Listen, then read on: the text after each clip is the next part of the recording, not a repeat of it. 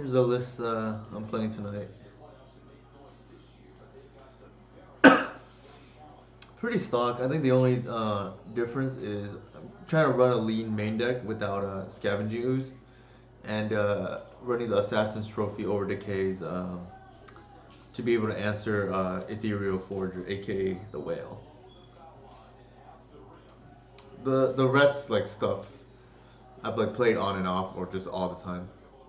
Notably, like I don't leave the house without thought seizes. I like to joke. My 75 starts with four late land of the void, even though I'm running three.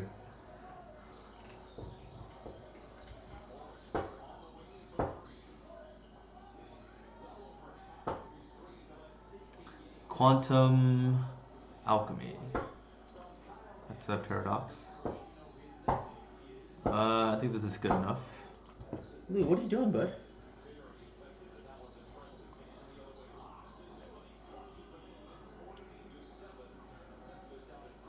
It's like a virtual mode of six, but I think it's good enough.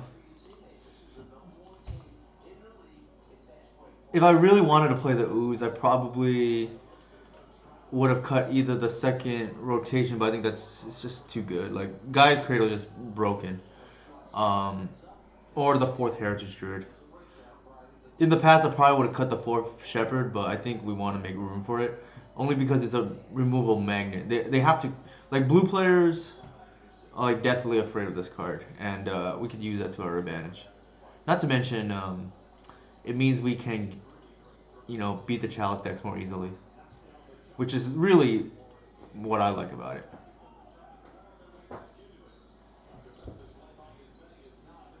That was not a good draw.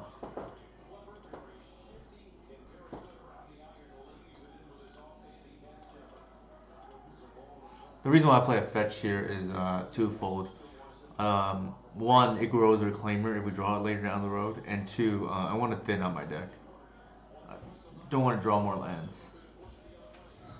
This Arbor is the kind of worst of both right now. Like, it doesn't draw for a glimpse and um, doesn't tap for mana right away.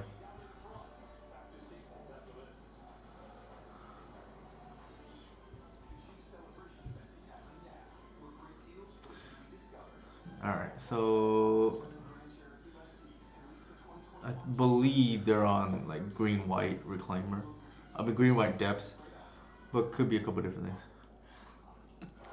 Agreed, it should count. Unfortunately, it only counts for what's the Beck call. If Arbor counted for glimpse, man, I'd be so tempted to play 3 to 4 crops, just because you can just cycle on a glimpse turn. It's kind of insane. Sure, I'm kind of happy they did that, to be honest. That's a hell of a draw. That's a +2 essentially. It just turned my cantrip into an ancestral recall.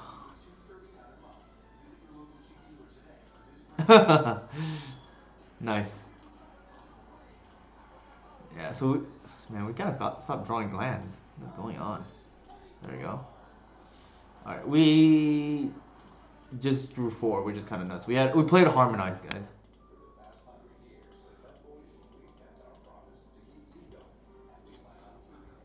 Was not feeling too great about this hand. It's still not great because of these draws, but that's almost like a good thing now, right? Because they waste our cradle, like we have more use for these lands. It's kind of paradoxical, but in between not rounds, sideboarding, I'll go over in case anybody's curious about my list, what I'm doing differently today. It's like nothing too out of the ordinary. I think this is a good matchup. Like, yeah, see, I suspect they're on green white depths because of the bog. Maverick doesn't typically play bog.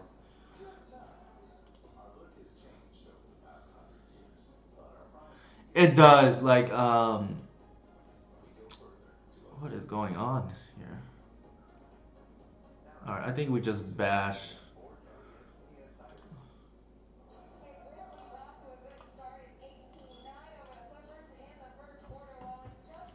Yeah, definitely like zero to K's is a little scary against some decks because you don't really want to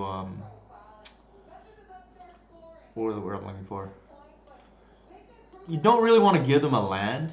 So that's one. The uncounterable part like sometimes matters against like Chalice on two. Or if you really need to take off like the Sprite Dragon, they force it. That's kind of bad too.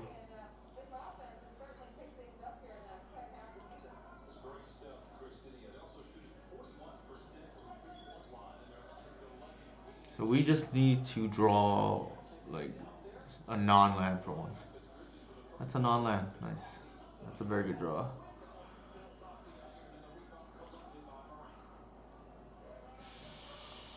Maybe I have to announce it every time.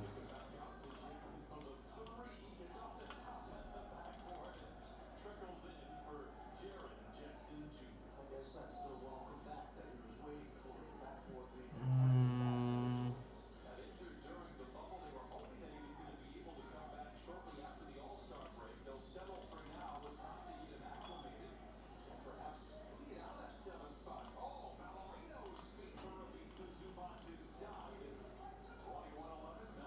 I think here I'm just gonna deck thin.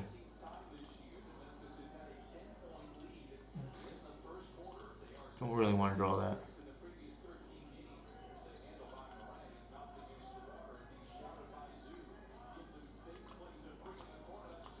Alright, we've used everything up. Just past turn now.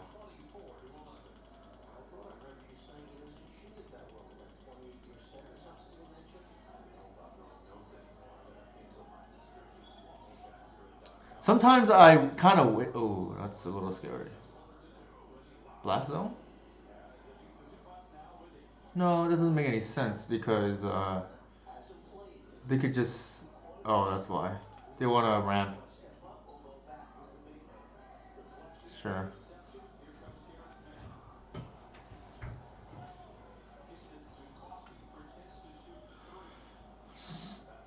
Yeah, so they use that as a wild growth right now. It might be a blast zone.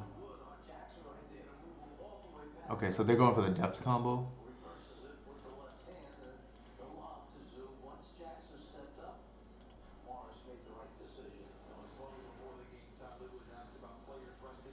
I suspect there should be a depths being played main phase right now.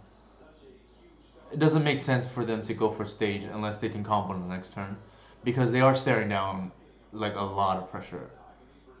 I can just pump with Shepherd or just accidentally quote unquote draw natural order.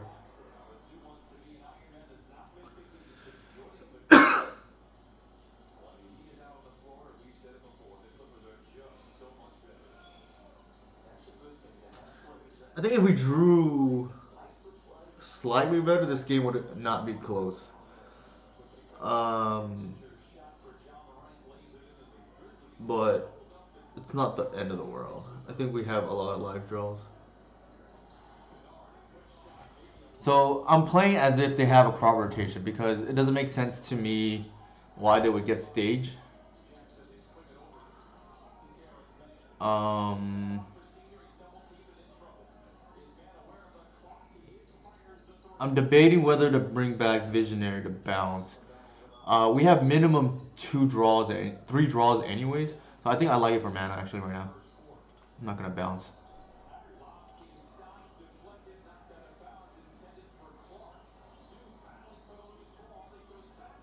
All right. So if this hits a cradle, we just win. But there's only two left. Um, I guess we can try. Nope. The crop would have been nice though.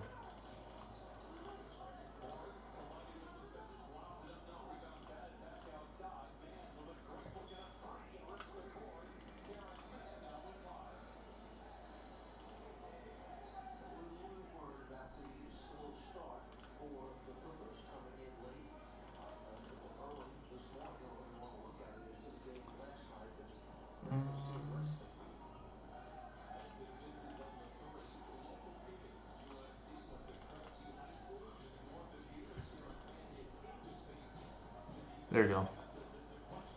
That is what we're looking for.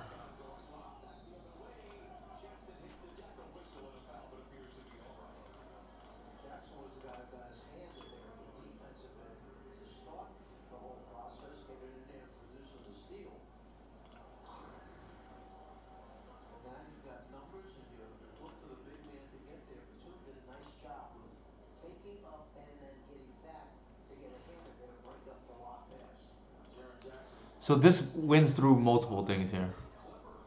And yeah, that it's not very intuitive, but there are a lot of times where you do not want to bounce visionary.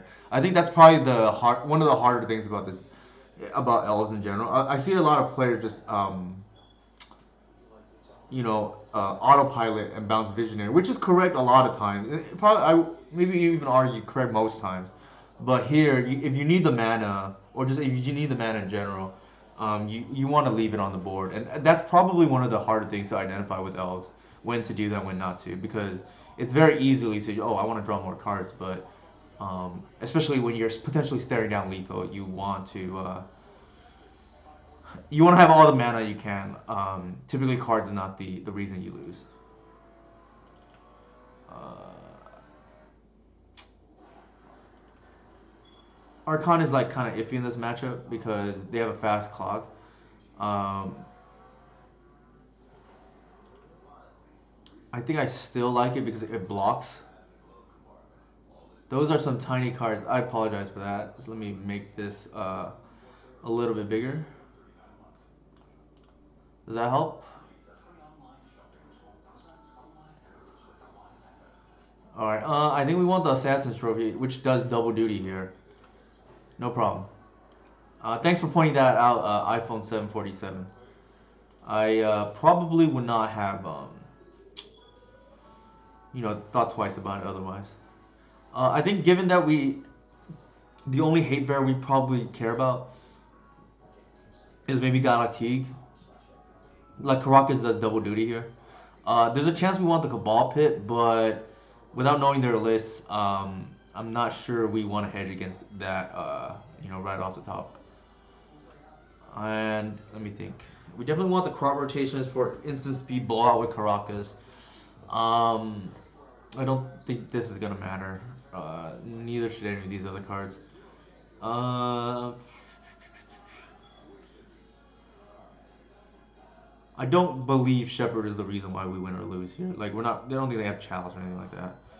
So I think you just want a grindy um, deck that can randomly deal with their KO with Merit Lage. I think this is fine. Debating between Progenitus and Archon. Probably the Progenitus actually. It's pretty good. Hey, how's it going, Legacy Council?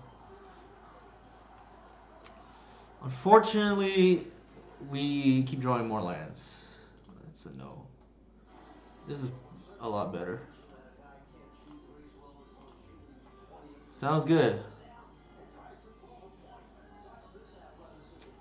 Congrats on your recent top 8, by the way. I think I saw that like a week or two ago, whatever it was. Uh, in general, unless it's a matchup where lightning bolt matters, I tend to like to save my fetches for Dryad Arbors.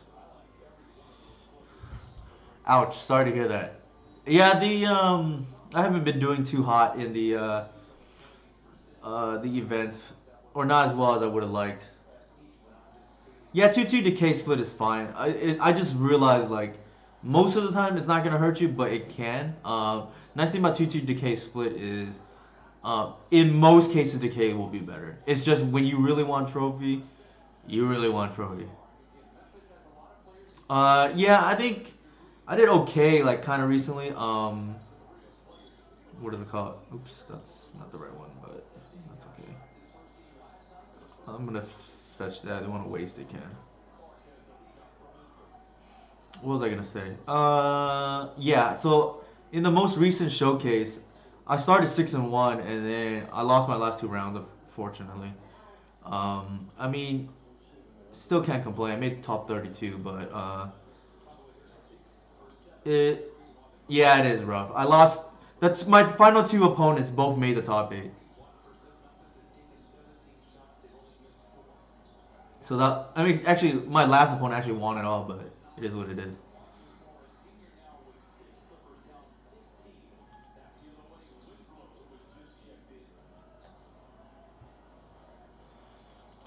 I think I'm still happy with the deck. Like I can't complain, but still prizing.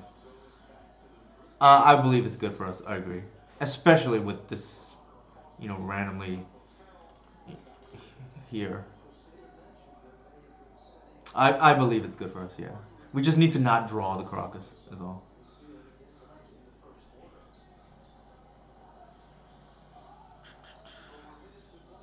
I don't know how many flagstones they run. I don't believe it's like the full set, but it's kind of annoying. Oh my god, sure. That's actually not the worst. I don't think they can combo here, and we can just.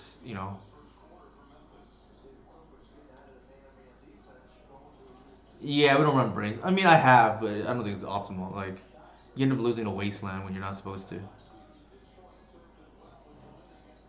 I'm not gonna fetch up the bio here because I don't want to lose my last bio in the deck in case I draw the assassin's trophy.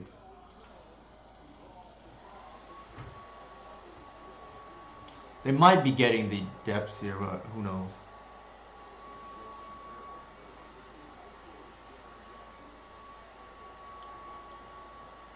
We play a Birch Lore. I've played like the full set of Birch Lore before. For instance, oh man, that's annoying.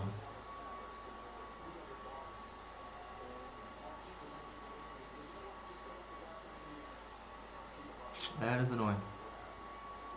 Yeah, I played the full set before Once Upon a Time. I think the most I played with what is it called? With Once Upon a Time on my list is three Birch Lores. Yeah, it is. Like the good thing is at least they're gonna go for the combo kill here, and then we're gonna blow them out. Well, sort of.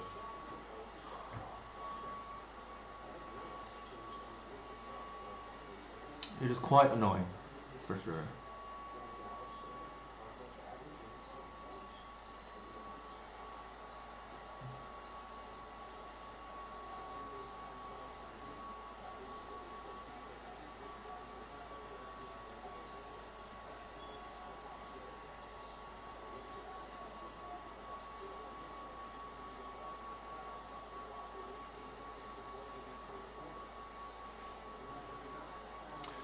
It's a little bit telegraphed because I haven't done anything, but we don't even have another play, so it's fine. I mean, if they're gonna play scared, then that just why play the deck, right? If you're gonna play scared.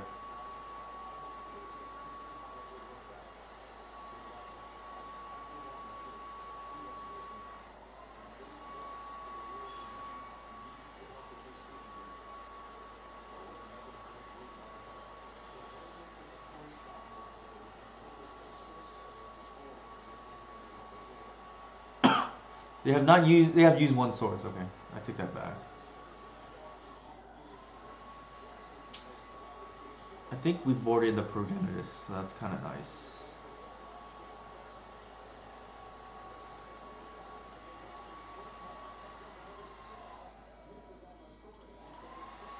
So they're still a couple of turns away now from actually killing us. Creature here would be nice. That's not a creature. Hmm. The problem is Progenitus is two turns to attack, but we don't have lethal here. What we could do is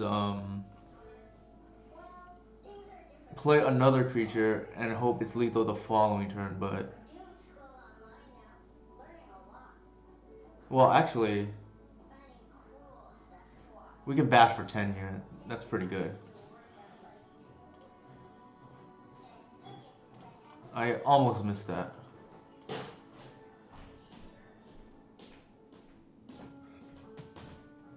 There's no way for them to do it with 3 mana, is the thing. That's a good point. They could have it. Unfortunately, I'm not playing Wasteland, so sure. That's almost better for us, I think, because now we're not, walking into their swords on a natural order.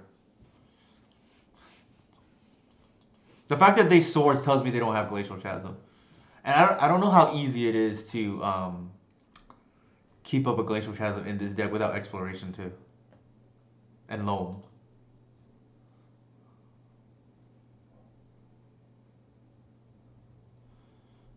When Cloud Post was popular, thanks for dropping by Eli. I appreciate that. When Cloud Post was popular, I know I played the Wasteland, the sideboard, and I still have like Tarksar and whoever named what named Wasteland with Pithing Needle because it's definitely a possibility. Um, it really depends. Like I typically don't want to use 2 slots on one Wasteland and Caracas. So if I don't need to beat, thanks for the follow, iPhone. If I don't need to beat Merit Lage, then I can easily run Wasteland over the Caracas. But against this deck, both the Caracas is more relevant, especially if they're playing Gadok T, which I think they are.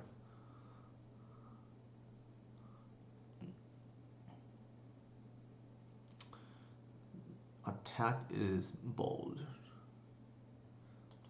I wonder if that means they have a crop rotation or something else in hand. Because yeah, it doesn't make any sense otherwise. Man, these.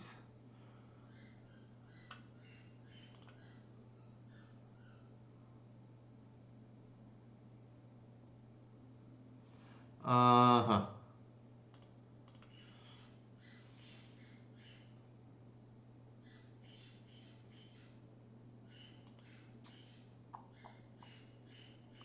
So I pitch right now. That's 6-10. It's still short. I don't know. I don't believe it's correct to attack here. They could just chump.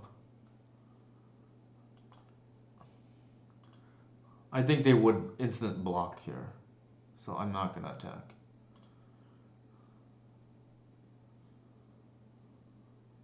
Like this is the damage from the Reclaimer I don't think is relevant. I gotta check if I have any more fetchables. I have a Bayou left. What that is one dangerous thing about my list, because I'm turning on Reclaimer trying to turn Reclaimer on as consistently as possible, similar to the old Deathrite days. The high fetch count. There are board states where I run out of fetches.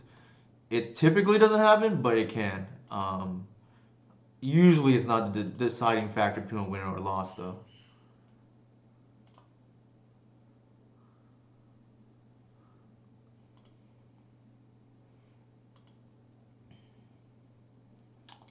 All right. We want to leave the Caracas up because it can fog one of our creatures. I think the correct play here is just to glimpse and see.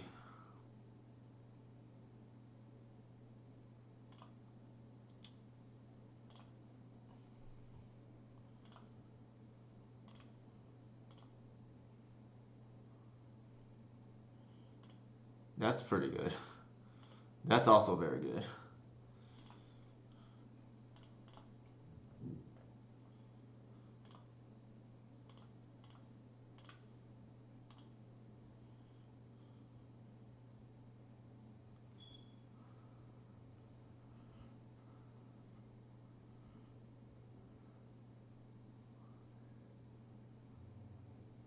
I can't remember, but I believe we won game 1. They probably hit the heritage, yeah. I mean, don't blame them. I would too. So I have a general rule of thumb. If your opponent is never countering or discarding one of your cards, it's probably not worth playing.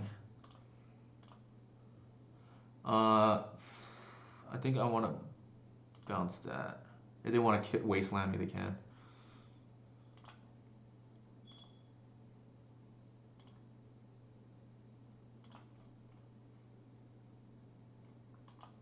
So here, um,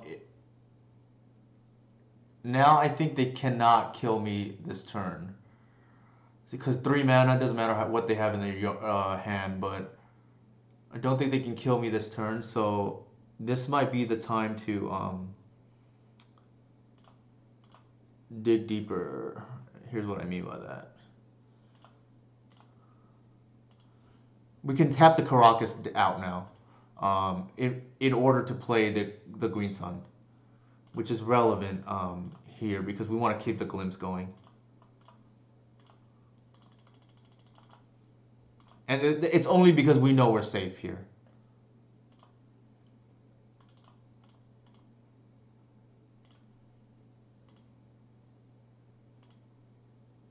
Of course.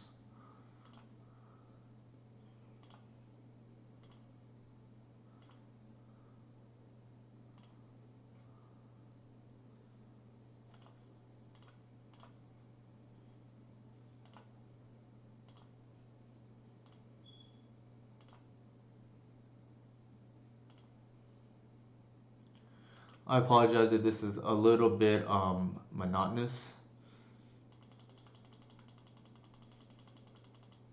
I'm trying to play technically sound, which is just, you know, making sure that we can stay in the glimpse loop.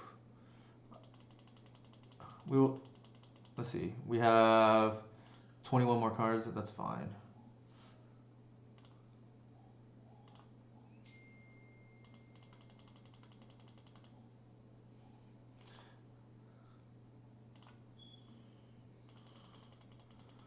They have black, so I'm a little afraid of top deck engineer, but I think it's probably okay.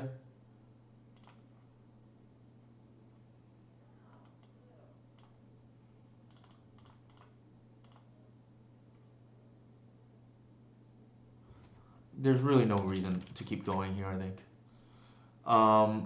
Actually, well, let me think. We can technically kill with a natural order here. Let me see. 13, 1, 2, 3, 4, 5, 6, 7, 8, 9, 10, 11, 12. Yeah, let's do that.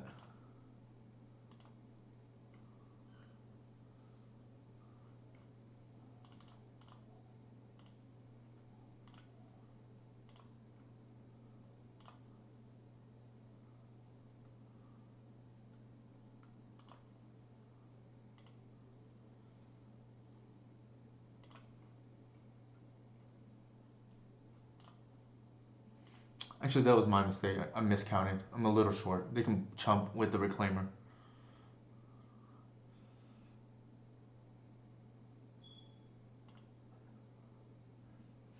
It might actually work better for us because if they chasm here, because we have the Assassin's Trophy.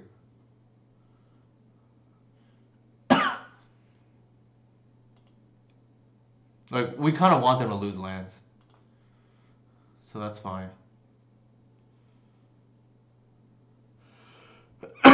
I'm pretty sure this game is already locked. I can't see a way we lose here.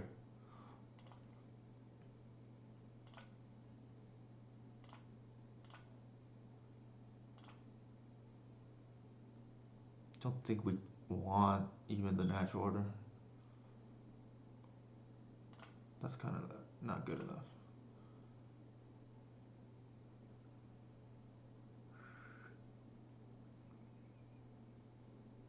We don't want something strange like, well, like surgical hitting our Assassin's Trophy here. So I'm gonna pitch the Waterwood.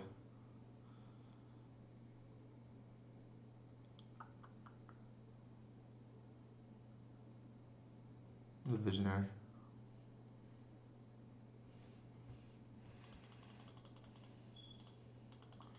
People do strange things, so I'm trying to think what we lose to here. So something like surgical on our Assassin's Trophy is one way to lose.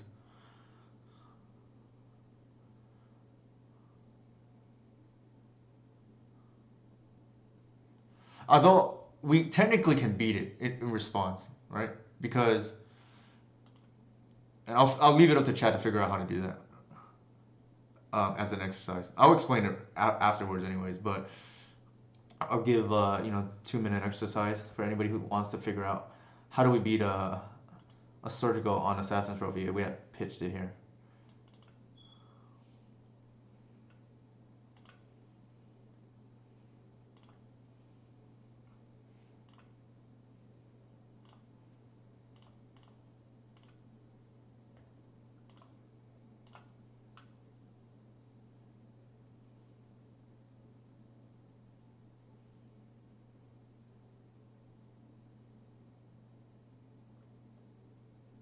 Yeah.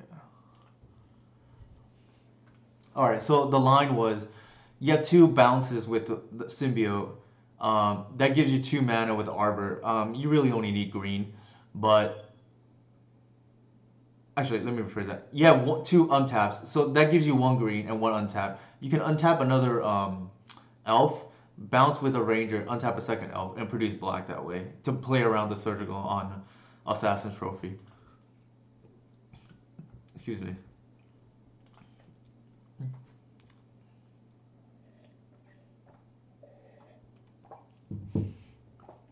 So I apologize. I did say I would go over the deck list for tonight. I'm playing 3 trophies.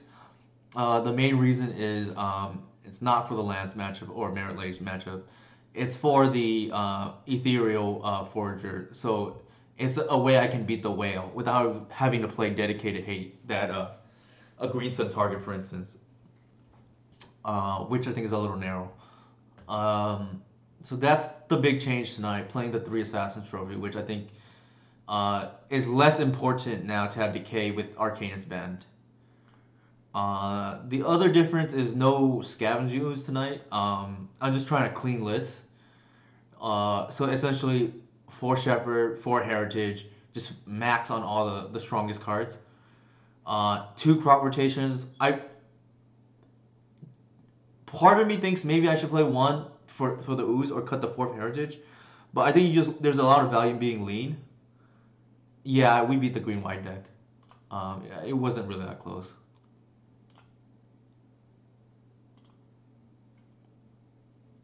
Keep. We had the Caracas, so we blew them out when they went for the combo. Yeah, but I do think my version is better against that kind of deck because of Caracas.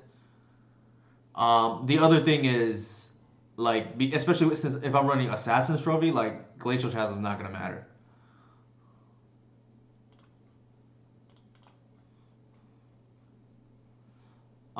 Here I think we don't have a payoff, so I'm just gonna save the Green Sun.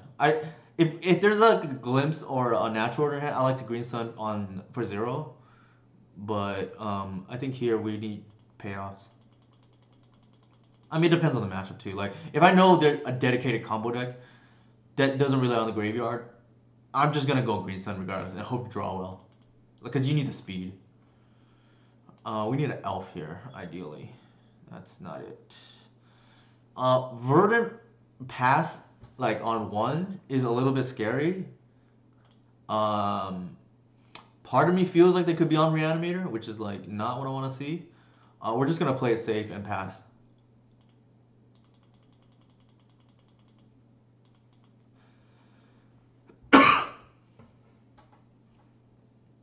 Like, and we don't get punished, right? We if they don't do anything, we just get Cradle.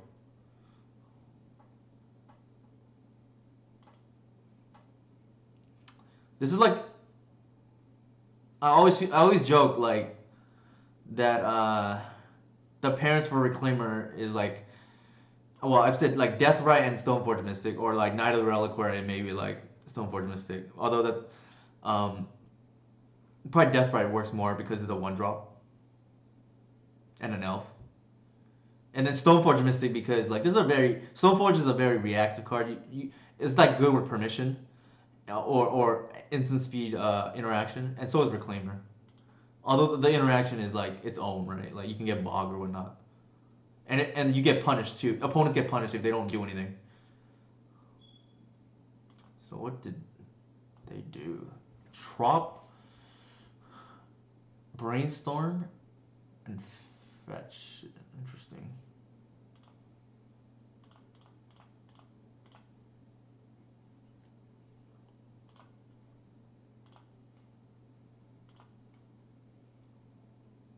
Well, that's a card. Huh. Okay.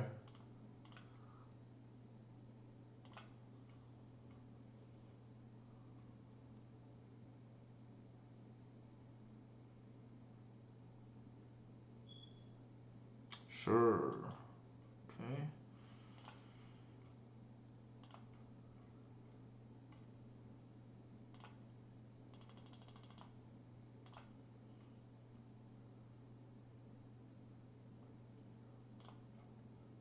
I'm gonna turn off their permission.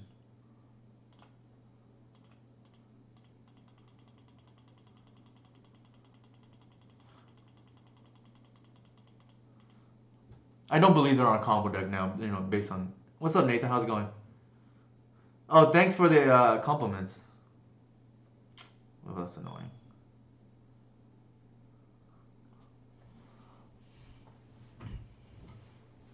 I mean, we have a second crop, so it's not a big deal.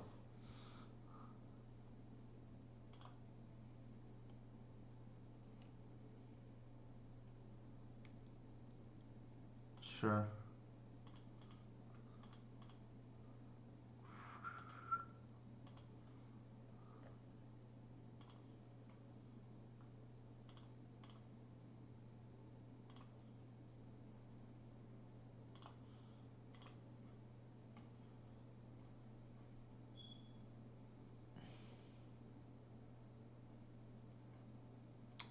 I'm just gonna pass turn. Set up for the kill next turn. In case they waste two.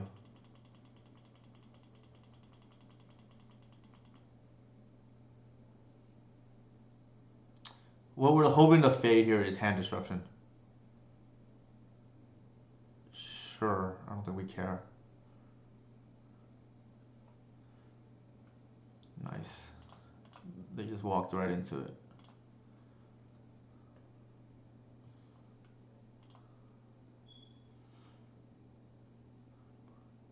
Oops, Nathan, I thought you didn't like that deck. Although Giants is pretty cool. I'm just bitter. Oops is the ruiner of a lot of my leagues. I can't count how many 5-0s I've lost because of it. Alright, we have the kill, so it doesn't really matter. Like they're just dead in many ways.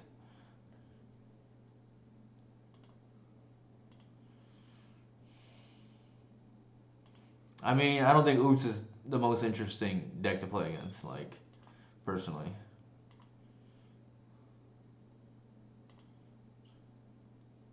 At least the games are quick. Like I die fast. There's only one deck I think I hate more than playing against Oops. At least Oops I can play Leyline of the Void. I hate playing against Belcher because yeah, I meant to say earlier. I've lost a lot of 5-0s to Belcher because the three pilots who play online all play the same time zone as me. Yeah, at least the games are short. That's the only redeeming factor thing about Belcher. Like, it's probably the deck I've lost the most 5-0s to. Oops, yeah, like I said, it's winnable because of Leyline of the Void. And thanks for tuning in, Yihua. What's it called? I think Legacy Council has been in for a while too. So, I just do this.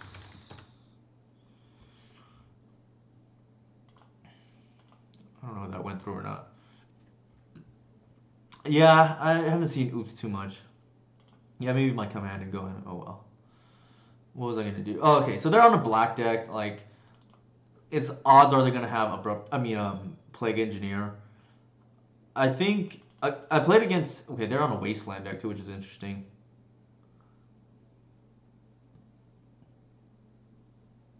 I played Oops for 2 weeks before the ban because I was bored. That's fair. Yeah, you have quick games, like, nonetheless. And beating the counter magic decks is kind of interesting. I do think the matchup, like, with this configuration is pretty good against Oops because I definitely lose game one. But game two, like, it's kind of hard because you have a guess between Thoughtseize and Leyline of the Void. I think, like, that should be favoring us or crop rotation. I think game three it can go either way. Like if you keep a ley line hand, you just hope that that goes the distance. Or sometimes they keep a slower hand that the Thoughtseize gets there. It like really depends. They are on a wasteland deck. Okay, how do I want to do this? I think we want to close out fast, so I think we want natural order. Um, Probably even want the Archon, to be honest. I think Progenitor is way too slow in this matchup. I think we want the Assassin's Trophy, and given that we need to turn around real quick, let's see, does that look right?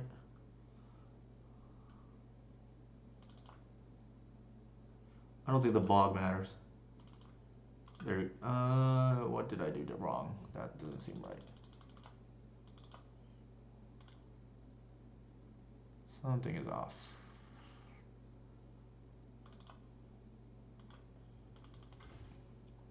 There you go.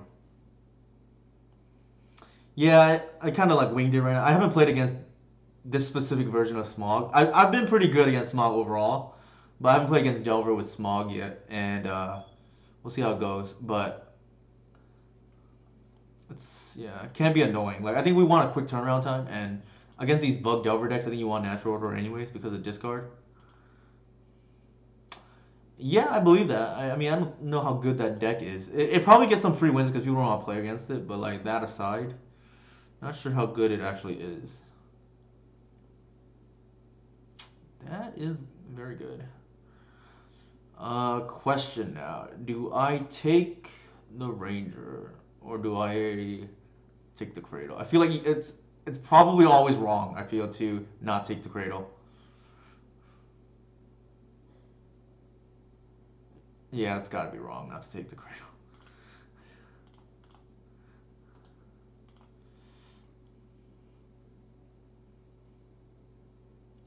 That is not how it works, bud.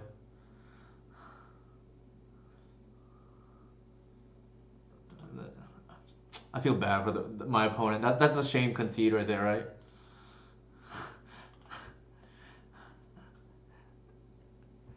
That's not how it works, but lost to okay. I lost. You lost to Elves and you lost to Blue White Miracles and you are Delver. I guess that makes sense, right? Like Elves traditionally has a good Delver matchup. You are is it you're kind of a little bit faster. Beating a turn one Iona is kind of nuts. What was Iona on? Was it on white? Like did they have? Oh, I see. Sure. Okay. That I thought maybe for a second they didn't know what you were on, and it was a blind Iona. But that makes a lot of sense. So you probably just had the natural black cards. So far we're doing pretty well. I'm gonna take a quick restroom break and just to get water. Yeah, I agree. It's probably bad to put on blue because blue doesn't really, outside of like brazen bar or something, um, doesn't have ways to remove it. So I'll be right back. But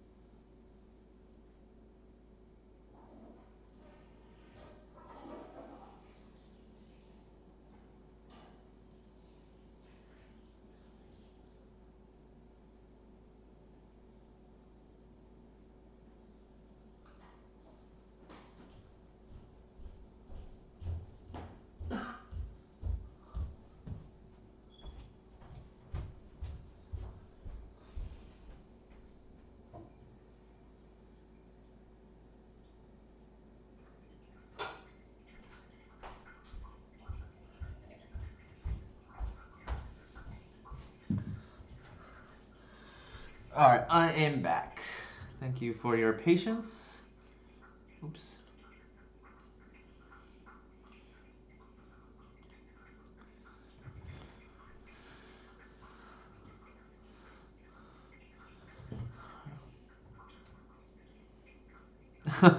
Let's see. It was game one. I played Trop on my turn when they revealed Chancellor and Iona on blue.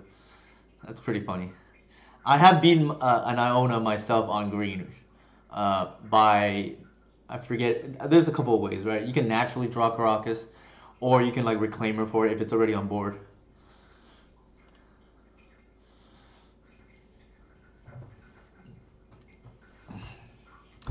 I forget. I think I might have went wide one time and just beat it that way too, because they're already low on life.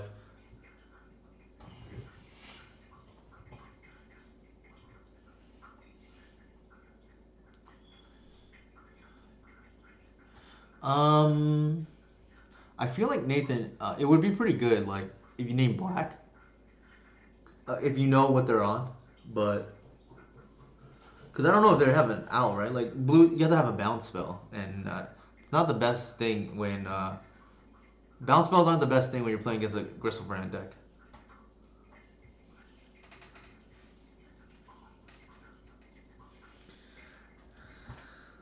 Low S.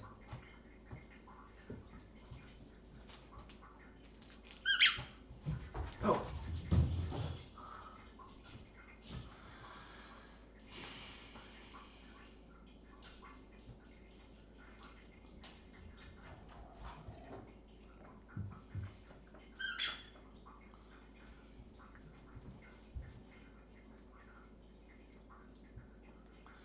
So this Q time's taking a while.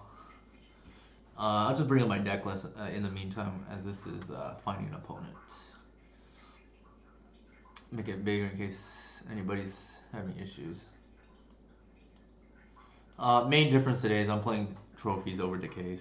Um, I think as Delver players realize that the whale is pretty strong, especially against combo. It's gonna see more and more play. It's a card that I actually thought would be really good, and people kind of like criticized me right out of the gate when Arcanus got banned because the whale isn't particularly good in the mirror, but it's not like it's horrendous in the mirror. It's if you untap with it, you probably still win, or at least ahead. Not, you don't win the way you do with Arcanus, but uh, it is just a house against combo though, and I think that's what people don't did not realize. Which it would be easier, like the minute you see. Okay, we're playing against a D&T player here. Sure.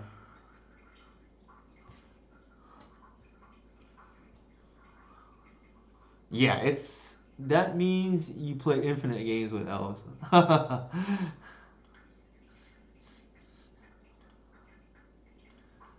I do play a lot of elves online. I play other things in person, but online, yeah, I play a lot of elves. Definitely. This matchup, I think the way you lose is two ways, right? Like the fast GT, or you just get Wasteland out of the game. There's a third way, I guess, that like comes up every once in a while, which is like you get overconfident. Sure.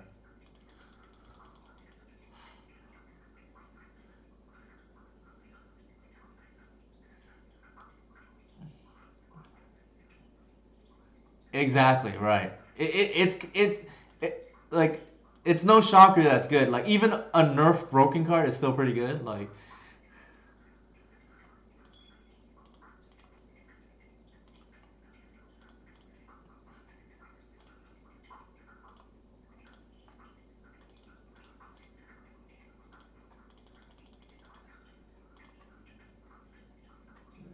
where's the missionary? There you go.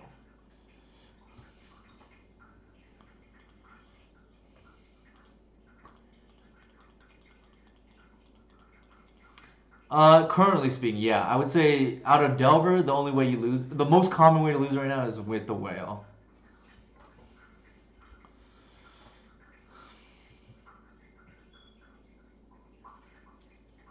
It's probably Skyclave on Heritage, I would imagine.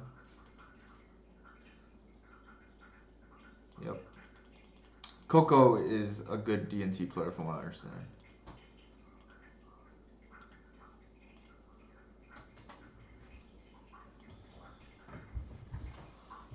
Mm, all right, let's see.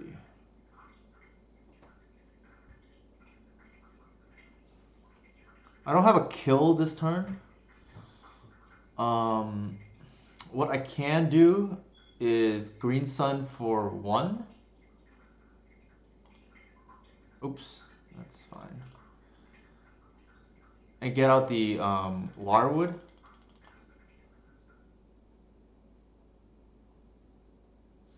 Kind of annoying though. Actually, let me think if I want to do that.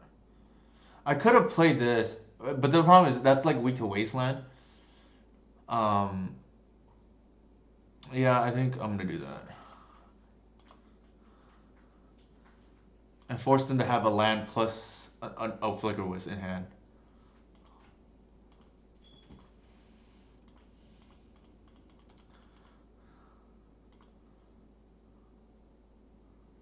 I'm playing for the win the following turn, but hopefully they don't have everything here.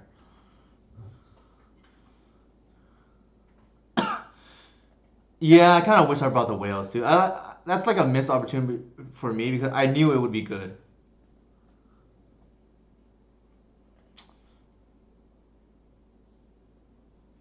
Don't kill me this turn, please. As long as there's no shit. All right.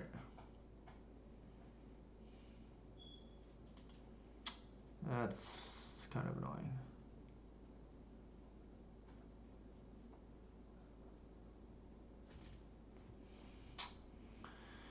Ah, man, why you gotta do that? Why you gotta do that? All right.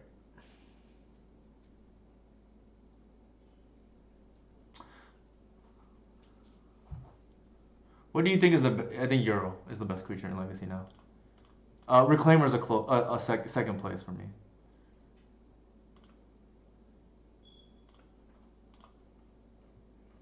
That's a good question, by the way.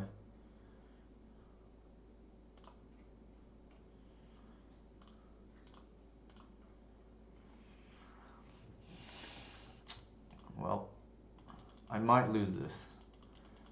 I needed them to not, but they have like infinite removal. I don't know how D&T ever beats combo because they only play removal.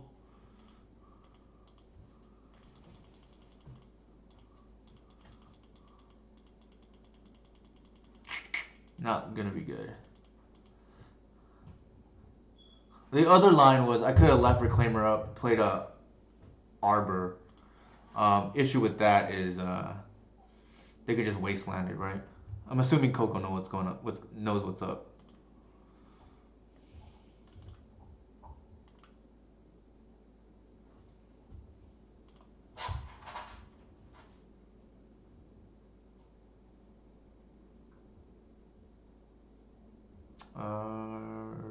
Sure.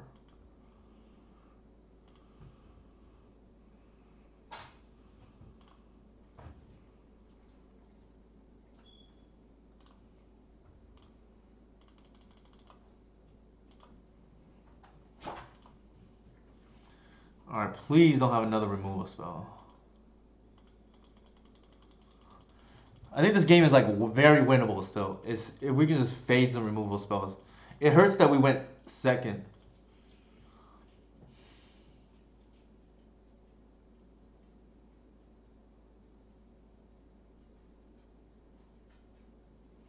Yeah, I mean, I'm a little biased. I even own DNT, but my perception of DNT is the way it's built. It's never gonna be combo. Like,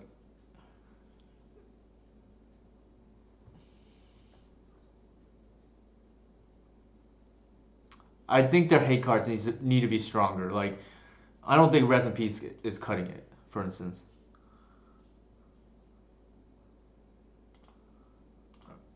sure, that is good news.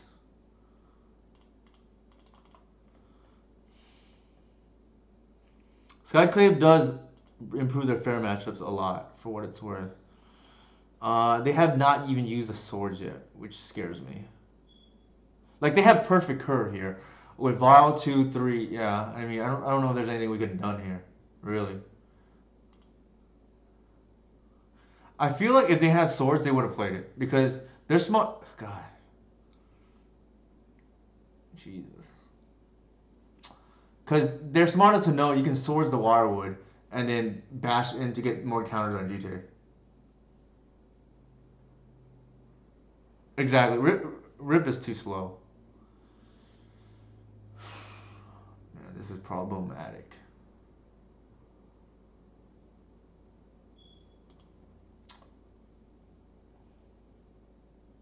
Jesus.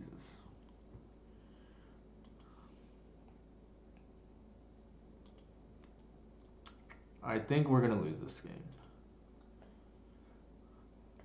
I think that what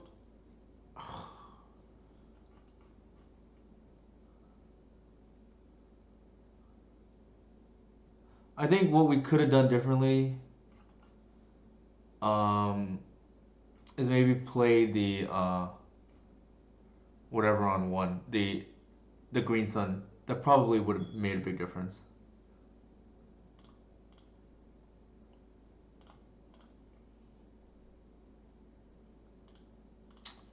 This is quite frustrating though.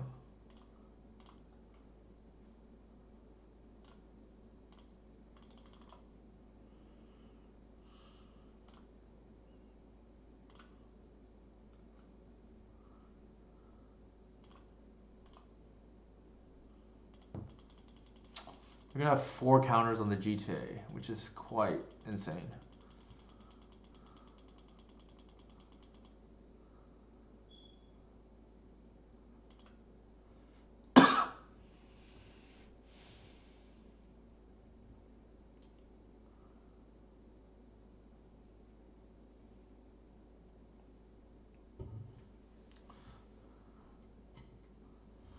It is. It is.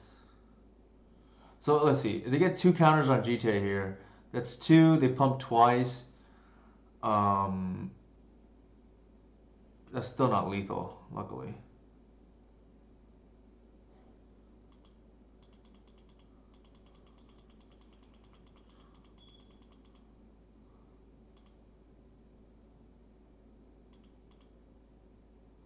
Yeah, I think it's possible we could have won this game. I think we fell into trap number 3. We just took this game too lightly.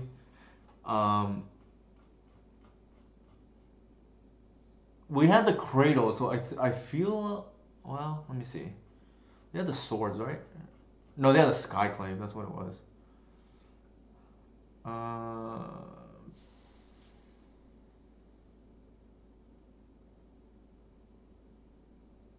the debate is whether to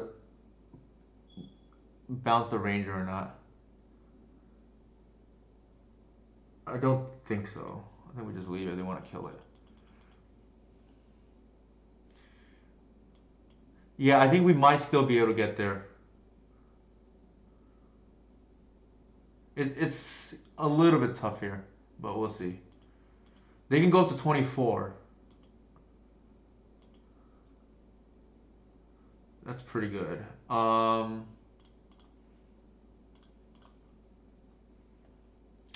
Right on cue, right? The fetch.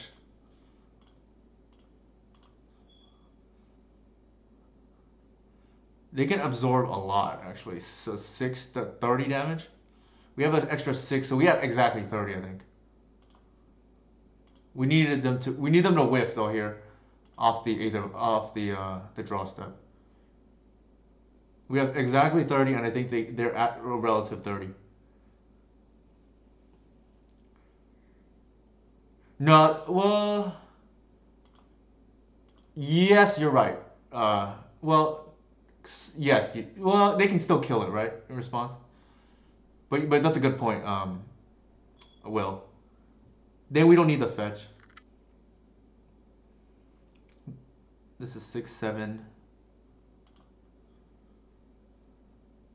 I think they're at 1, yeah.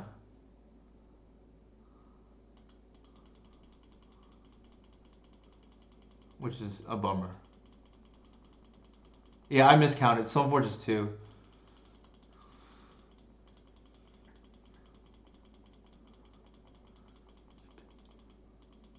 Yeah, you pick it up as a cost. I could have done that for sure.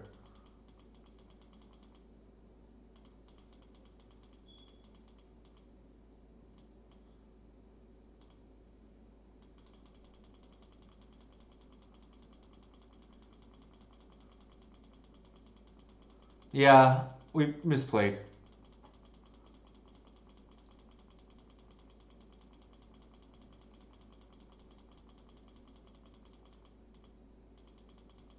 Yeah, so they can pump in response to. I have to look again. I'm pretty sure I punted this match or this game here. Like, well, okay, we had three creatures down turn two. Because I remember sorry, we had four creatures down turn two. Why couldn't we win?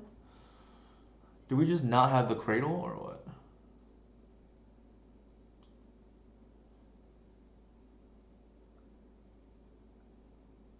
Birchlore Heritage, Greenstone for two. They Skyclave us.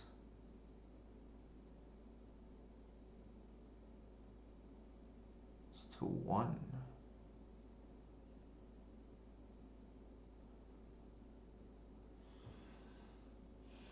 Three, four. Oh, it wasn't lethal. That's why.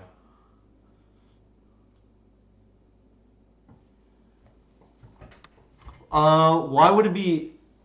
Why would I win if I pick a ranger? Because they can still ping the ranger in response. I it gives me a guarantee, but the problem is like they can still ping it,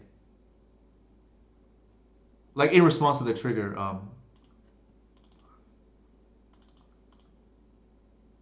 Yeah, exactly what Levi said.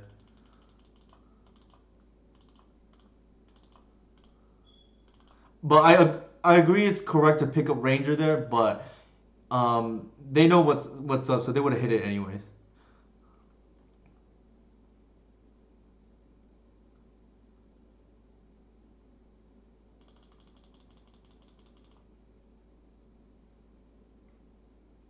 Yeah, no, Coco's pretty good from what I understand. So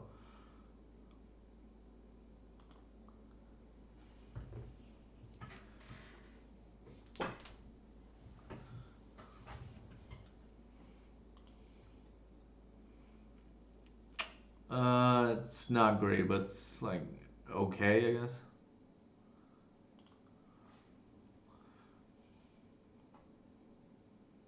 Yeah, it's not even heads up at this point. Like they just have to respond to the hoof trigger or just whenever, right? Uh, I'm gonna I'm gonna replay this match. The replay after this match. I'm sorry. I'm gonna look at the replay after this match because I think it's possible we just punted. Wasn't paying attention earlier, but it's highly likely.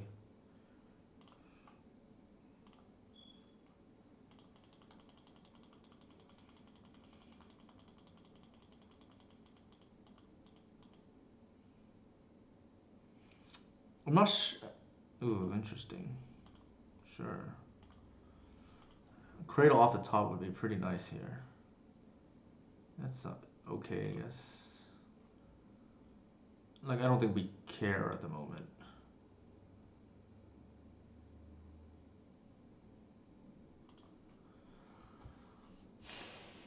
If they play Wasteland, yeah, I'm just gonna leave everything up here. It doesn't change the math to tap out. I want to have a trophy in response to and crop rotation response if need be. Uh, sure, that's fine.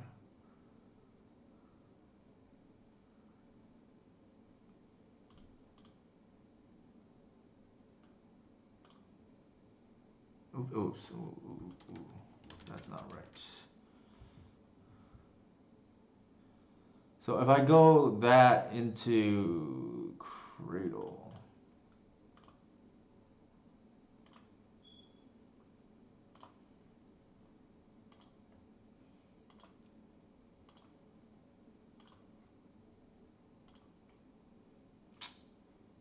Why?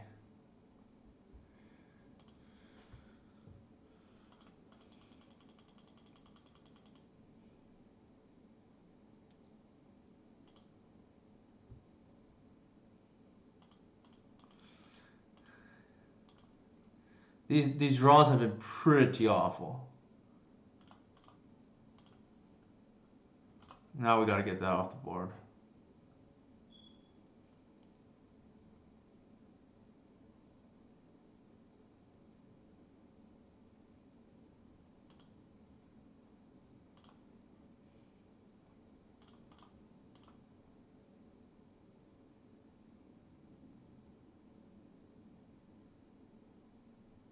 Hmm.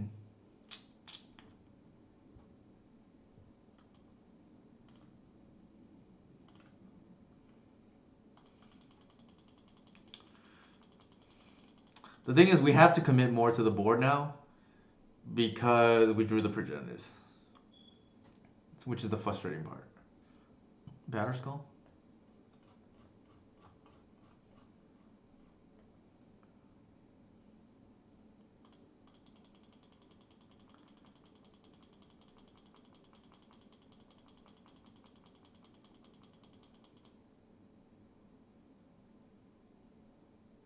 Yep.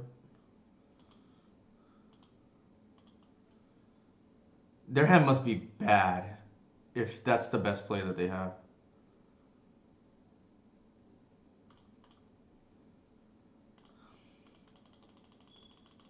But unfortunately, our hand is very bad too. That is actually not the worst. Hold on. Do we? We don't have lethal, do we? Fetch. No, we don't. All right, so they're gonna go up to 24 here, and they're gonna go to 28. We gotta draw a creature, but I think we have. I don't think their hand is like much if they just tapped out for a Battle Skull. But maybe I'm just underestimating their hand. I don't think we care.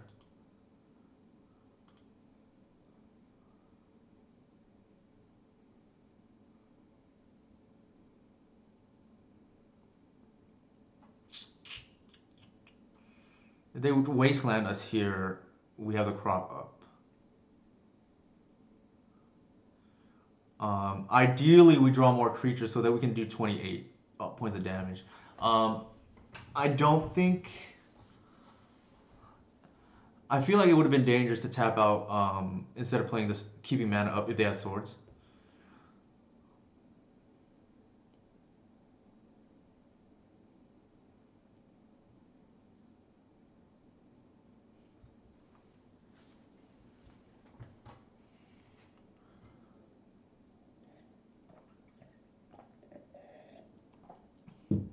Definitely felt like we punted game one though, but we'll take a look at it. It does happen. Like this matchup, I tend to lower my guard a little bit, and it's because it tends to be pretty favorable.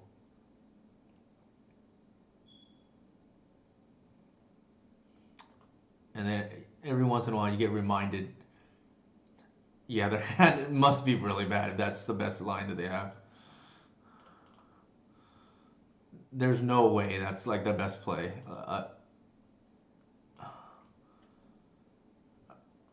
It's like even tapped, right? Like that doesn't make any sense.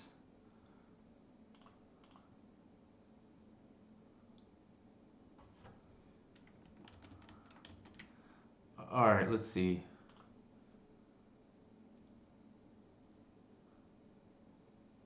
I think I'll just count the math first. Actually, that's more than lethal.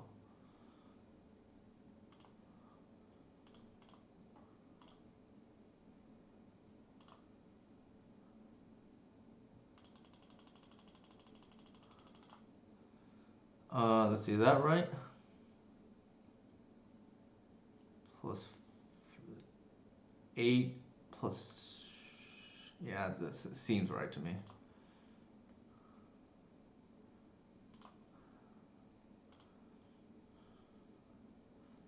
No, no, no, no. Notice how I don't really count. I just kind of like, oh, that seems right. I will try. Well, Elves should not lose to DNT, and we would try to make up for that. What felt like I punted game one, but we'll see. Maybe they just had a perfect lined up draw, but I felt like we cannot lose this matchup if we play tight. We had a little bit of a loose portion earlier, but it's not the reason why we lost with the bouncing or not bouncing the Ranger. I feel like if we lost somewhere else earlier. This is fine, I think. It's got like turn one Arbor, turn two Ranger Arbor, or sorry Ranger untap.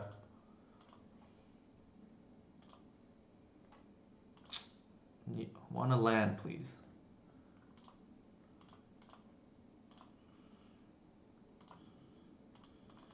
It's gonna be real bad for us if they swords us here, and then we don't draw a land. But if they don't have the swords, this is a Ranger, and then we're gonna untap with Oof up. Typically, the way we lose this matchup is GT, and I felt like maybe we didn't have a chance where natural order would have been lethal, but I find that hard to believe. All right, they tapped out. That's good.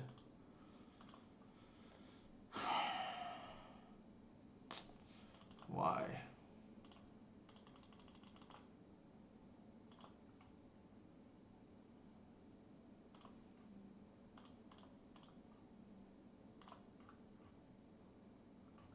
Hmm. We could play these two into the oof and just make natural order lethal next turn. I kind of like that actually.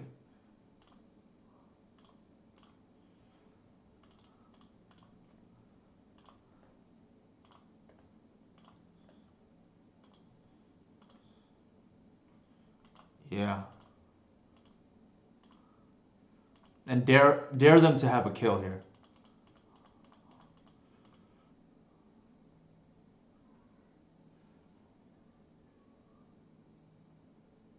Revoker? Sure. Don't wasteland us and don't name Ranger.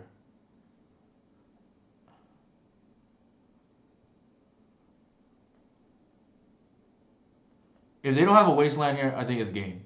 But there's a lot of ifs going on. White mana for swords on the oof is a little scary too. I telegraphed the natural order a little bit because I played the I just played all my dudes. But they have to guess correctly, right? What's the line?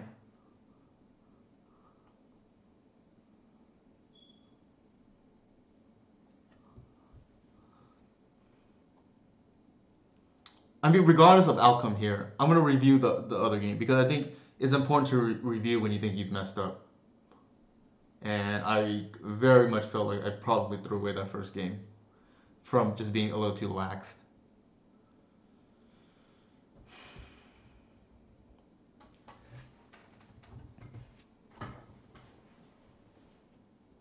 Ranger. Okay, so that's the heads up play.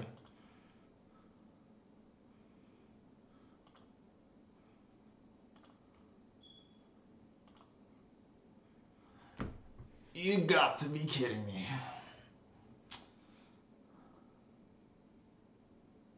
The good thing, at least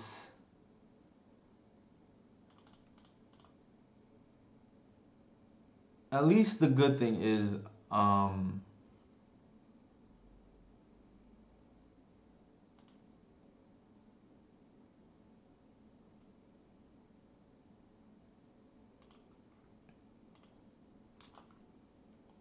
we have the progenitors here. Let's pass.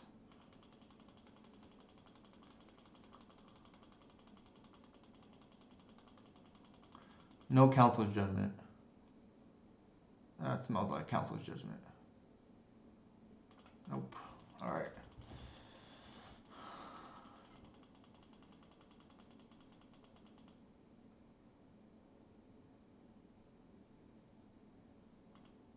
I'm a little bit afraid of the Vile coming in and they have a Mirror Crusader. Of course.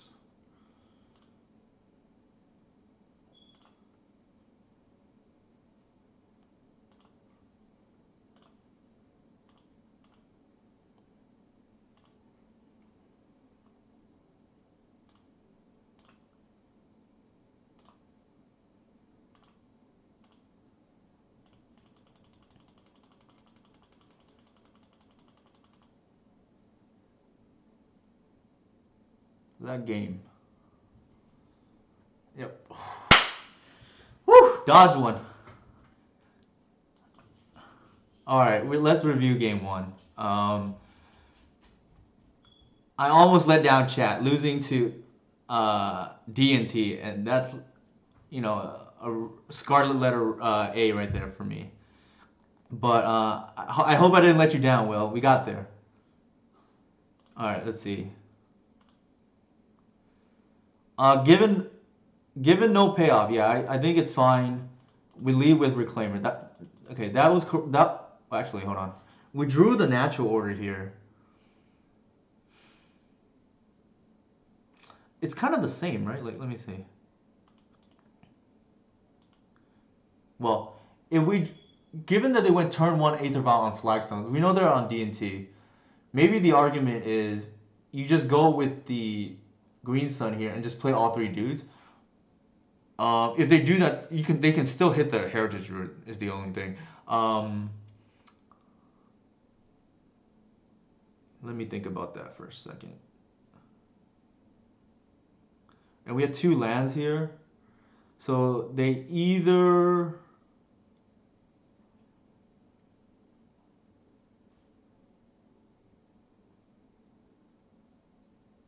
No, I think it's correct to go with the Green Sun here because we have the natural order. Like we tunnel visioned into the Green Sun on two based on our opening hand, so that's the mistake. Whether it would have mattered is a different story. I have to think about. Let's see how it would have played out. That was a terrible draw, and we would have evaded that if we had potentially evaded that if we Green Sun. So it's still fine here. We got the Visionary. The problem here is then they aberration the Heritage Druid, and now we can't cast Natural Order. So that's what happened. See, if this was different, there's no Visionary here, but there's a what's it called a Dryad Arbor. So in that case, they probably still hit the Heritage Druid, but then we still don't have lethal, right? Because we play land. There's only three creatures on board. There's no Visionary, so I don't think it would matter here. We still have to pass the turn. And the problem was they went into turn 4 GT, like with Vile. And while I think I would have played things differently, I don't think it mattered here. Yeah, and the reason why you play things differently is because you have the natural order. We just tunnel vision. It wouldn't have mattered because GT came down and they had the second aberration, but just something to clean up. So that's good to know. Hopefully that made sense, chat. And also shout out to Will. He's also right. I had a little bit of a misplay, but I'm assuming Coco knows what's up, so they would have just killed the Ranger in response to the hoof trigger. But he is right. They would have guaranteed us another creature instead of needing a fetch. I guess I was thinking ahead and just like that we needed another creature regardless. But I think what that would have done though is what we could do is bounce the Ranger, and if we had top deck another Reclaimer, for instance, or a Green Sun, then we have lethal. So technical play needs to improve here. We got a little sloppy.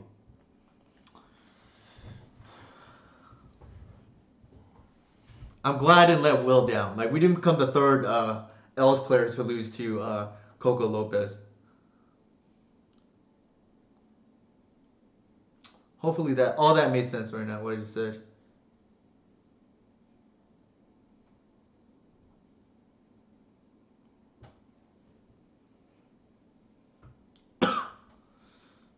All right, two more. Well, maybe more. If Chad is up for it, maybe we'll do a second week. All right, Tony Scapone. They're typically on like Ruby Storm. I kind of don't like this matchup, but it is what it is.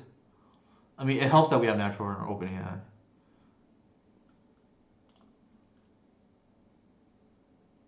Yeah.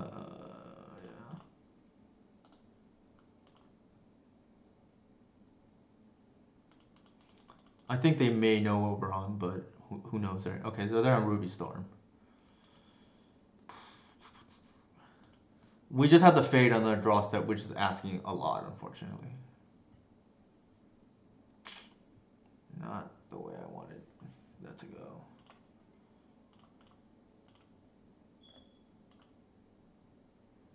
I've beaten it. It's not great. We just need to not die here. Is the problem, and unfortunately, the chances of dying here is kind of high. You cannot pass a natural order.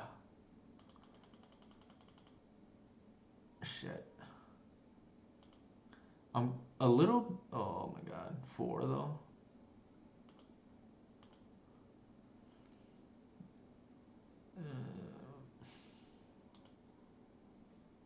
That's a problem. That is a problem.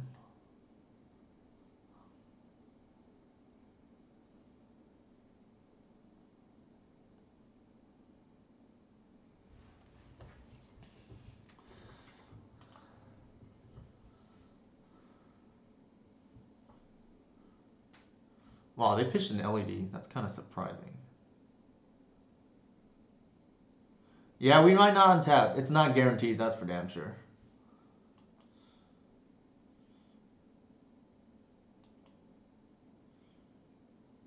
We might have a chance, actually.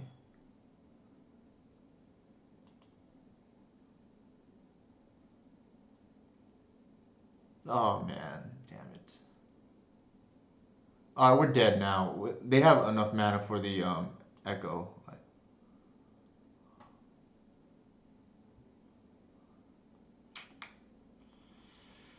Very unfortunate.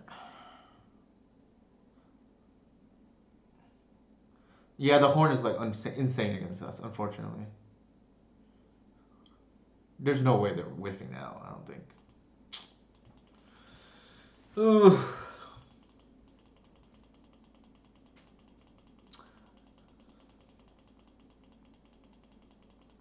This is what I mean by I lose a lot of 5-0s or just trophies in general to these Belcher-ish decks.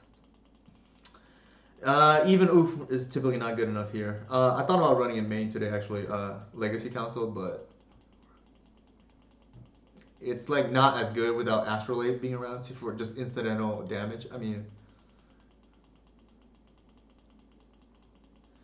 yeah, like their matchups are probably really polarized.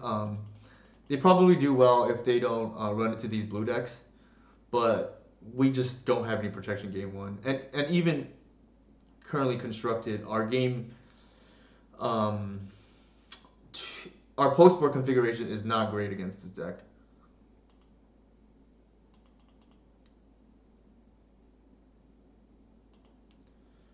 Quick recap: we're 3-0 right now. Technical play game round three could have been a little bit better.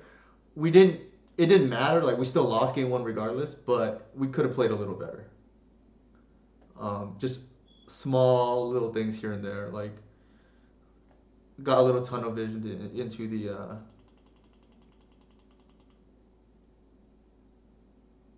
Wait, they chose chain. Okay, what is going on? There we go. For a second, I thought they chose chain lightning.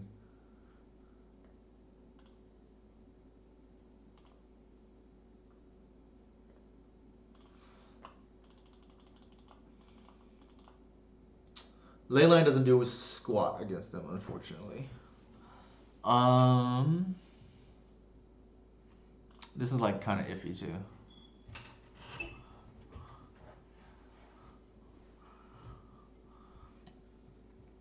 What do you mean mod? What do you mean banning? Mod only chat. Am I invited?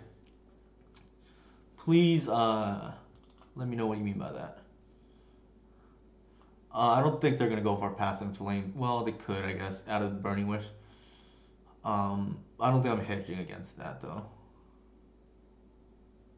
That's what I was wondering. Yeah, for sure.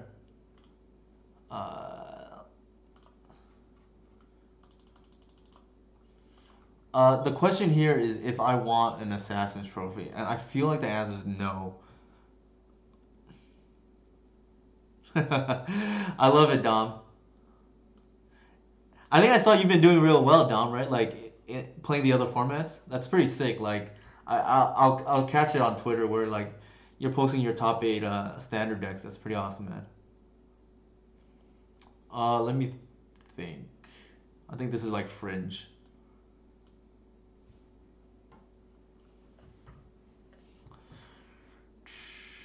Yeah, I don't.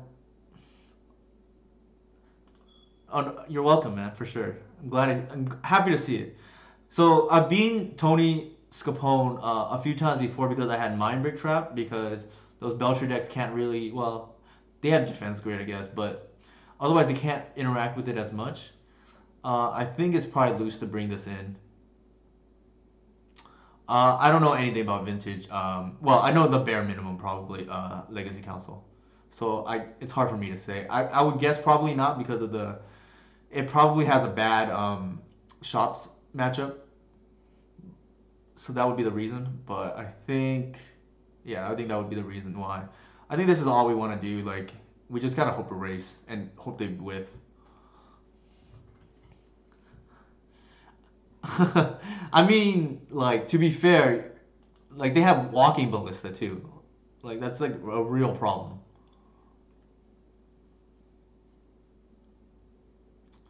I keep these hands because I just assume this is gonna hit. It's like pretty high chance. It's like 75 to 80.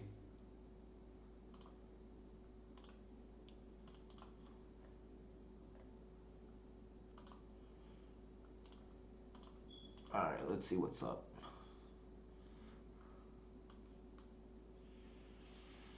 Hmm. Let me see. What does ignite the future do again? Oops.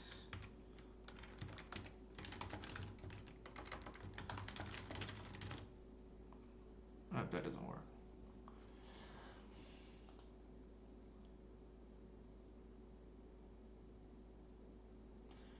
All right, so they don't have a payoff spell.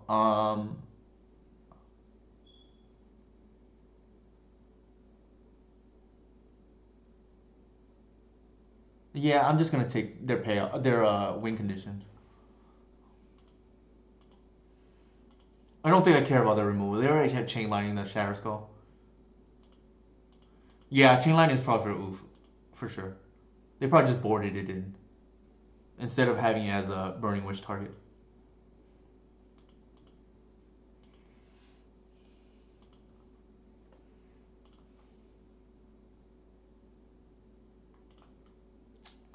Hmm. Let's leave this here just in case.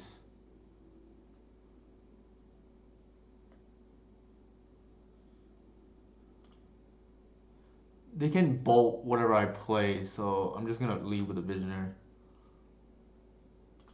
If they want to bolt that, they can. I don't really want them to bolt the Reclaimer. That's like, well, less relevant now because of the Cradle, but that was to try to unlock my Cradle without using the crop rotation.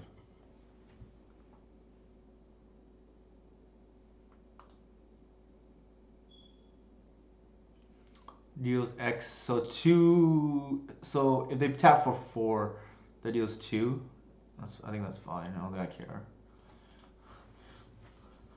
Essentially, our route to victory is we need to draw into the natural order, and then it's not gonna matter what they do. Jesus.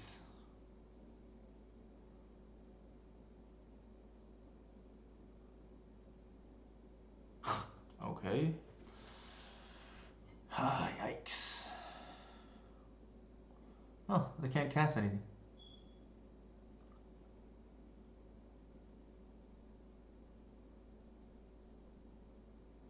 That's kind of funny. I guess they can cast the Medallion or the Manamorphose. Probably the Manamorphose if I were them.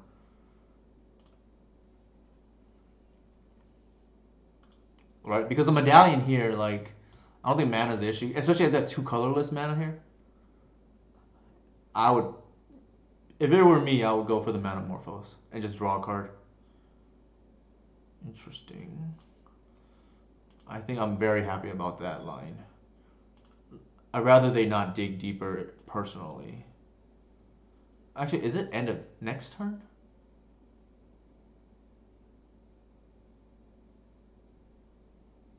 Geez, this is your next turn. That's kind of insane.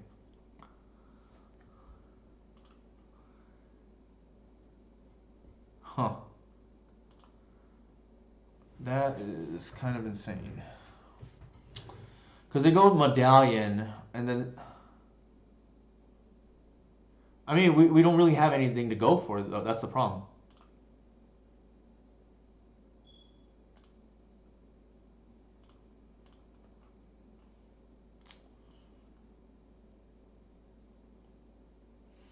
Like, they can just sweep our board.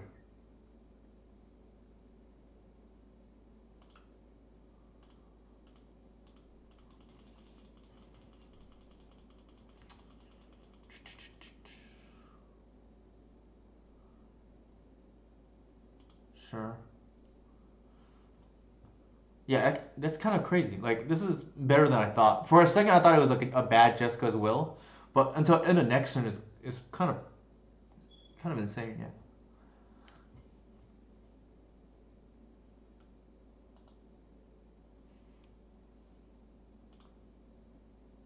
Sure. I mean, we can't really stop what they're doing right now. We just gotta hope they miss.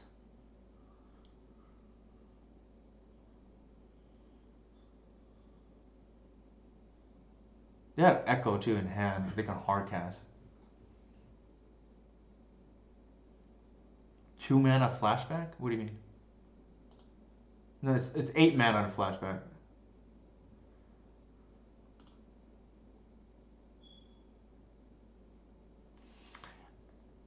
Ugh. Okay. I think they're gonna Echo right here. Yeah, that makes sense. Oh man.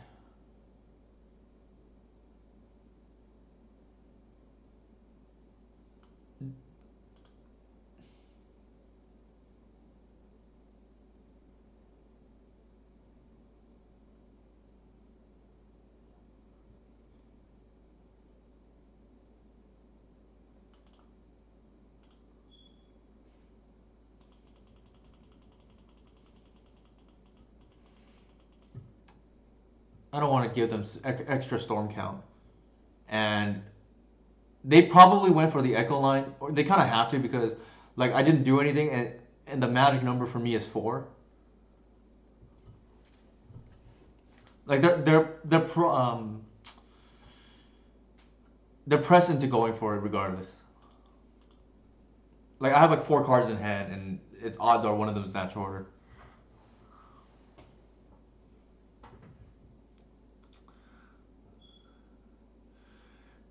Yeah, I hate Mind Brick Trap. Unfortunately, like every good player plays around it, and every bad player doesn't. So, or there's certain decks that just can't play around it. Ooh. Thank you, Romario. Sure.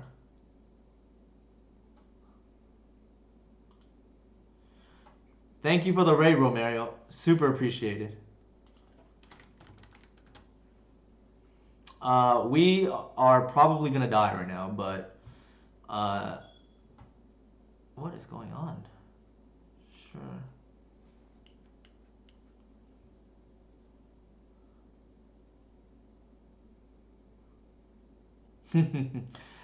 Yeah, we're 3-0 in this league, but we're probably gonna lose this match. I mean, we can't really beat Belcher without like Mind Break Trap and whatnot. So actually, I just messed up right now. I was supposed to Once Upon a Time in response.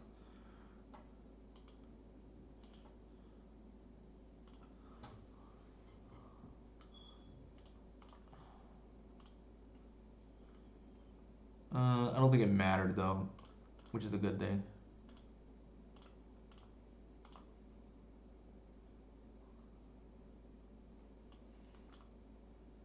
All right, we take this obviously.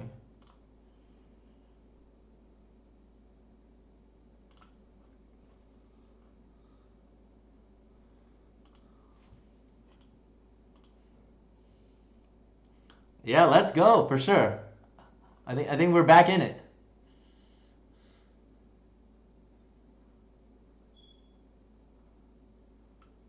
Damn horn. Maybe we should have taken the bird. I forgot about the other side. That like threw me off.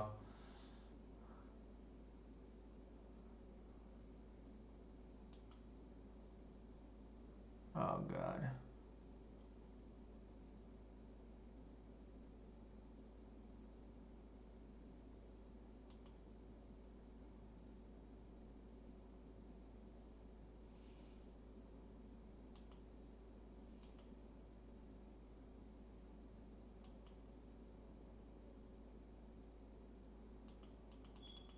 Yeah, I just messed up. Like I should have taken the horn. I was thinking the Burgee.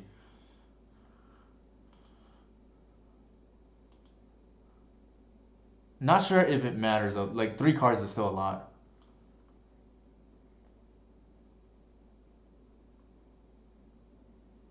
Yikes.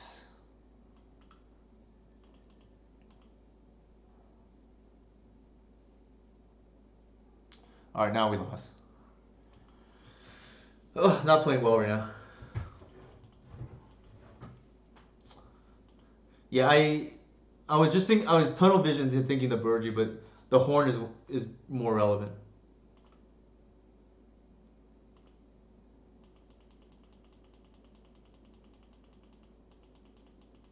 This matchup is frustrating.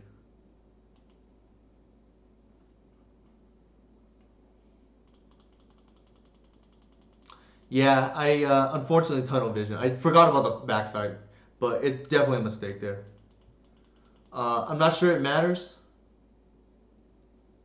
I'm not sure it matters to be honest. Like they would have got 3 cards off of this anyways. I would have to look to see what the 3 cards would have been, um, but I don't remember. Yeah. Yep.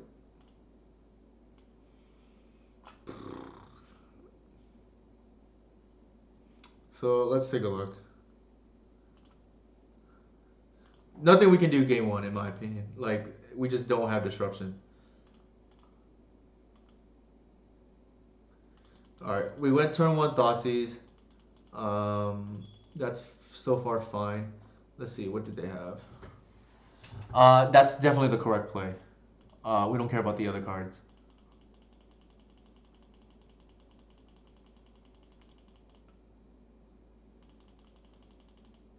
It was unfortunate that they drew another one. That's what happened.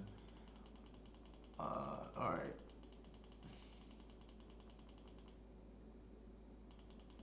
So they allowed us to untap here.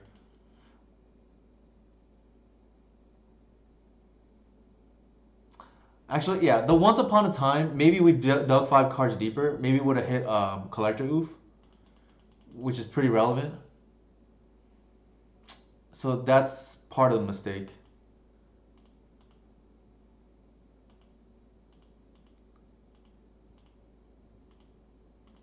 What's going on?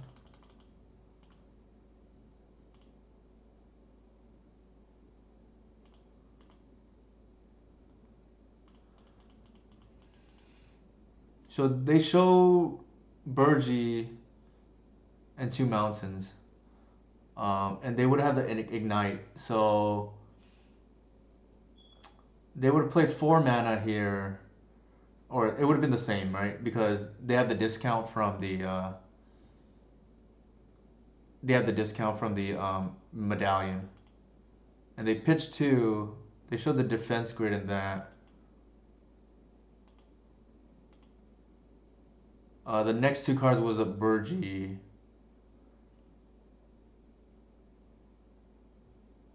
Wait.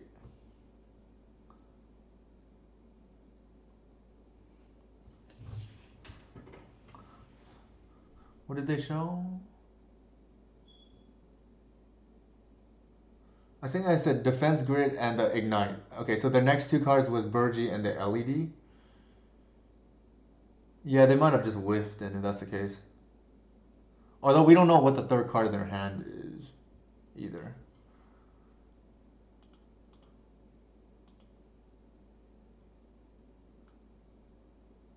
So the pitch of ancient too. Yeah, I think we might have been able to get there, but we messed up.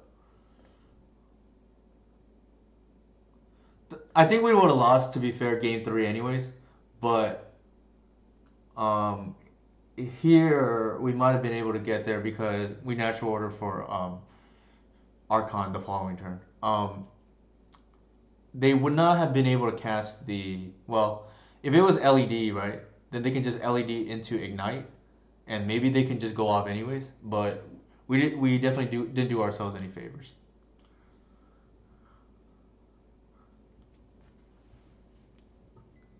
All right, so let's see if we can undo the sloppiness that has plagued us.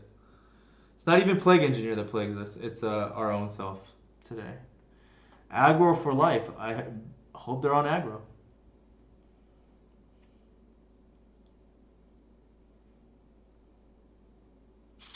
Yikes.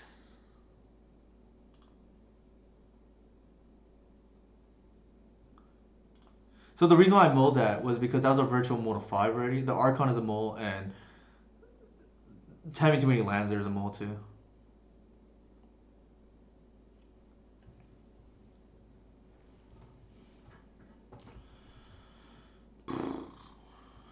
At least they mulled a 5 as well. See, this doesn't look like aggro to me. Well, actually it might be because it's not a snow island.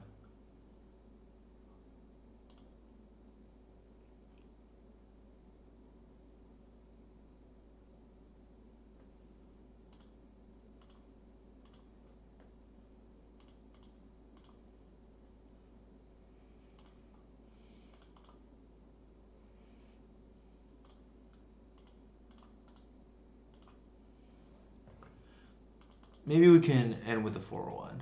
It'd be a very classic Newton 4-1, the loss being to the Belcher deck.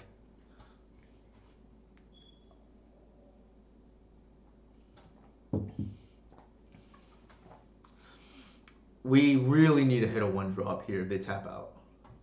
If they do, we're going to go off. Alright, that's a swords, I think.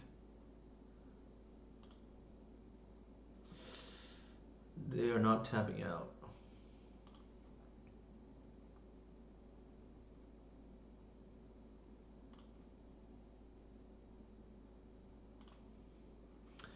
I don't want to go for it if they have a swords up, so I'm just going to pass.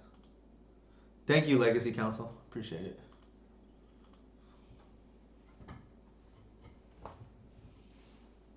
That's true, Leviathan. Like, I don't want to just like get fizzled on my glimpse just because I got greedy and they just like randomly didn't swords me until they wanted to. All right, it's food chain, I think. I don't know.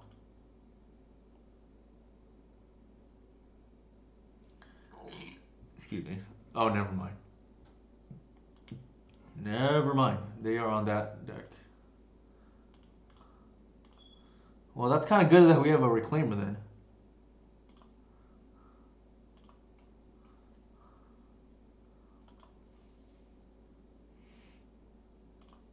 Oops.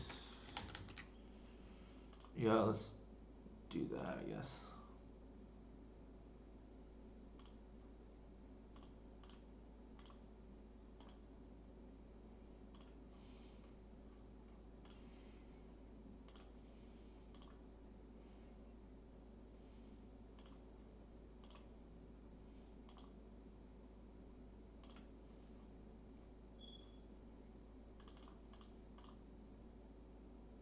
actually cancel. Um,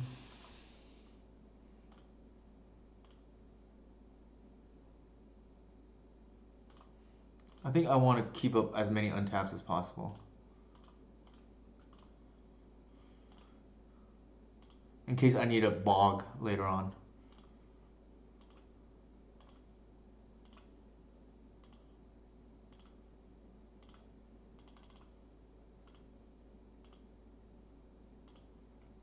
All right, that's pretty sick. What's up, Centeno? How's it going? We're just casually, comboing off here. I don't think it matters.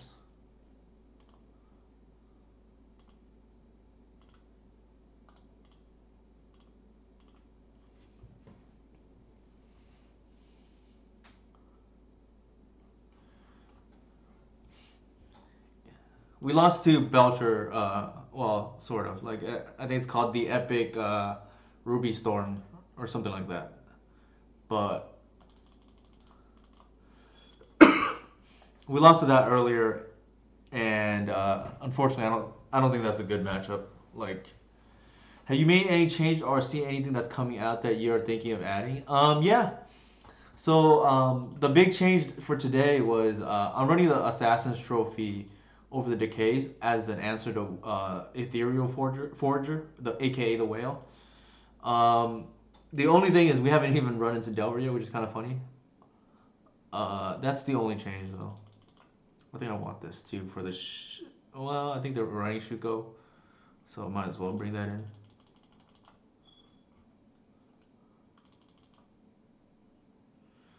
Archon is not particularly good against that. I'm just gonna board it out and just don't have a second target. The way, let's see, how did they fetch? They had Island and they had, I know, Plateau, I think I saw. On a Tundra. Like, Choke could be okay, I guess. Probably not where I want to be, though. Decay is way better.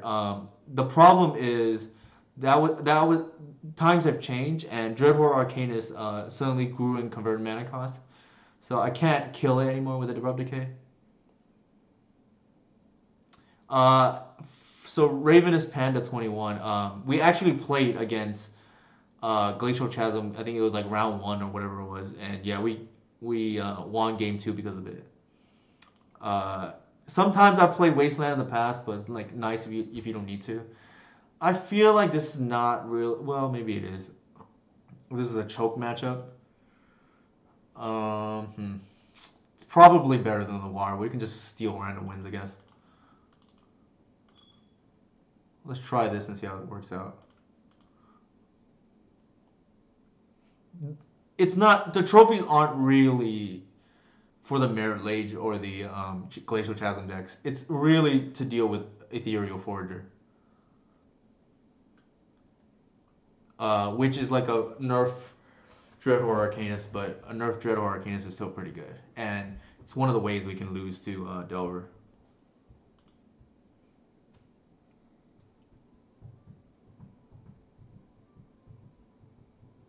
This is the mole. That's pretty good.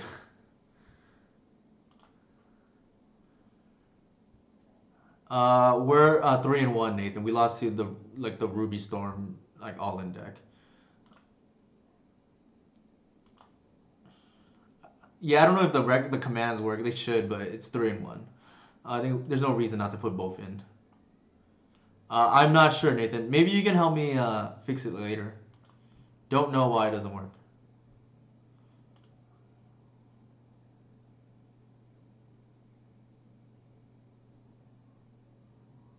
Sure. There's no way they call Once Upon a Time.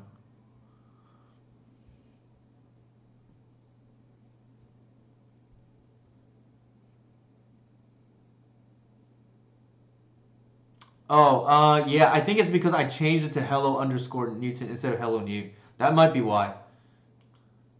That's a good catch. Anybody want to add it for me? They can.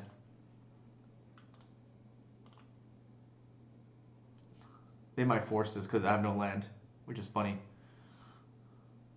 Yep.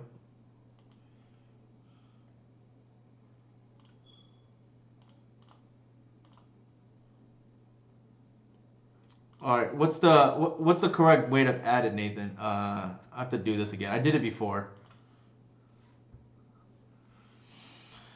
Unfortunately, it was like a while ago. I don't remember. It was a hassle at the time.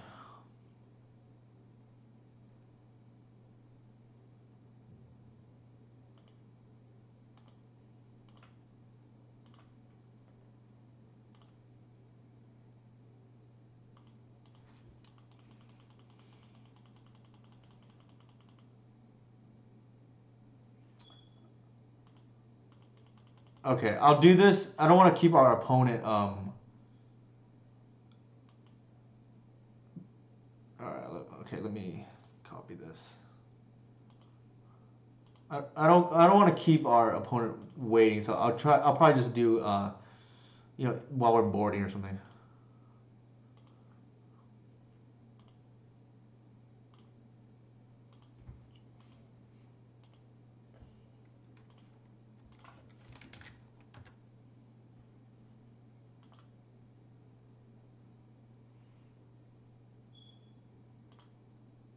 So I followed them on Twitch. I don't think that's correct, right?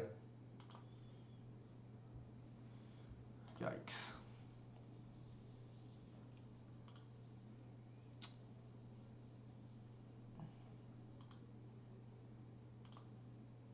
What is going on?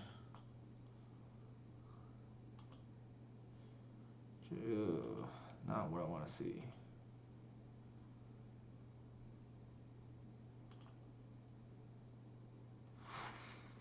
Jesus.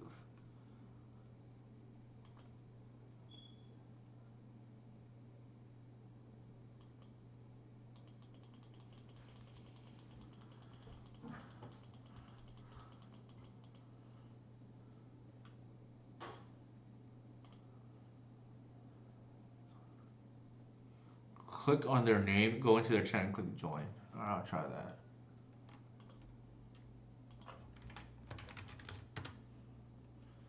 Alright, I just did that. Thank you, Nathan. You're the real MVP.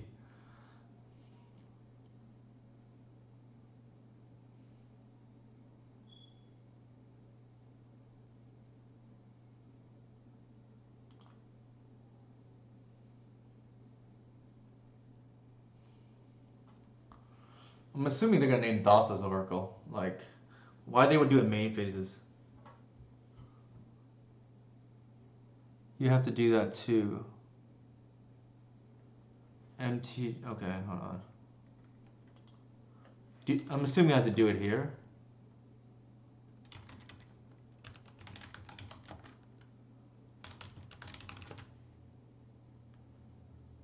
Cool. What did they name? Island. Interesting.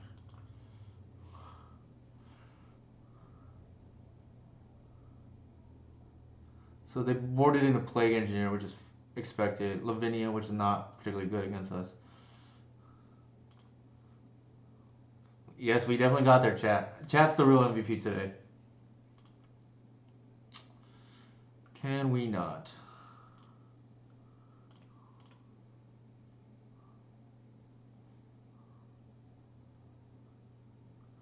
It's like it's a combo with Thassa's Oracle.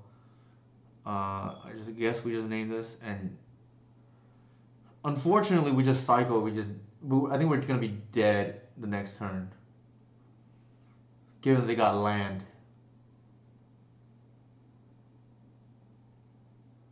I think we just have to pass and hope they don't have it.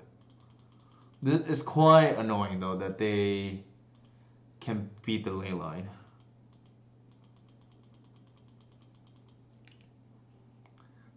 I'm pretty sure we're dead, but we don't have another line.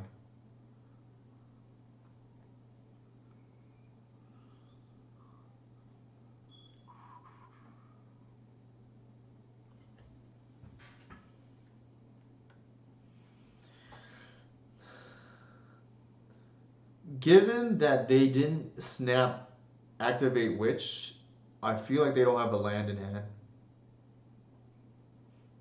which buys us one more turn.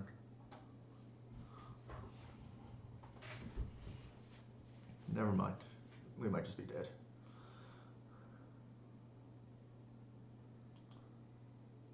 Or they're naming another land.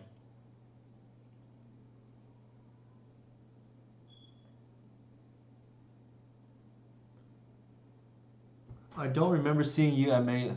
I don't play many paper events, David.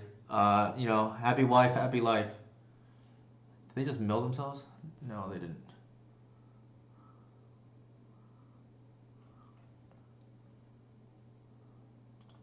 All right, we have one turn essentially here.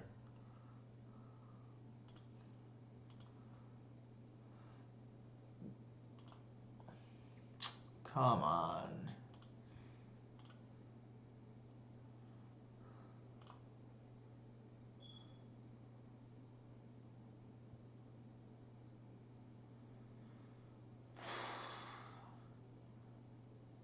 I'm pretty sure you have to be happy to have a happy life. Yeah, that's true. Yikes.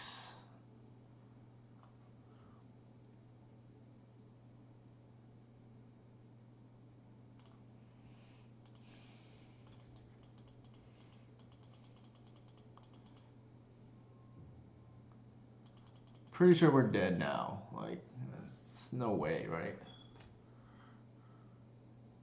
Like, maybe. Well, it doesn't make any sense either. Like,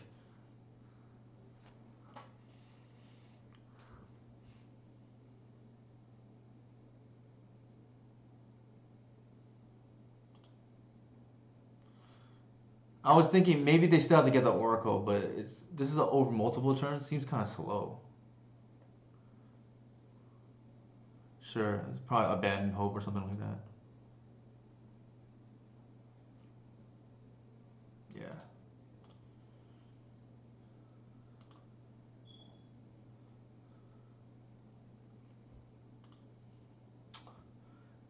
All right. Um, Kind of interesting. Like they boarded the witch package to bypass Leyline, which is, I guess, cool. I still don't think we want the assassin trophy. It just seems narrow. Like Leyline just seems way better. We'll just run it back. I think we got a little bit. Let's see, what were our draws? We had the two ley lines. That's kind of like a double mole, right? No, we're running trophies because I want to be able to beat the whale. And without the pressure of having to answer turn two Dread Horde anymore, uncounterable. I think decay is not as necessary. Not that it's bad or anything. I still like abrupt decay, but I think I want to be able to answer the whale if Delver moves to that list. This is probably fine. I think we just go off with Glimpse. Like their clock is not that fast. I don't think. I think it's probably playing scared to. Exactly right. I've been going up back and forth about like three or four shepherds. I feel like the fourth one there's like diminishing returns, but at the same time, like most people are so scared of it that they're just gonna kill it anyways, and then that either means that you have a second one or the threats you actually care about, either the reclaimer or the visionary and the wire would live. So it makes what it does is it actually makes spot removal really bad against us. I mean, it was already bad. It's just even worse. The other reason to play, in my opinion, is like every once in a while you'll play. Well, I think I saw the phrase from Kane. What's called chalice. I forgot the phrase. Chalice intellectual, and it helps a lot there. My most successful list. Uh, well, I guess that doesn't count because the Shepherd wasn't printed yet, but got zero before, and then I played one with 1 and 3. I think two I never really played that many copies. Yeah, against the black decks, it's like reasonable to side out depending on how your mapping is.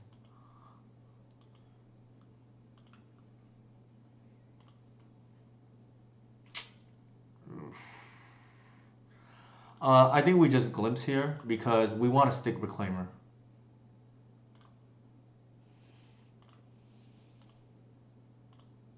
God, you gotta be kidding me.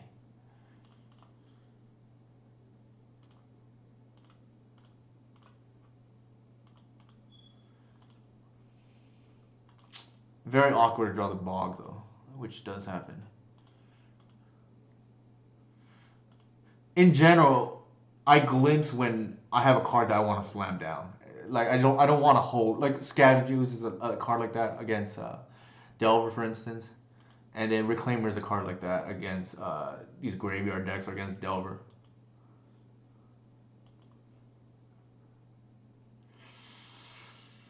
Hmm.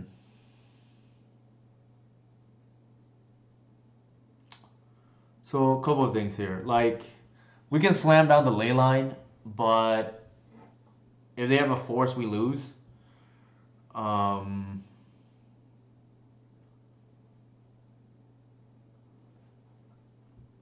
I feel like we bluff the bog and then get the hoof.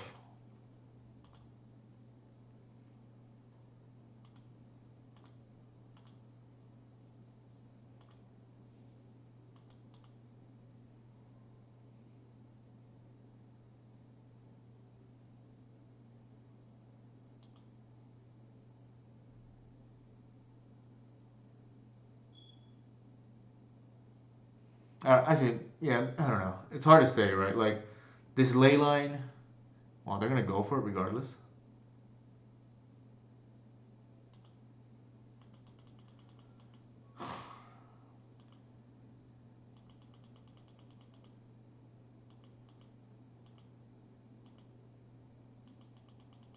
That is very, very risky.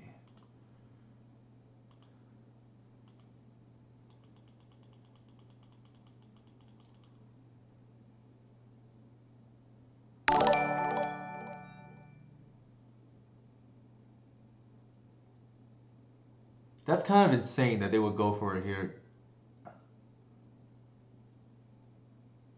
I mean, with the active reclaimer, it's just kind of insane.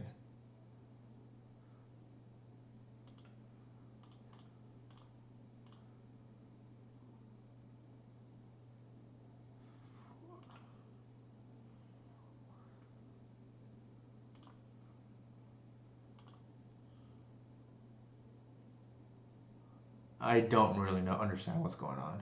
I guess maybe because we can just bog, right? They I don't know. Yeah,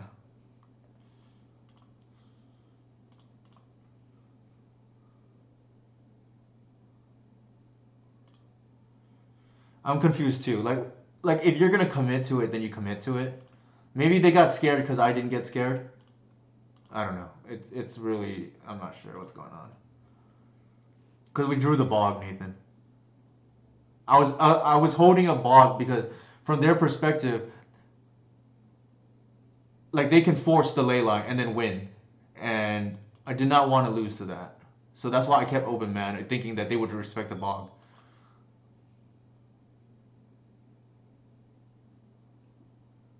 I mean, we have lethal right here.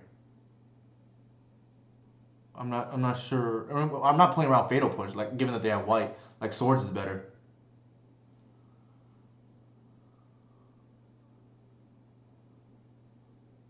right? Yeah. See, like any white deck, I'm prioritizing swords to plowshares first because it's the better removal spell. I'm not gonna respect the fatal push there. If they have a one mana bounce, which I don't think is very good, like I live with that.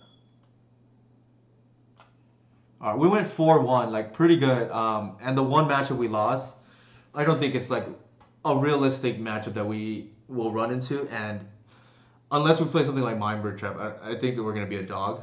We did we could have played better, but I'm not really expecting to run into that. Like if I lose the Belcher, I lose the Belcher. What do you think, Chad? That was pretty good. We lost to Ruby Storm in round four. Um, which is like that version is like well, most versions like playing as Belcher, right? I think the list was pretty good. It's still pretty early in the night. What do you think? We run it back another league? Yeah, here though we just missed the record, but we were we won the first three, lost.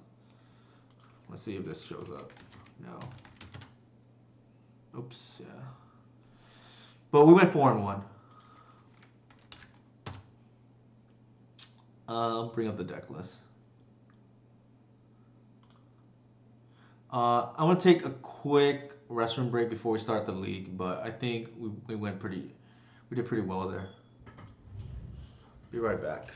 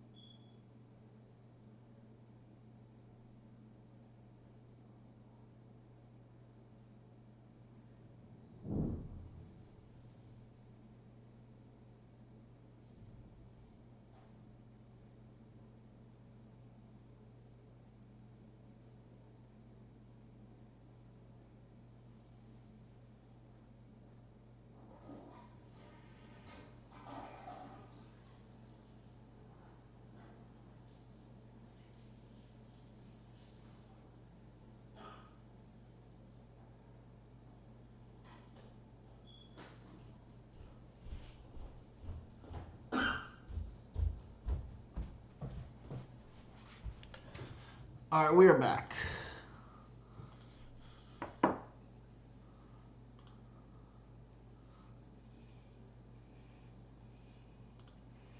Thank you, Levi, for the assist there. I like that.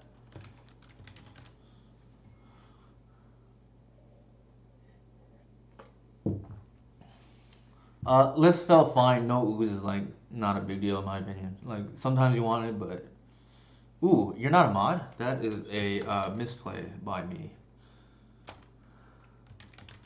I thought you already were. Did that work?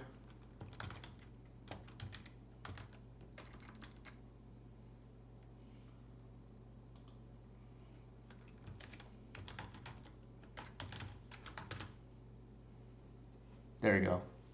Perfect. Yeah, Levi is definitely the homie here. Oh, Enchantress.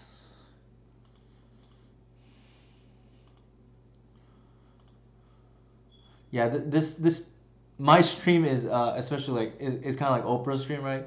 Everybody gets to be a mod.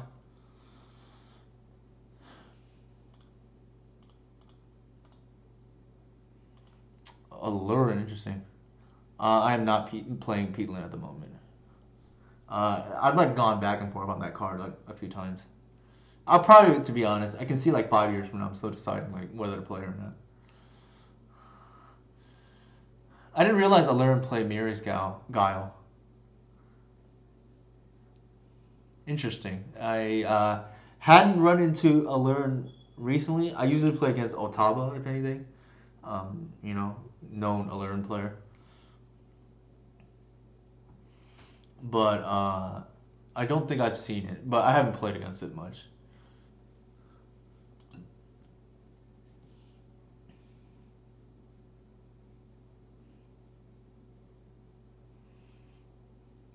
The times I've seen it has just been out of Enchantress, which is a very good matchup. Arcana and Enchantment is kind of funny. Seems like you might be right, Nathan. Nope, never mind. It's Enchantress. The Vista threw me off.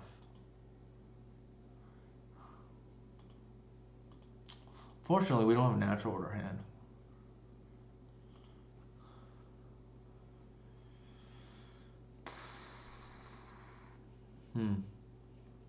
think we just want to deck thin here.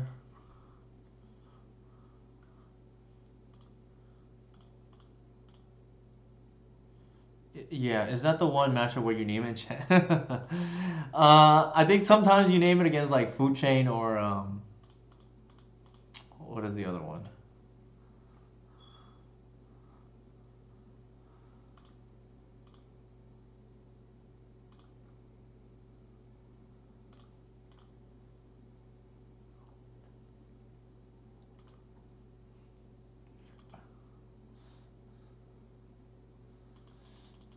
We gotta start thinning out our deck.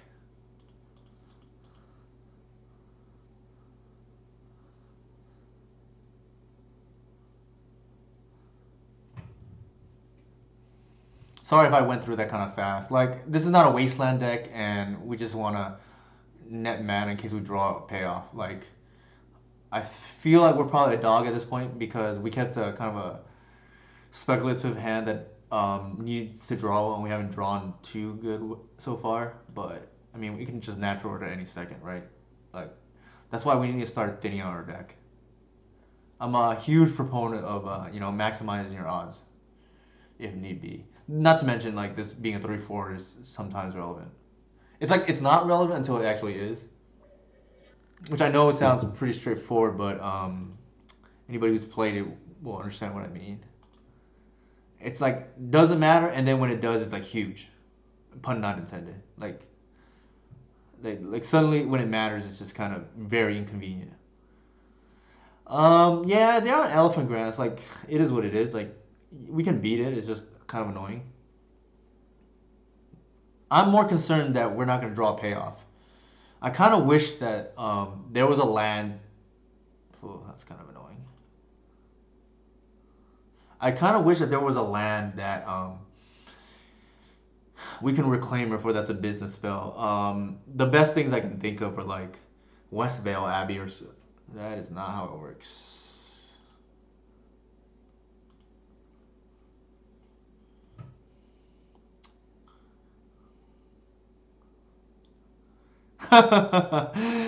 That's fair, Levi. I know, man.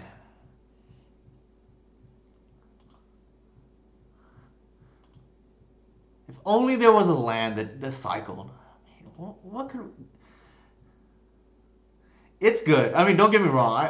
It's not that I don't like it. It's just what's it called?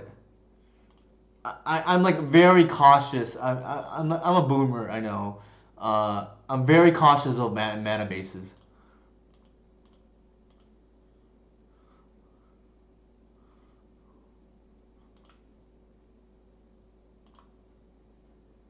Yeah, that peatland would look pretty nice right now. I think maybe we'll pro run it the next league or whatnot.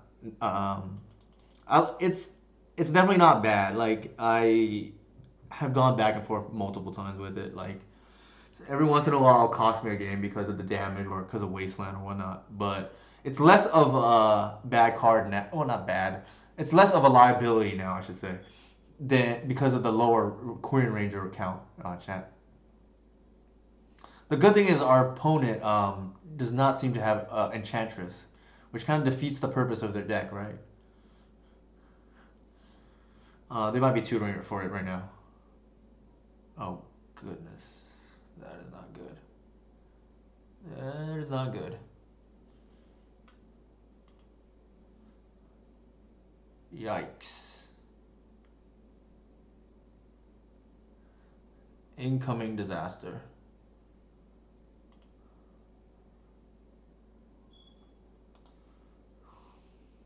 Sure. Ugh. That is gross. It's not GG, but we gotta draw a natural order like real soon now. I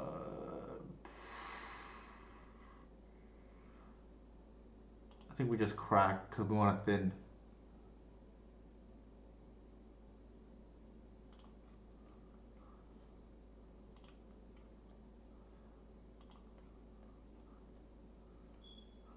Uh, At least they only have one card. I think it's probably okay still.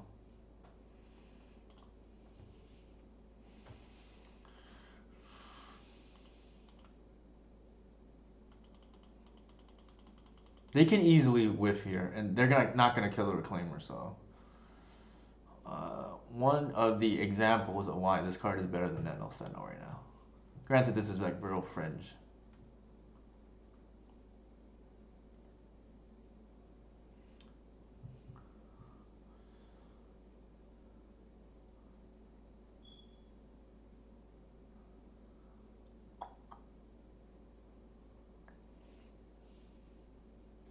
I know, right? Imagine if this was library.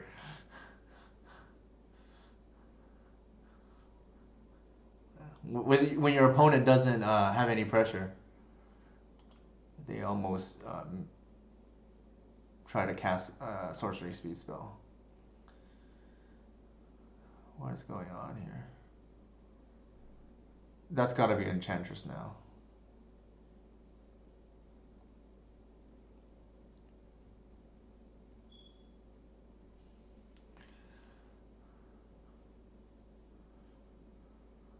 It's funny because they could be playing the 4 drop too that would draw a card on enter. I don't know if they are or not, or if it's worth it, but it's not. It's fine, I guess.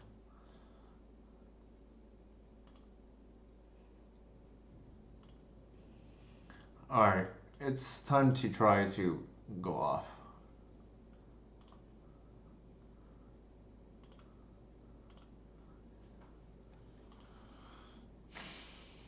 That's a good draw.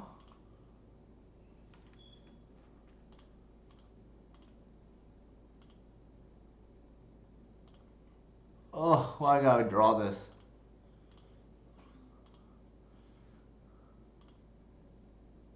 Terrible. Terrible.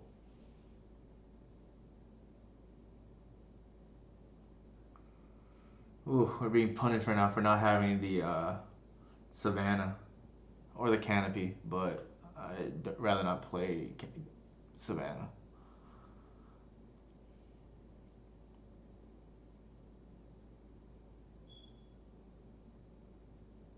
Yeah, it does. Unfortunately, we don't have Birch Lore at the moment.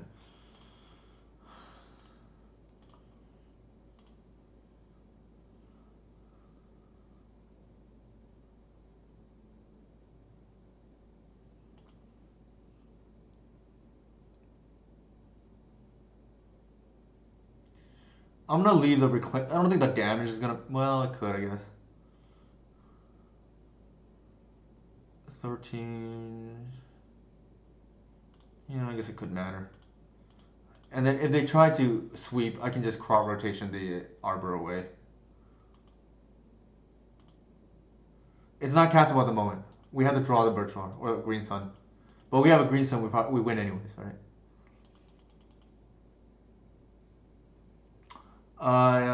I mean, I guess sort of, yeah. In most cases, it's still good. Like we don't expect to draw this, or if we do, like we can still win. It's just with the current configuration, there's no canopy, so we can't actually hard cast this and just lock them out right now. And I think we're dangerously close to losing the game now.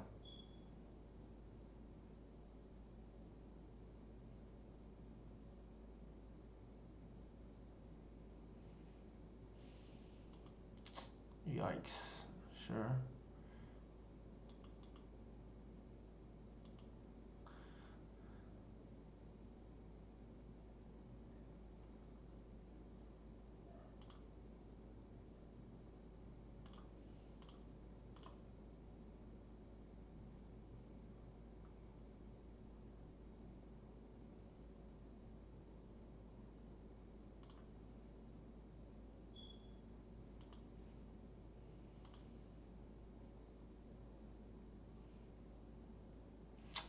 On thin ice is pretty annoying. I don't think this is like stock to game one, but I don't play Enchantress enough to know. Confinement's pretty annoying too. So we really need to hit our Birch Lore now to lock, like to get back in this game. No, we're not dead yet, Nathan. Birch lore and we win. Green sun and we win actually too. That's might be a Teague or maybe another enchantress. Like we have at least 5 outs. Actually, probably more, depending if they attack or not.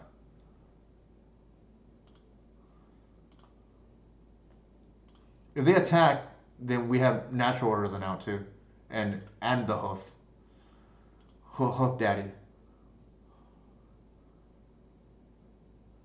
But I don't blame them for attacking. Try to close out if they can.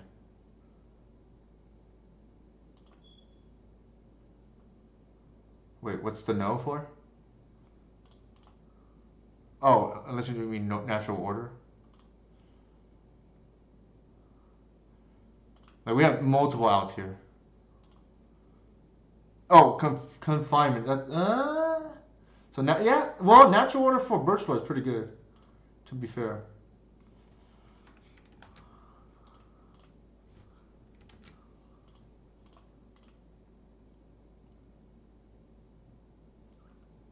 Ding ding ding ding.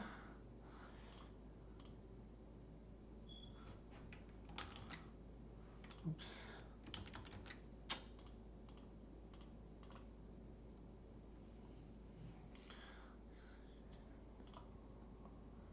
Wait, what? No, I said birch lore wasn't what is it called?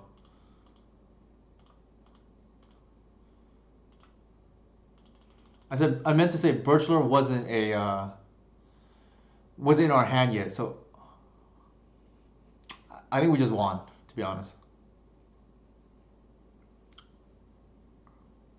Like I think this is game for them.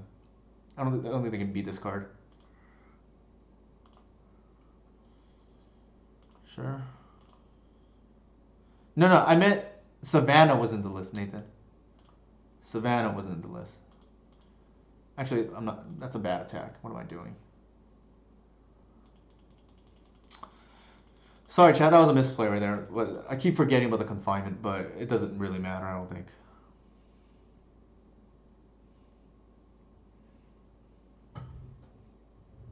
Yeah, it does stop Destiny Spinner. That's kind of funny. I literally don't think they have an out to this, like, right now. Unless they have main deck swords, but, like, that's a lot of removal spells to have main deck swords and on thin ice. Sorry.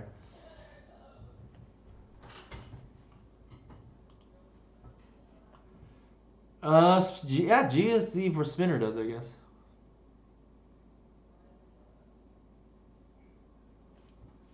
I don't know how much it is to activate Spinner.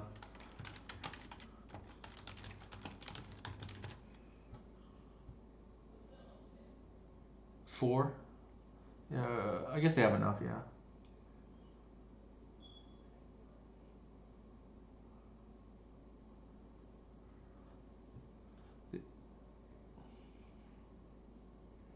How many enchantments is that? 1, 2, 3. 1, 2, 3, 4, 5? So it's not lethal, I guess.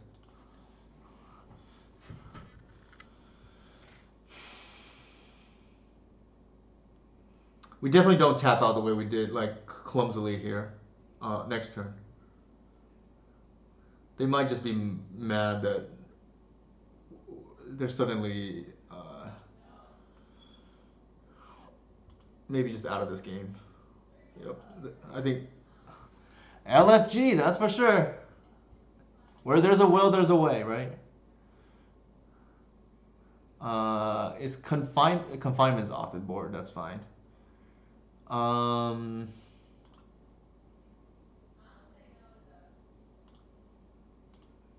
there's no reason to play out the Heritage Druid.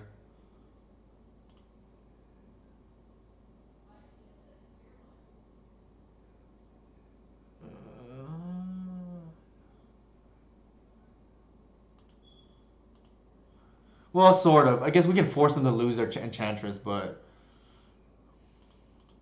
then we start losing creatures too, I guess.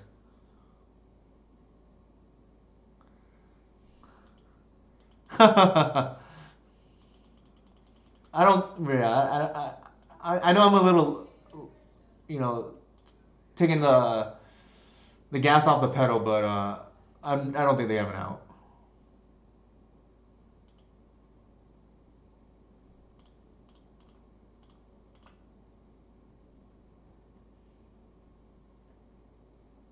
It doesn't really matter.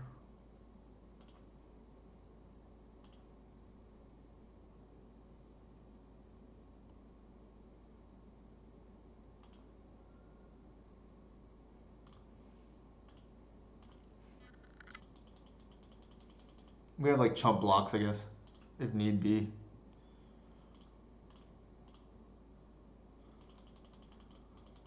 I'm just kind of going through the motions now.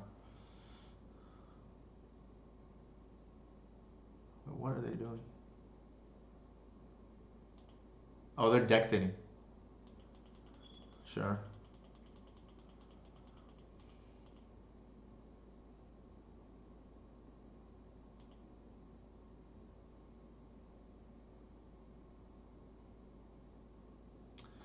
Next game.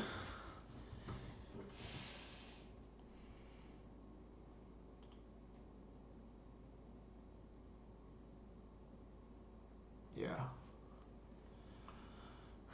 It's important to know. I think like the moral of this match of game was it's important to know what your outs are, and in this case, with the confinement on the board, we needed the Archon to be hardcast, and that meant all our tutors were live. Like natural order for Birchlore was like a line. Once Upon a Time is like real good there, as we saw. Green Sun obviously, and then yeah, it was a strange game, but they did not have an answer for this. I think we don't want the bog in this matchup. This matchup is like about speed. I think Thoughtseize is kind of a trap because they just top deck their permanents or whatnot. I think more like, well, it's like either or, right? You either want Thoughtseize or you want Assassin's Trophy, and I think given that they can have their like confinement or whatever, probably Assassin's Trophy makes more sense. Uh, they could have Teague. I don't think they do.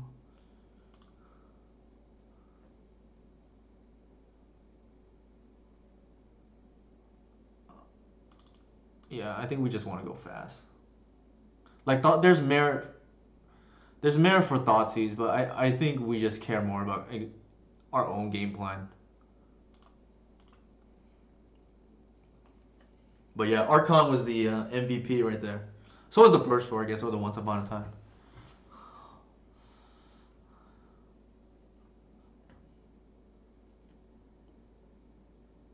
Sure. This is real good against them. I think I don't like Thoughtseize as much in this matchup because your favorite, you don't want to give them reasons to suddenly be able to make it to the late game. It's entirely possible they have swords, both board, which I usually see some, and so that's something to be careful of, I guess.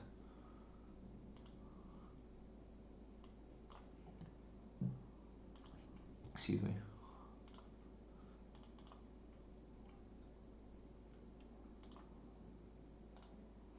Deck thinning first before the Once Upon a Time. Here, I think we want the Reclaimer. We have a turn two natural order. Debatable whether we should go for it or not. Like I would, like we lose to like a Mindbreak trap or whatnot, which they sometimes have.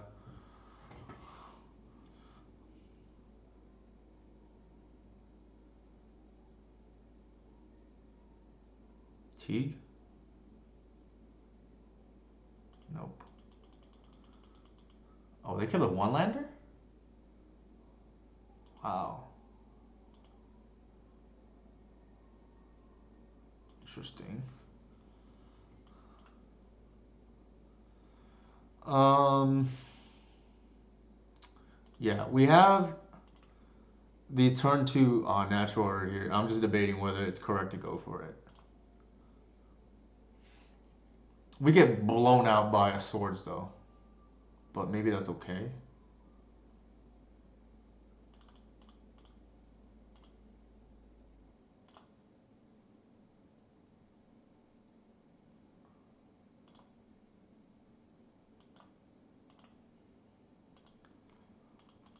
We still have a green sun, so I'm more okay with this. Just to lock them out, so they don't do anything crazy next turn.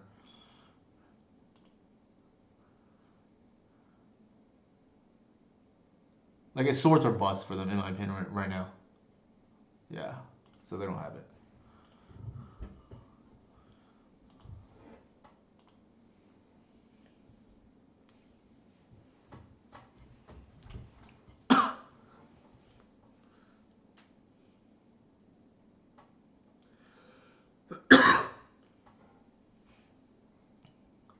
So far, so good today. I'm gonna let this run. I'm gonna get quick water while this is running.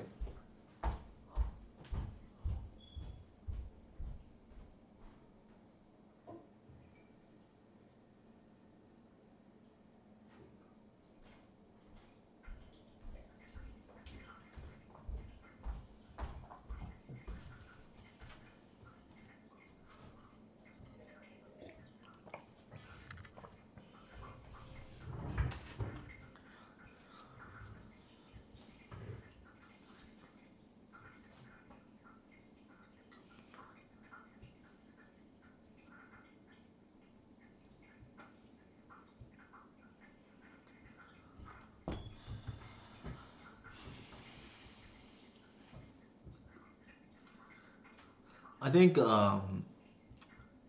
as chat may or may not picked up on, the way I play this deck is more like a control deck that happens to have a combo finish.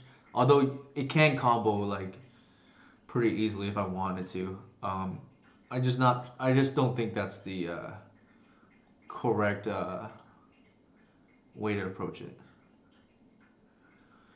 Uh, Not great, but I'm gonna keep.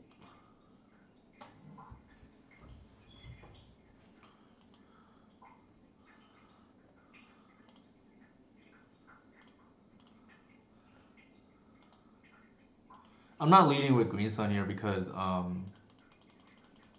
we don't have much gas, and if they have an answer, then suddenly it's a lot worse, right? Bolt, maybe Delver or Ponder.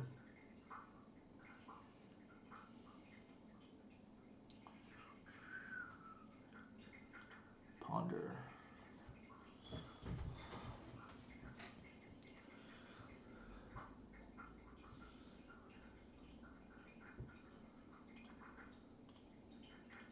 I wonder if that means they don't have a land.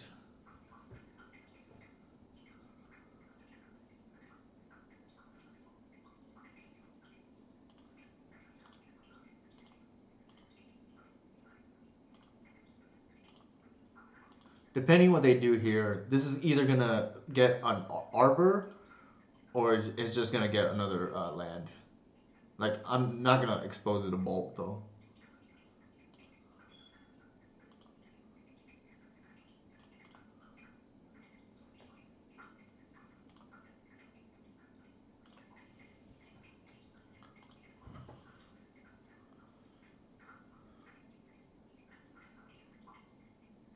That could be days. I don't want to run that in.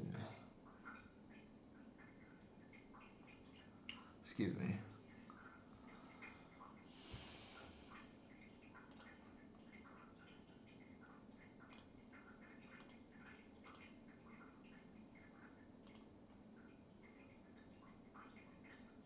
It feels like that could be a hard cast days, so I'm just gonna do that. If they want to bolt, they can.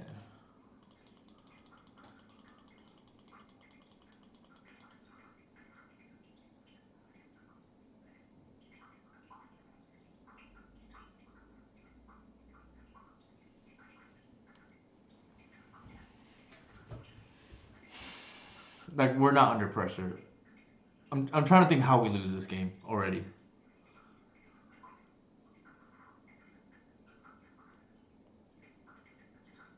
Okay.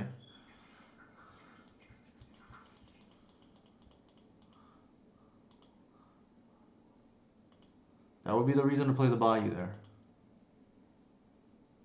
That would be the reason.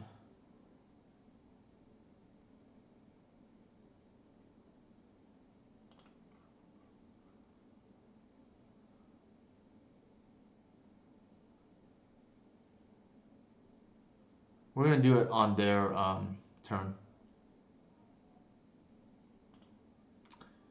Yeah, it's kind of annoying, but I mean,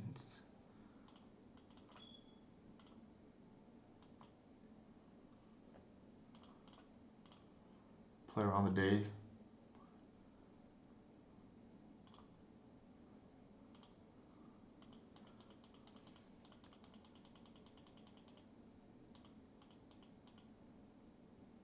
Sure.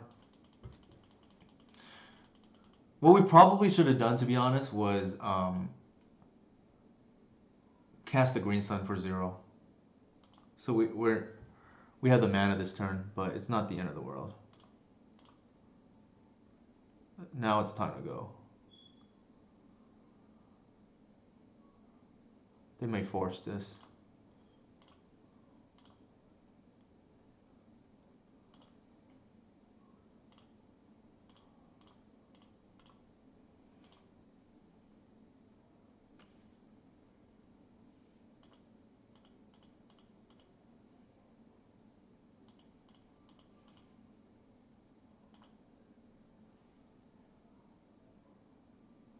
Days?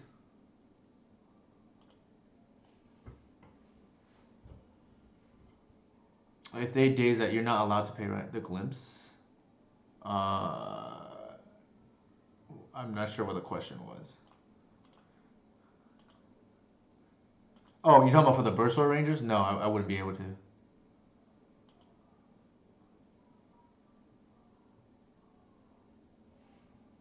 I wouldn't. I wasn't gonna play around the.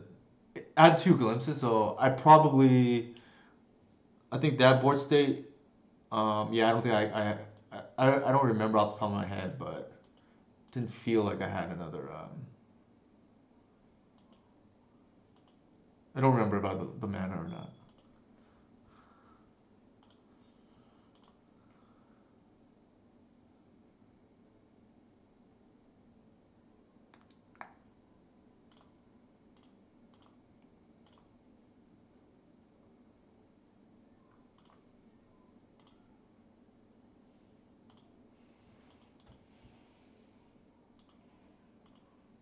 The good thing is we're not under a ton of pressure.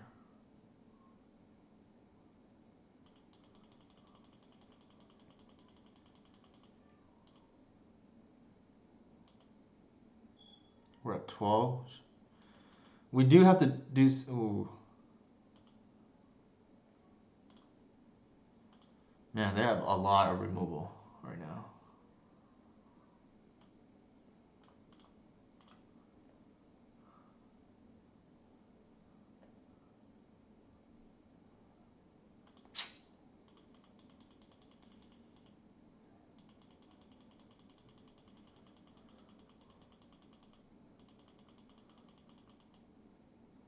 Like they only catch one cantrip so far. That's kind of insane.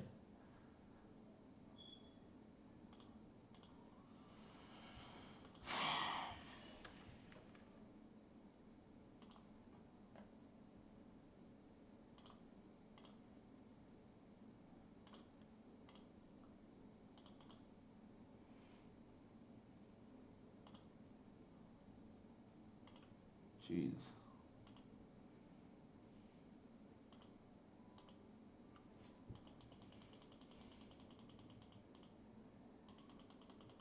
I think we lost this one.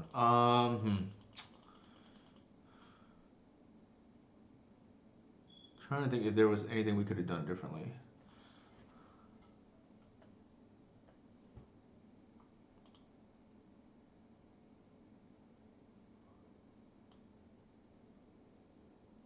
We don't even have another fetchable, I realized.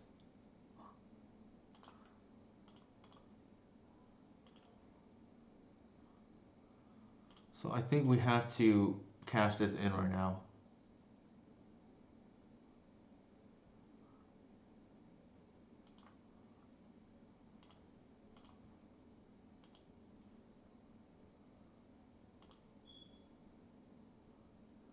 I think we're dead regardless, but man, that was kind of rough. Yeah. So let's see. I'm gonna concede this first.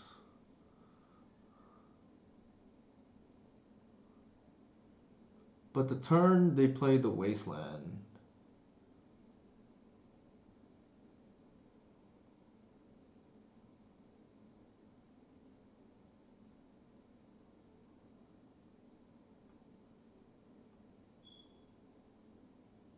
Potentially we draw out of it, but I'm not so sure because we didn't have an answer for the Sprite Dragon. We have a natural order coming up. Yeah, I think we probably lose regardless. Like to that hand, that was kind of unlucky or unfortunate, I should say. This is not a bog matchup.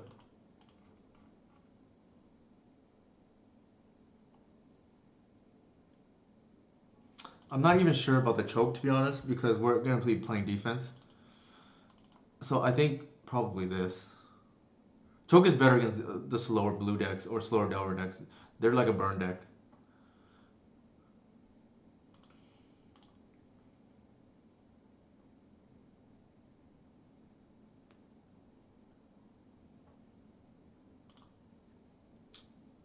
Sure.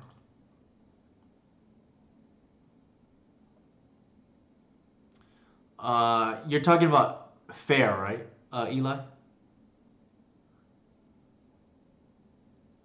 Like it, like the hardest blue matchup would be combo, but I think if you eliminate combo, this is probably one of the harder ones, yeah, because the thing is like while they're not a burn deck, in this matchup they tend to play like a burn deck, and like I don't know if you've ever seen burn versus Delver, burn versus elves, you can easily lose. We just want the land. I think here we want to protect the reclaimer.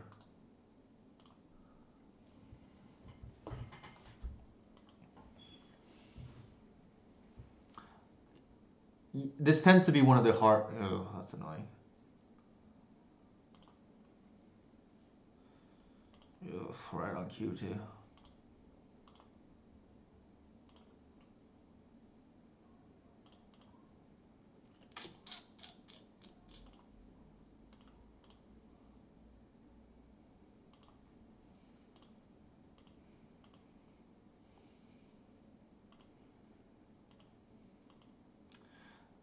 Yeah. So what makes this hard is because against the other blue Delver decks that aren't just like eight, anywhere from 6 to 8 bolts.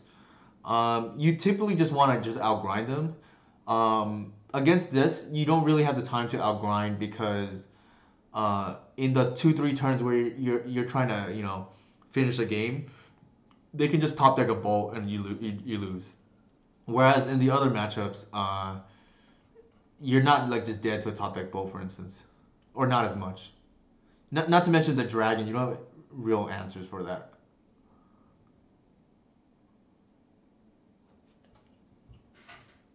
Sure. A land would be great right here.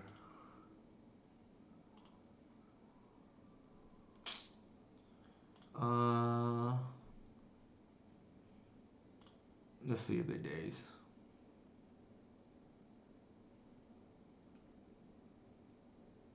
or force that.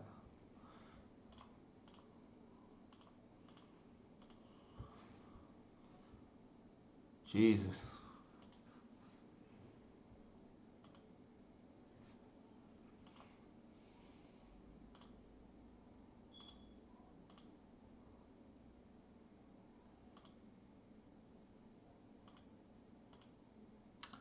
Kind of surprising to let that resolve. This feels like a sweeper, maybe? No.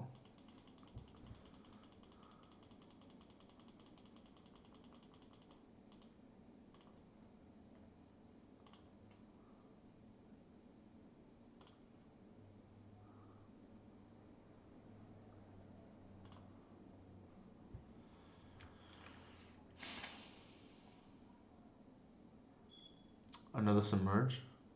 No.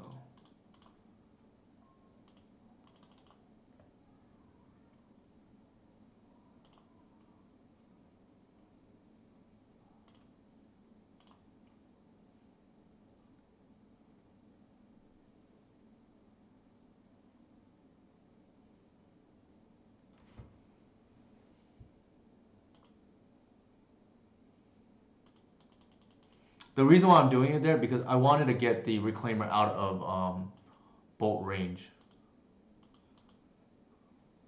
and I didn't want that plays around days. Oh, that's annoying now. I'm actually happy about that.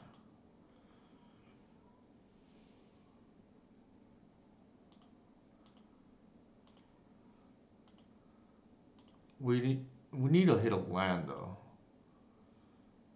Oh, my goodness.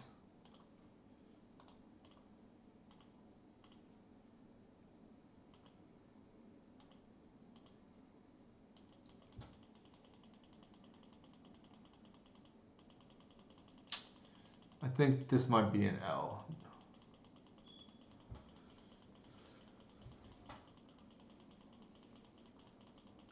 It's crazy. Like this card is so powerful.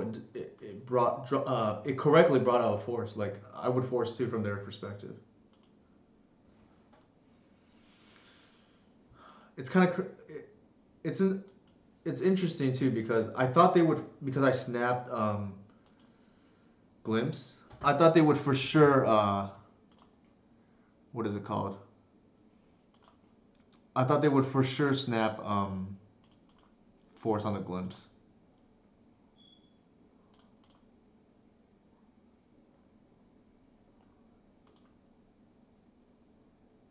It does suck if it does get countered. Yeah.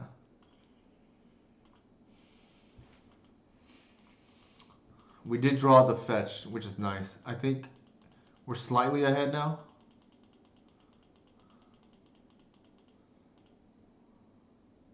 They may trade actually here. Okay, they didn't. Assassin's Trophy would be pretty clutch too.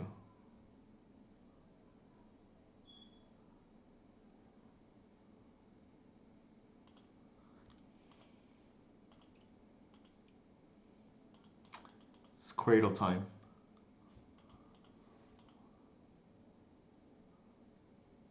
Oh, that's not what I want to see.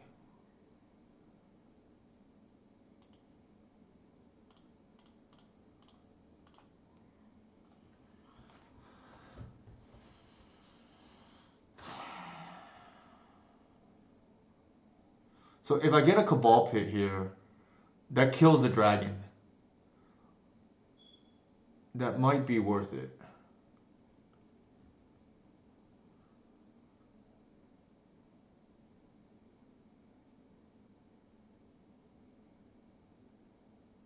Because a cradle here doesn't even do anything.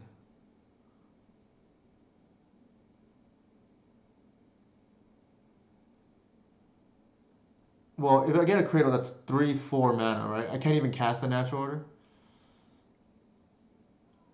And they can kill me on the next crackback, so I think I need to force it out.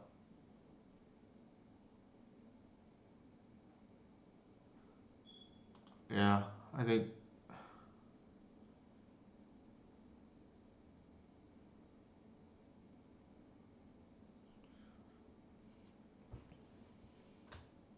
They're probably like, what the hell is that?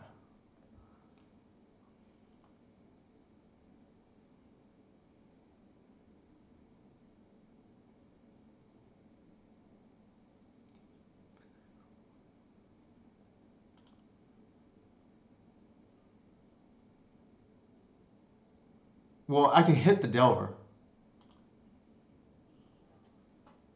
The thing is, Cradle doesn't help here. Yeah, yeah, it doesn't help here.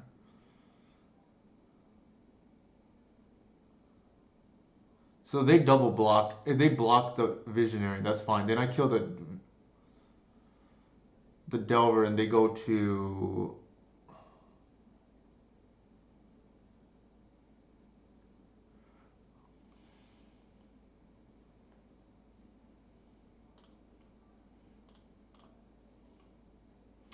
I lose this for no reason. I think if I attack,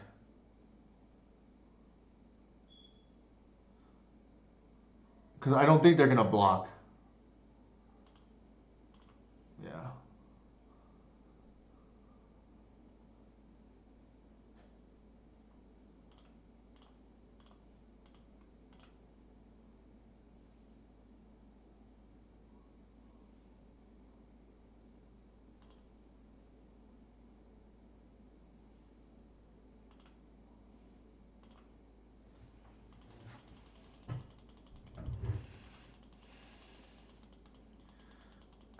Oh, they miss. That's huge.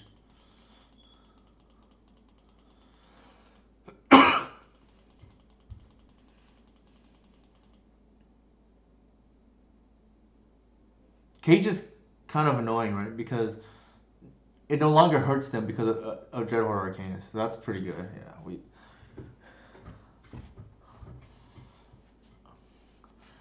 I think the thing is like Cradle doesn't do anything on that board state unless I draw a second Cradle there,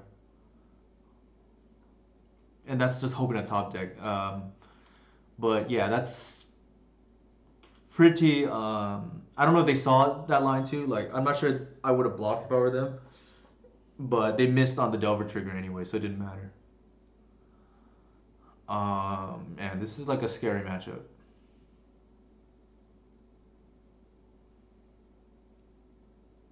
No, because the thing is, like, we have to force the Delver to block Eli, or we have to deal with the or we have to deal with the Delver in case it flips.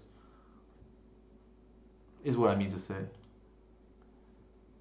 I think we definitely don't want the choke. Like, this matchup is not a choke matchup. I think I'm happy with how I boarded. Like, if they have the cage, so be it.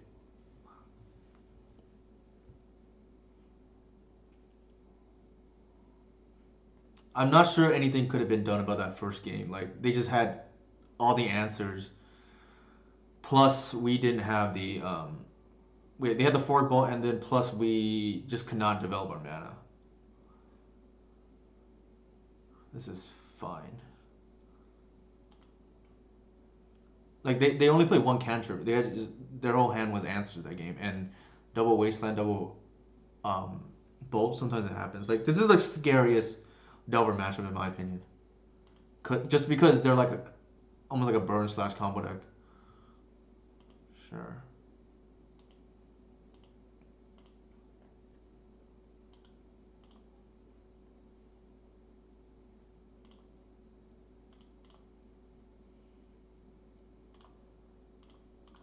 I always play out like the redundant copies first. If they want to kill it, they can.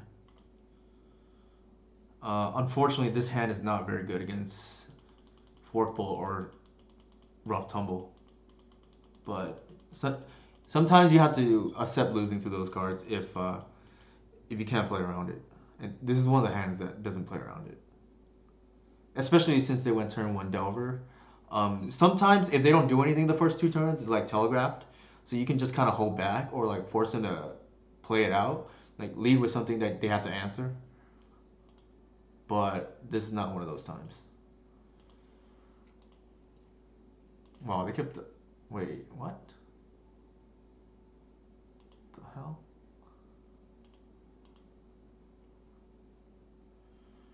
Huh. Smells pretty fishy. No land keep.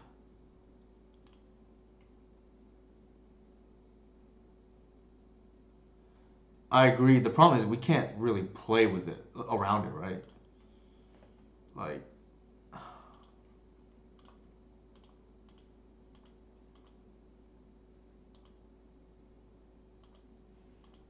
Like, I can't just not do anything. while Delver's like hitting me 3 a turn.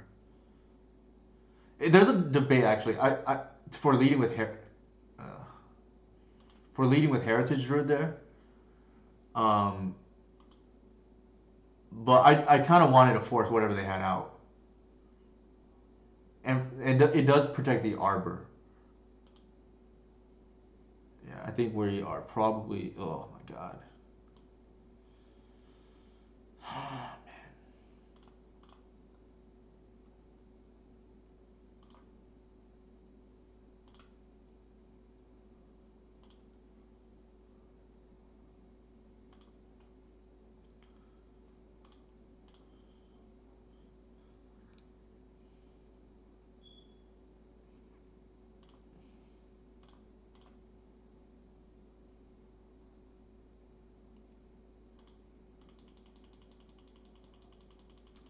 It feels like they have just nothing but disruption in their hands. Unfortunately, we cannot really play around it right now. Like we don't have a payoff.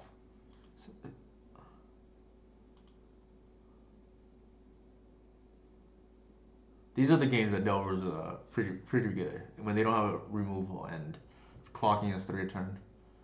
Yep.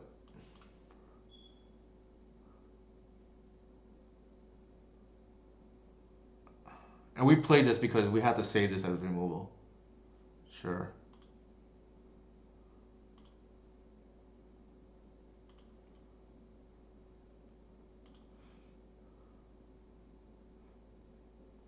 There's merit to have played the Verdant, which in hindsight maybe I should have done. But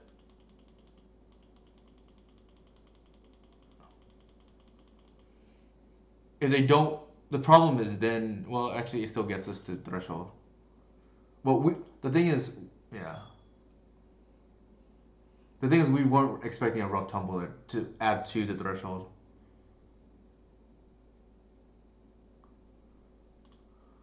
We'll be at 5, and then we'll take the Delver off. We have to play around the Stifle. But I think they'll leave mana up. I think this is probably a loss regardless. There's just too many cards that they have left. Might be another Delver. Could be the Whale. Yep, it's the Whale.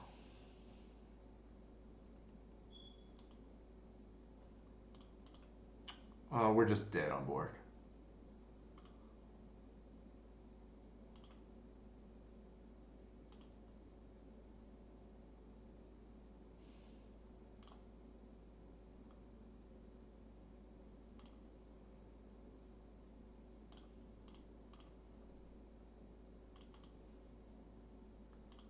Yep. Yo, YB Stone, how's it going, man? We just lost right now. Hopefully they don't see the line, but I think they will.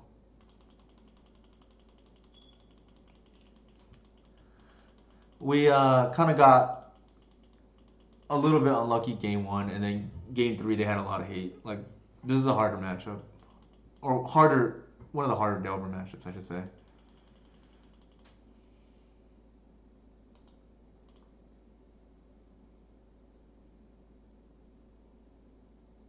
Yeah.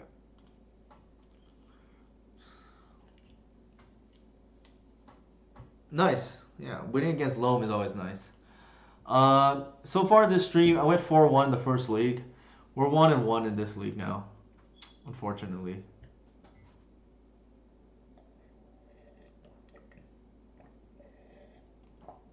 Um, Not sure if there's anything I could have done about that match. I think game 1 is it's possible.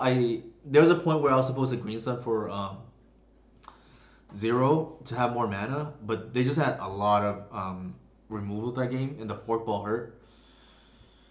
Um, I'm not sure it would have mattered. Like I would have to know what their hand was at that point where I would have green sunned, and then maybe that's pretty funny. But yeah, I would have to know what their hand was at that point. But we weren't drawing a payoff until pretty late, and unfortunately, against Blue Red Delver, it's the matchup where you kind of want natural order. Glimpse is alright, but at some point you need to stabilize with natural order.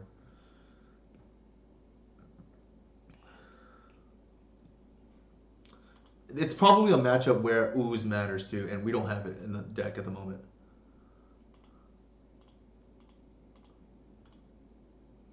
Transmusin 2110. That's pretty funny, YB Snow. Not gonna lie. This hand is fine. It's like a little clunky because of the extra cradles and the extra glimpses, but it like I don't think you can ship this hand back.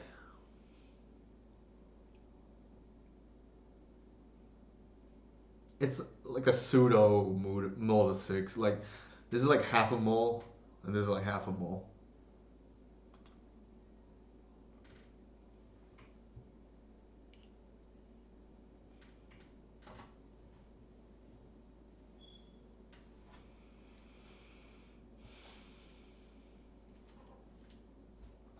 I tend to keep a lot of like medium hands too. I don't like to mole. Ugh, our hand just got a lot worse.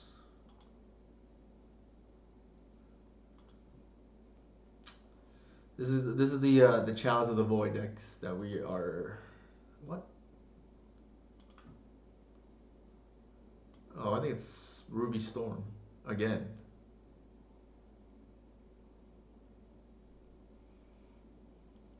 That's tough twice tonight. That's kind of annoying. Yikes! I think we've already lost.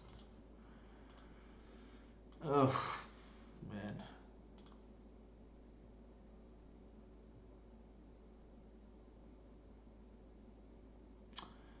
Oh man, I kind of feel like maybe we just concede here, but we'll see. Thanks for the follow, Jace, to the face. See, right now I wish I were playing a Jace deck, like against this kind of deck. It's unfortunate running into this the second time tonight. Where is Jace the Mind Sculptor when we need it? Or better yet, where is Force of Will when we need it? Yep.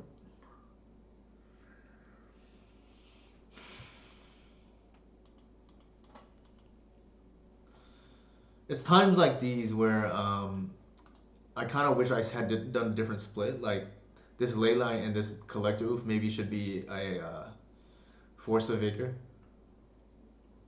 That way I have a better matchup spread. This matchup is probably very difficult.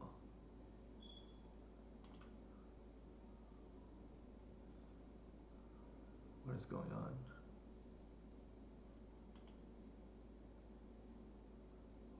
Echo?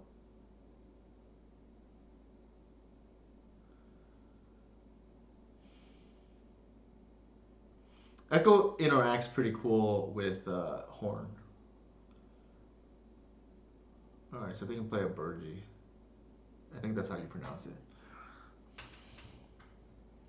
So that's the thing, though. The Tony Scapone deck, I just don't know how it ever beats any blue deck or ever beats Mindbrick Trap. No, I played against Tony Scapone earlier. They had Manamorphos on YB Stone. That's our other loss tonight. We've lost twice tonight. One was to Tony Scapone in the 4-1 league, and then we lost to Blue Red Delver just now. Which, yeah, I think it's like debatable whether I want to add more hate for that deck. Maybe a fourth Assassin's Trophy.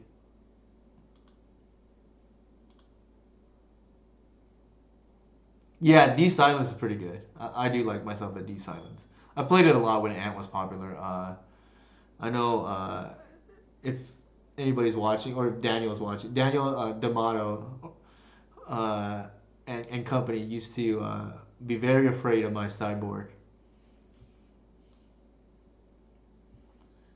Turn one deafening silence, game, GG, right? What is going on? Oh, is there a flashback ignite? Jeez.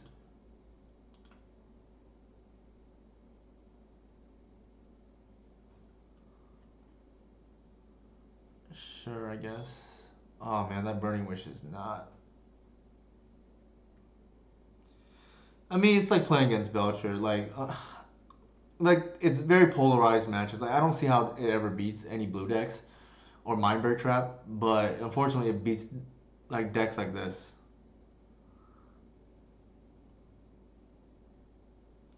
I've beaten Tony before. The problem is it either relies on them whiffing or so like I won game one just because they whiffed. They kept it like a Jeskai will and then just they didn't see anything. Or sometimes you win with Mindbreak Trap, but unfortunately Thoughtseize is like really good against combo, but not against like the turn one combo deck when you're on the draw. Unfortunately, it's like aggravating, right? Because uh, and I slant my list to beat combo too. I just cannot beat these Belcher turn well that don't rely on graveyard hate, right? Because I'm not a big fan of Mindbreak Trap because against the good players like Doomsday players, they can beat it easily.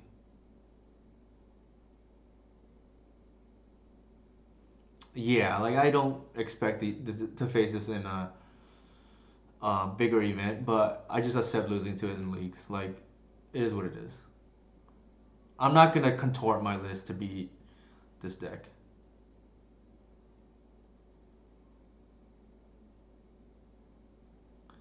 It's not so much it being fast. It's just like I joke often. This is the non-blue force of will, right? Unfortunately, unhit by this ley line, and I'm not even sure force of vigor is like great either because it hits only really the horn, and it doesn't really stop their other lines. Like force of vigor is like good against the horn. That's about it. Like pretty medium against Chromox. I don't really think medallion like it hits medallion, but like I don't think that's the reason why you're losing. Oh, you think it's pretty good? Maybe I'll try it. Like if I have it, I brought it in when I've had it before. It just doesn't seem that great, but I could be wrong. 2, 4, 6, 7 mana, 8 mana. Yeah, they're gonna wheel with Burning Wish, so possible I just bog them right now because I have no better play. Yeah, I think I'll just do that.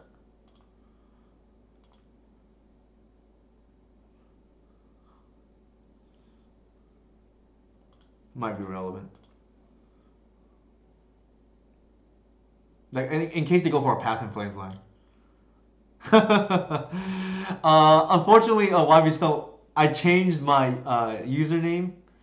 We have to add it back. I have to get Jonathan back, but I changed my username and apparently the bot like forgot all of our commands.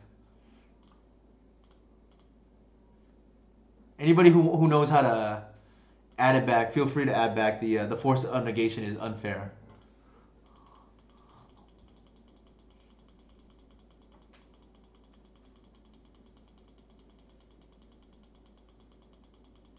Yeah, we messed up the bot earlier. Unfortunately, chat. That is a misplay by my on me.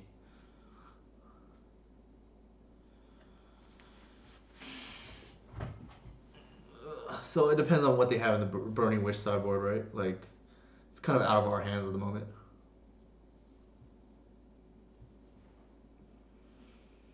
We're just looking at top deck natural order.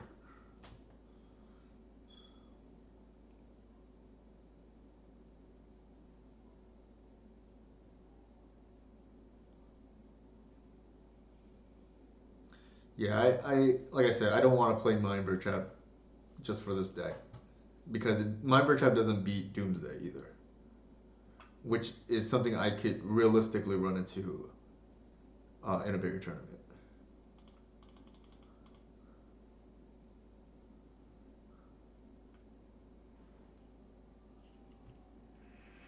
Yeah, but it's like not dependable, right? It's like high variance. Um,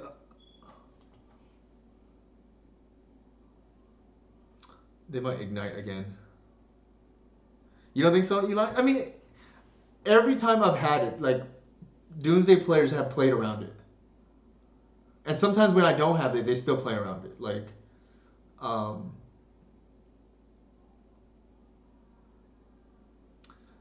they go for a line where they cycle Oracle, and they just don't respect removal.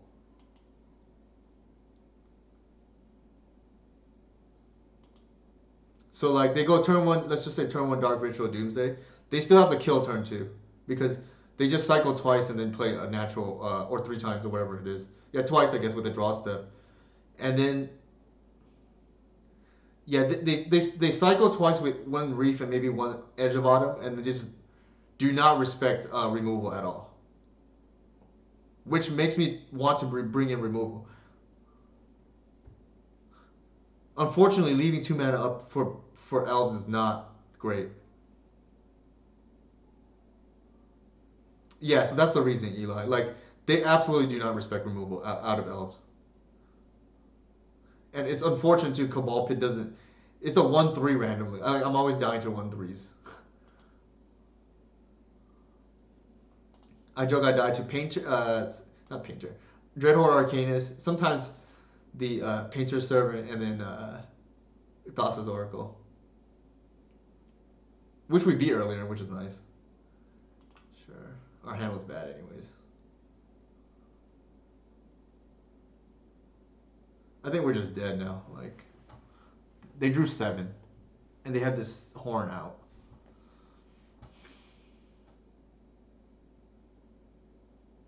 Yeah, that's a good point, Eli. I think that's there's a big difference. Like opponents do not respect remove out of elves at all because it's for two mana. First of all, yeah, it's like a. I mean, we're pretty much dead. Chad, what do you think? Should we just throw in the towel here and just go to the next game? Like I feel like they're just having trouble finding the kill. I don't know how like. Okay, that's the kill now. All right, I'm gonna save everybody the time. Like,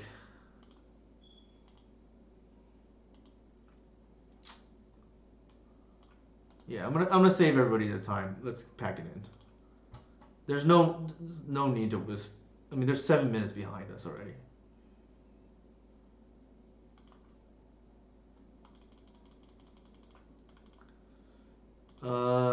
This is like debatable. I think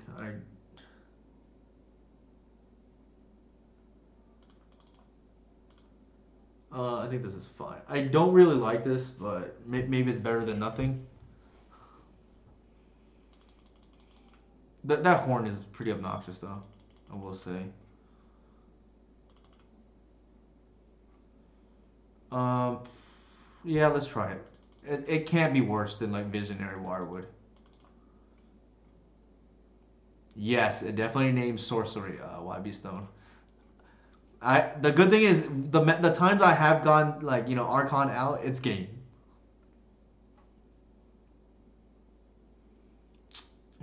Yeah, this is not great, but let's try. I don't think this matchup can get any worse. So we'll see how it goes. It can randomly hit the horn, which is kind of nice.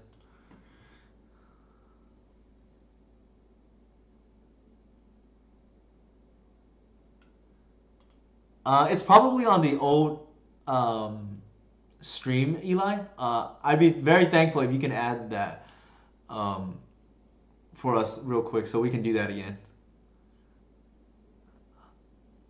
Let me bring up another browser.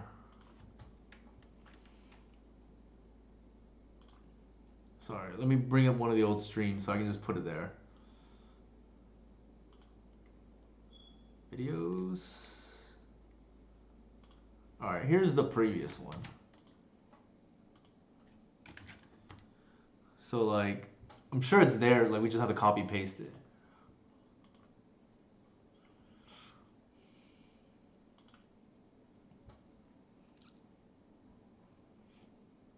Eli is one of the, along with Decent if he's still around, one of the people that, and Nathan if he's still around, that helped me set up this stream before.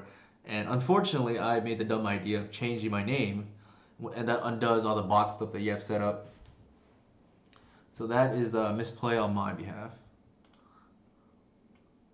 Yeah, without Pyroblast, Eli, it's a very different story. Also, without Pyrokinesis too, I guess from your build, like they they don't believe I have removal and essentially dare me to do it. And unfortunately, it's like very awkward too. Yikes. I think we still keep, but it's not great.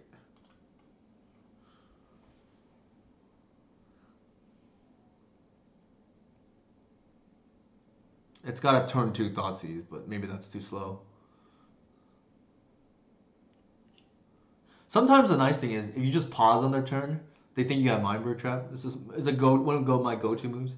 And every once in a while, I will play Mind Break Trap, Mind Break Trap just for the threat of it. Like can't have these people stealing equity against me just because they know I don't play certain cards.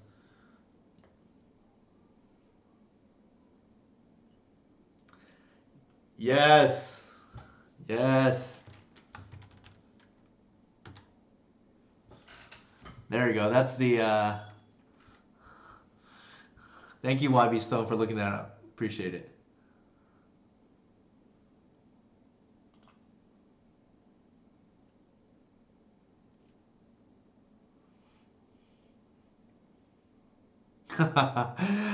Thank you, Eli. We got to do it right away, right? I mean, love it. I love it.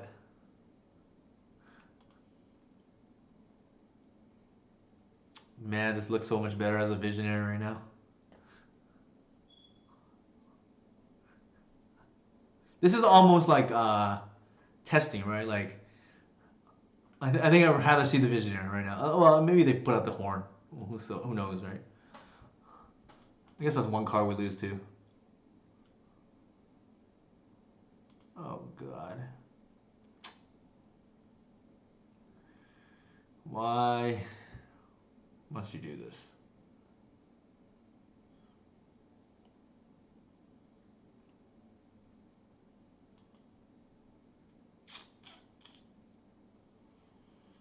Yikes.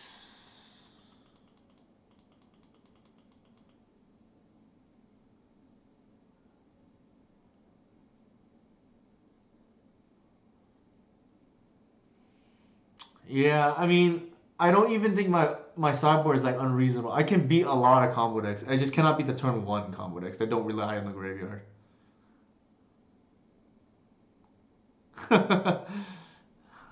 I mean, we beat almost everything else today besides this matchup.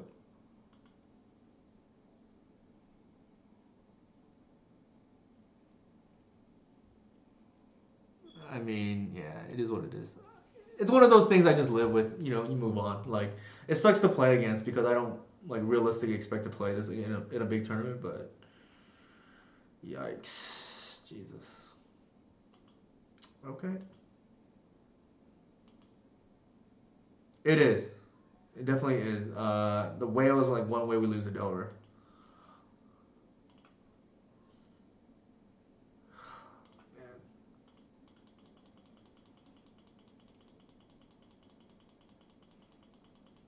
I don't think it was wrong to keep this hand. Like we had to turn two Thoughtseize. And the trophy's even good too, in case they go like turn one horn or something.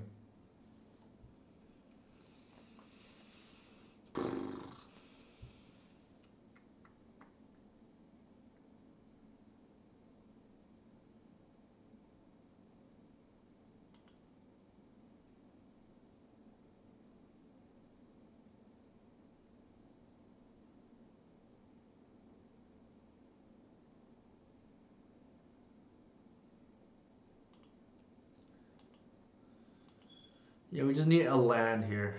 And oh, what a tease.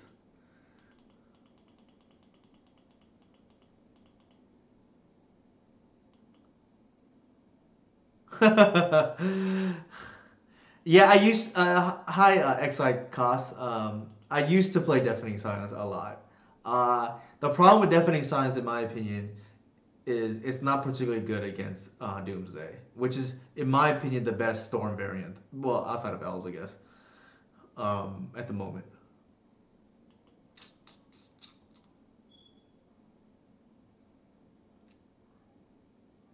This is quite. Oh my god.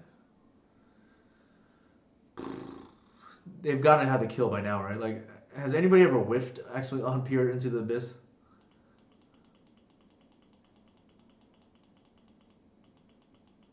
I can't imagine that they like. Jax says it's possible, but I don't know what he was playing at the time.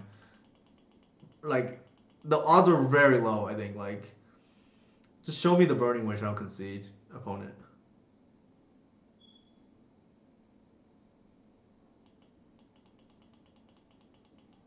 So he has whiffed once in 15,000 games on test. Oh, there you go. It has happened apparently. Like I've heard these mythical stories of you whiffing on Peer into the Abyss, but I don't know if like that was just like what the odds are on that. And yeah, I don't know if that just means the deck was misbuilt or whatnot. Just put me on my misery, please. I'm just gonna concede. There's no way they're whiffing here. You have 18 cards. Like, there's no way.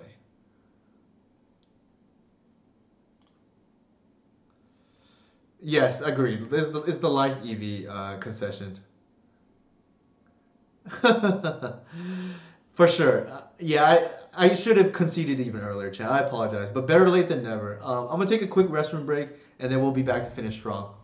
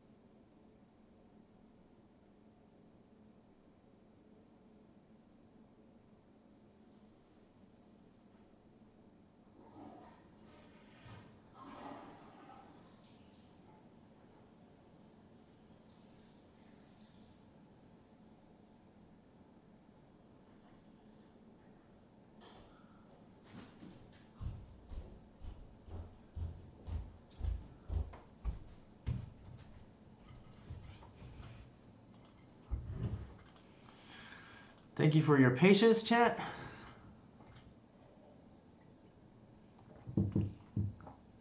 So yeah, on the topic of the deafening silence, one of my issues with it is right now it doesn't win the mirror and it doesn't. It's like pretty bad against what's called. It's pretty bad against Doomsday and not great against the show and tell decks. Better against Omni though, I will say. It is, yeah. It's like easy mode now, right? I used to play a little bit of Doomsday, albeit not great, but it's definitely a lot easier than it used to be. Thanks, Eli. I appreciate it. Thanks for coming by and appreciate you installing back one of the most prized commands on this chat, on the stream. I love it. I love it. Jonathan would be very happy to, would be very pleased to see it's back. Have fun writing the cyborg guide, Eli. Always a pleasure interacting with you.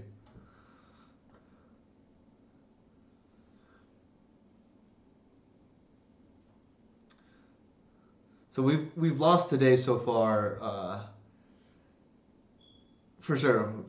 Same to you. We've lost 3 times, and 2 of them have been to a turn 1 deck. It's one of those nights, I guess. This is probably a mole. Man, yeah. That's not great either, but maybe I need to cut down on the crop rotations. Like they have been somewhat of a liability tonight.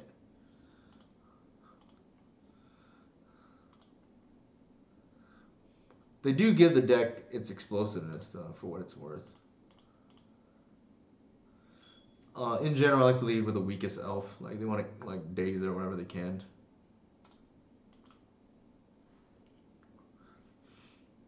The next turn is gonna be pretty good. Like agreed. Burst was one of the best draws we could have had there. Oh, interesting. Maybe miracles.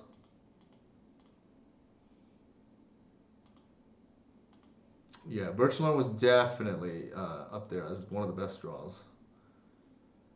All right, we'll lead with a redundant copy.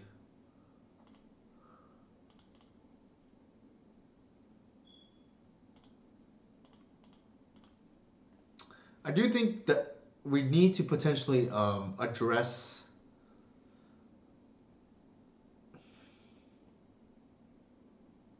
Yeah, I think so too. And we're kind of ready for it, right?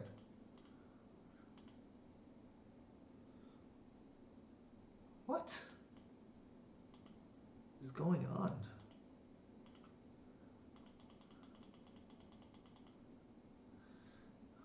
I don't know what's going on anymore. That can't be right. Okay, let's see. I think we need to try to hit land drops, so let's do this. If they want to force again, they can. That's not bad. That is not bad.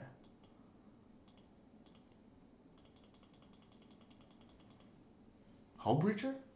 No, it actually can't be. They wouldn't do it in response to the Visionary.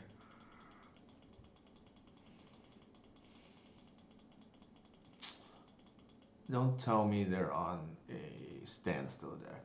That is one of the cards I hate playing against. Yeah, I think it is. I absolutely dislike playing against that deck. Or not even that deck, that card.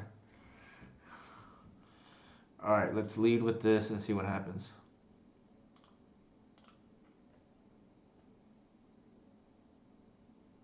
Nice.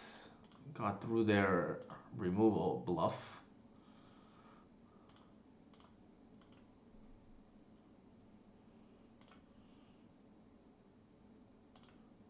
Technically, I think I would have actually rather have played Heritage into Reclaimer because if they had the removal, that would be better for us. But and if they want to force, like I think we're okay with them forcing there. So it's a slight misplay by me.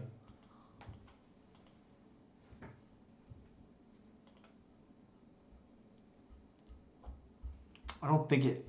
Well, it kind of matters here, I guess. Now I don't have the Reclaimer on the board.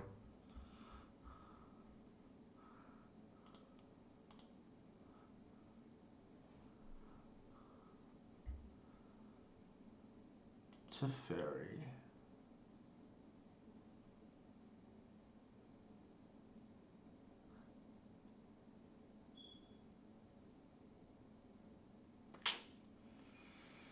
Huh. No, I don't think it's legal. Well, let me see. They bounce, draw a card. We play a dude. Natural order. I don't think it's lethal. Let's see. That's four. Let's count. 4 plus 6. Well, it's 8 plus 6 is 14. Yeah, it's not dead. Sorry. I love it when they target one of my elves and I deny them a draw. That's probably the best.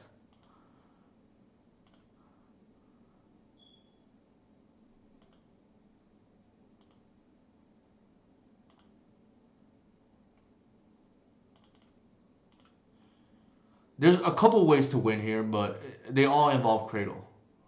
That's a start, I guess.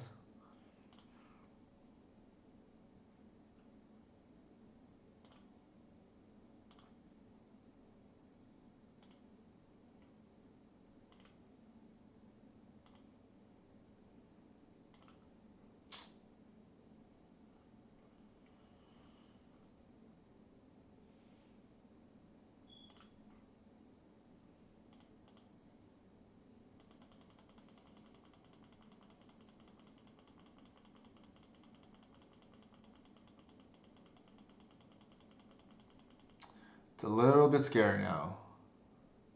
Yeah, one mana divination is still pretty good. Agreed.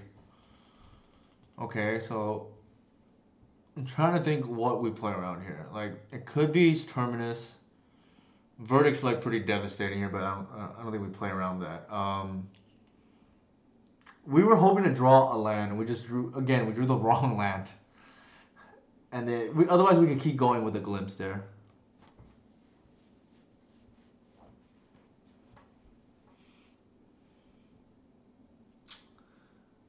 It's funny. Earlier I said crop rotation is a liability. This is the board state where crop rotation is pretty damn good. Yikes! You got to be kidding me. Sure.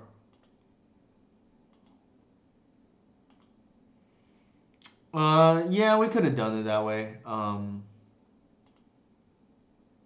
Because it untaps. I like went too fast. That's it's for sure playing Wirewood would have been better. All right, they should have done that on their turn, by the way.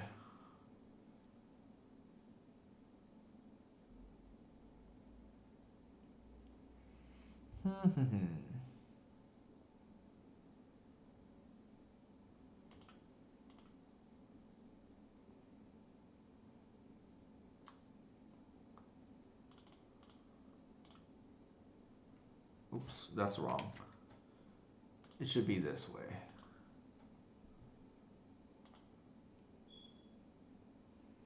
Such a misplay from their behalf to sure.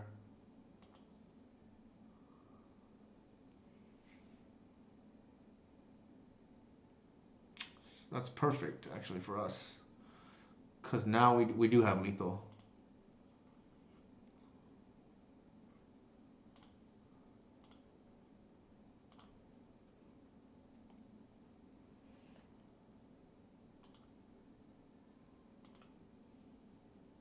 I mean I don't blame them. Like otherwise they just lose to well actually the G2 can just take over. Maybe they were thinking we could dig out of it, but well, they probably lost the game with just forcing the virtual randomly. Uh, Choke is like kind of iffy given that they have a bunch of planes too. Yeah, blue player punished for their aggressive forces. Like I hate it when during Arcanus era, blue players would just randomly play spells and just get rewarded. And by randomly play spells, I mean just like force random things. That was quite upsetting. I think we do want the chokes.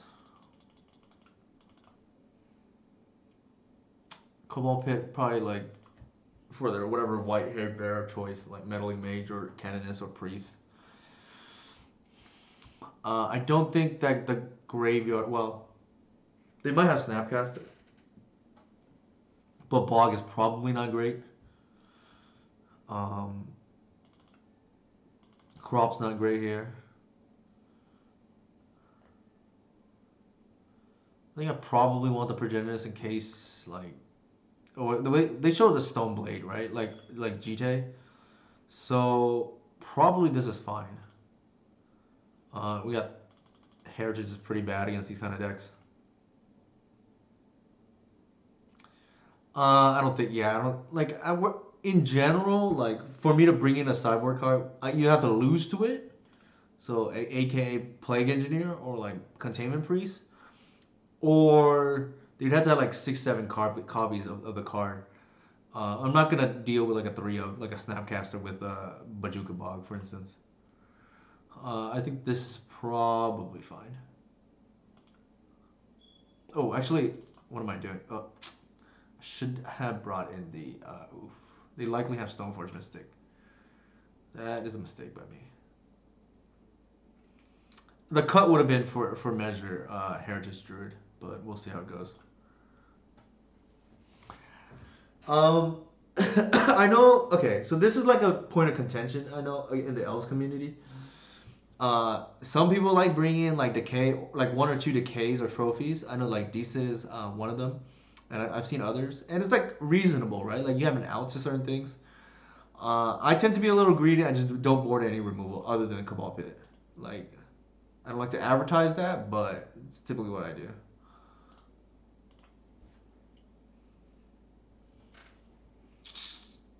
All right. There's a shepherd or the visionary. I think we want the visionary. Well, let me think. We can natural order and force that through with a wirewood, so that's pretty good too. I think the visionary is pretty damn good though. I'm gonna go with that.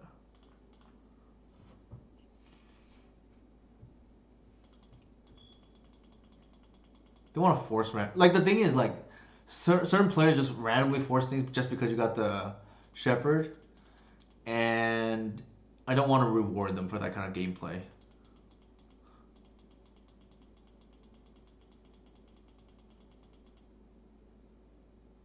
Sure.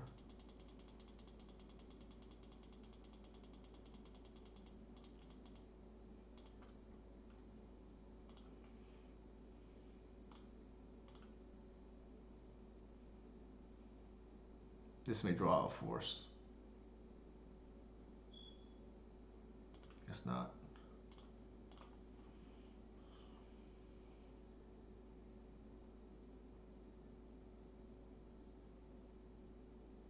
Now this may draw a force. Like they're definitely thinking about it.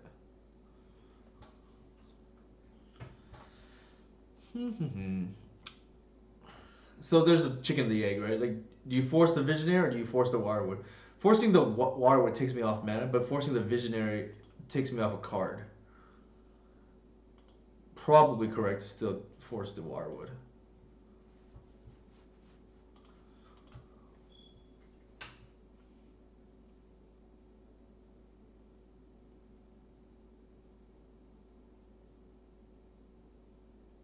I'm gonna natural order regardless here. You would have been playing Quirion plus Arbor plus Fetch Reclaimer. Nah. I think the Cradle incentivizes you to play to the board because this is like free mana, right? I would agree if it was a Wasteland deck potentially, but against these like Tundra mages, I tend to like to get value out of Cradle immediately. Like, there's no way they're boarding in. I mean, they could, I guess, leaving in back to bases, but that's like pretty loose in my opinion.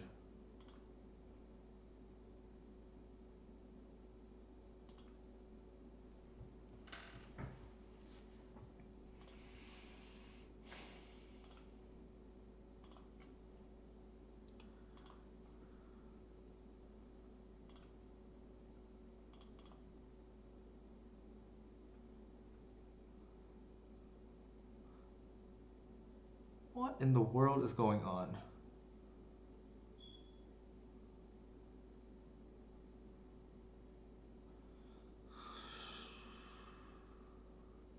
Sure. Submerge in a control deck. It's kind of insane.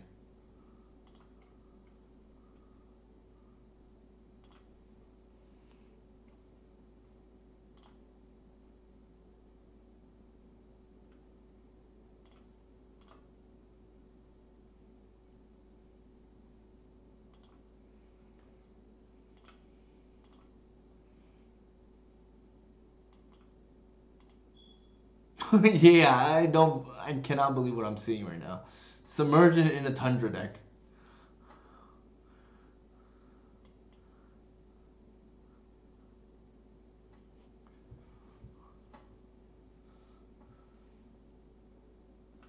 What did they reveal off the Narset? They whiffed? Huh.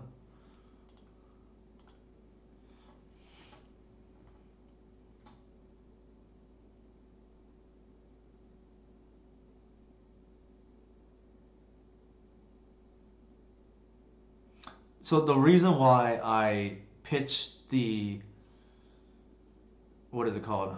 The reason why I pitched the Visionary was because I wanted to protect the Arbor and hedge against a sweeper. It would still be a 3-for-1, but better than a 4-for-1. Well, yeah, better than a 4-for-1, I guess.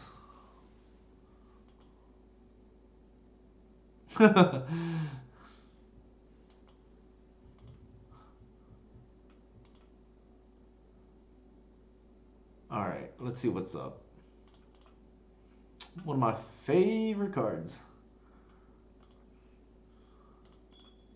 Let's see what's up.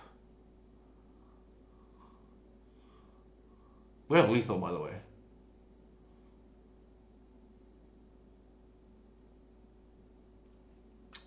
In case, well, actually, I did. No, we 4, 5, 6, 7. No, we don't. We're just one off. We use our land drop already. This is typically the configuration, except we use our land drop.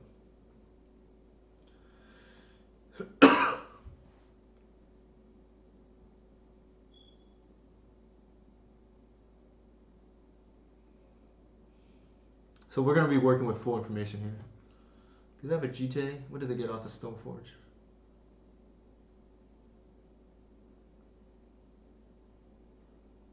Sure.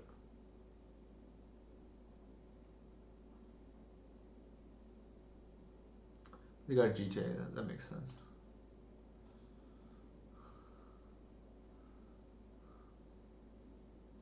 Actually, this is one of the back to basics. Is one of the things that Korean Ranger makes. The reduced number of Korean Ranger makes it harder.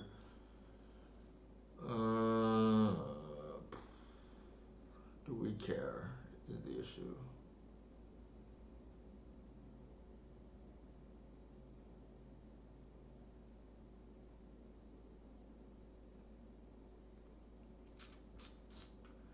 Probably let it go.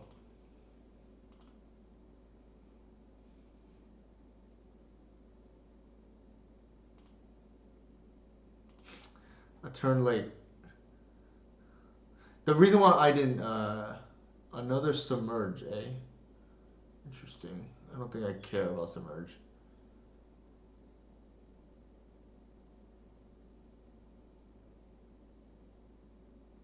Yeah, I don't think I care.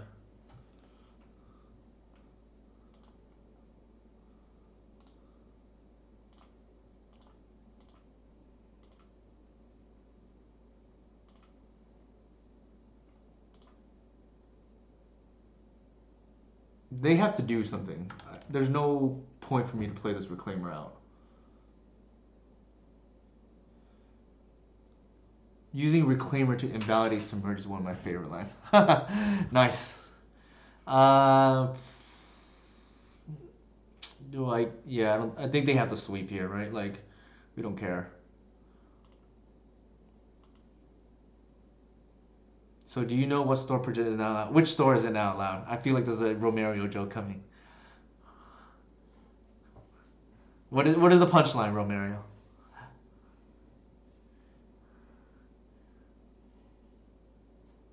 Ah, I love it. I love it. All right, so to recap so far, Romero, I don't know how much you missed, but we went 4-1 in the first league. We lost to Ruby Storm. We also lost to Ruby Storm this league, and we lost to. I mean, I love dad jokes. And then we lost to what were they on? BCF. Oh, Blue Red Delver. Hopefully, we can just end strong here. Recover the 3-2, losing to just turn one decks tonight. Yeah, you didn't miss much. We essentially got turn one a couple times, like or turn two, I guess, against these decks that are heavily trying to force me to play Mindbreak Trap, which I think is a trap in Elves. Like, I think the good decks are like Doomsday and Elves, and Mindbreak Trap is like pretty fringe against those decks. Like, good players can play around it.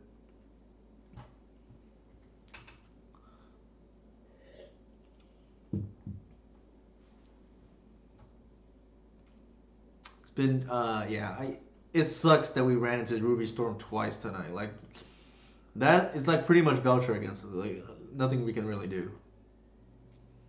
I don't even mind playing against like some of the other Storm variants, but it is what it is.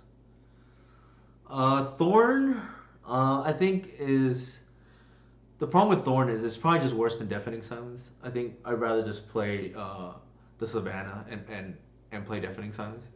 Problem with that also is not particularly good against Doomsday.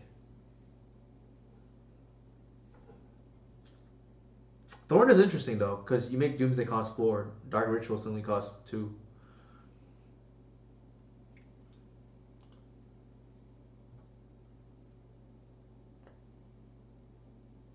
I think they can beat it though. This is my guess because double splash. Alaman 1, 2, 3. I don't know what they're on, but this hand is actually pretty good. If uh, pretty good otherwise, yeah. I mean, this hits in my opinion. You think so, Romero? Maybe I should try it out.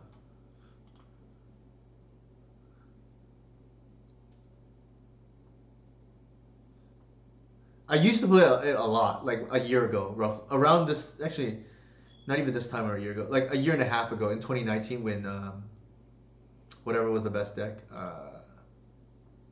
Rug Delver with Red and Six. Like that was actually one of the best times for me. Actually, I know people think Elves can't really beat it, but Red is kind of slow, and you can kind of go around it. Uh, Hello. When in doubt, just always take this card.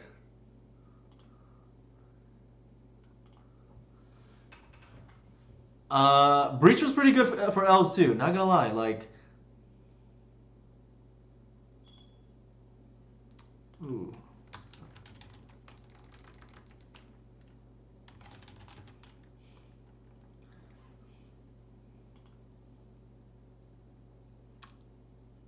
Nah, it's a once. It never hit. It never misses, right?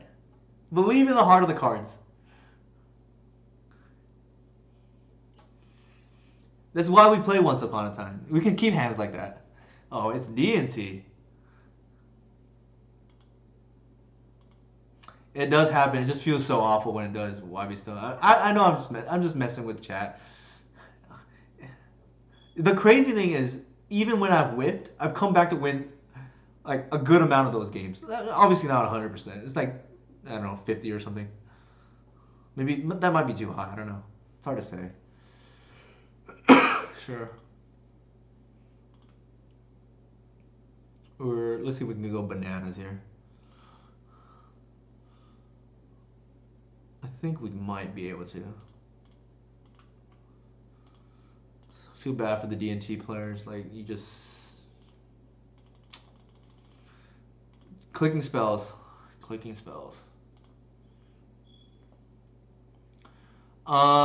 Breach was pretty busted. I'm not sure it's more busted than Luris Delver.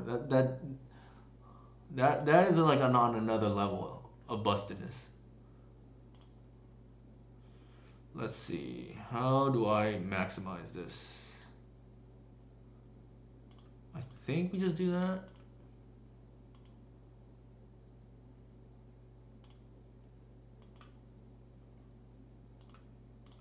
This just feels too unfair here. What we're doing. Uh, Jeskai was the build that was popular at the time, but I think any variant's like pretty strong. This is just absurd, yeah, what we're doing here. This is like not fair.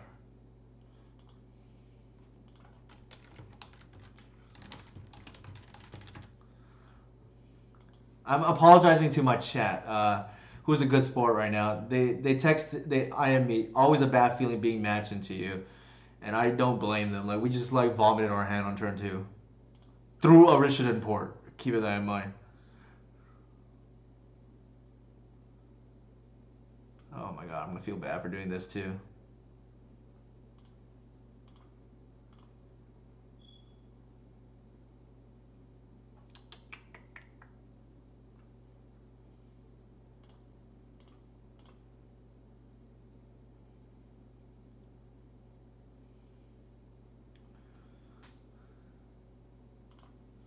This really does feel bad being on the like, man. I'm not sure about Zerda, but Luris, yes. I'm not so sure. I think Zerda could be dangerous too. Still, because those decks tend to make like a lot of mana, and Luris, like the deck that abused it the most was probably Delver, and 3 mana is a lot for Delver. Like I would love to play Luris again, Luris Elves again, but I just cannot see it coming off the ban list. Yeah, Zerda's a really cool deck. And unfortunately, I think the mana is not an issue for it, so I think it probably is still pretty broken. Yeah, I think it's still pretty broken in Legacy, even with the 3 mana tax.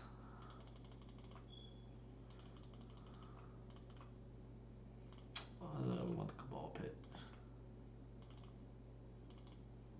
This is one of the matches where I just don't think Shepherd is like relevant. Like if I think they might have Chalice, maybe I'll keep one in, but like all the other stuff is just so good. I don't think we need it. Like we're like the pump is like hardly the reason why you win. Like if you can pump, that means you probably already won because you're like a million mana. Natural Order is always a good card against these kind of decks.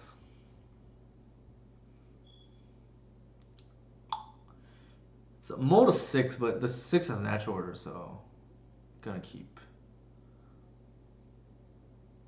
We'll probably deck thin first, fetch out the forest, and then once upon a time see what we see.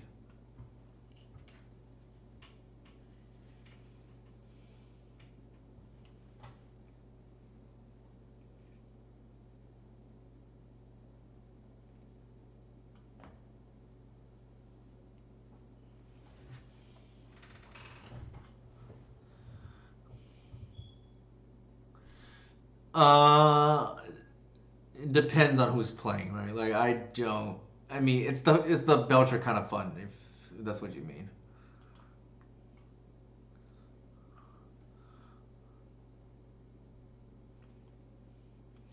It's probably one of the few times where in Legacy I play 4 crop rotation. Like when Luris and Zerda got banned, but Gyruda was still legal, and but Companion rule had not changed yet.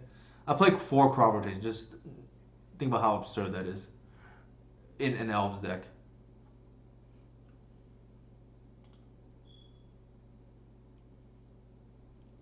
And I just have to cut the ley line because you know I did. It's one or the other, right?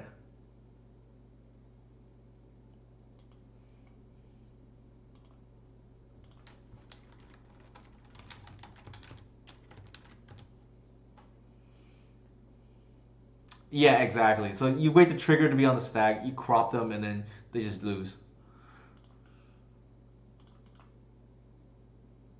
Yeah, Yorin's cool. I don't know if it's like super good, but like JTL, won a PTQ with it, so can't be that bad.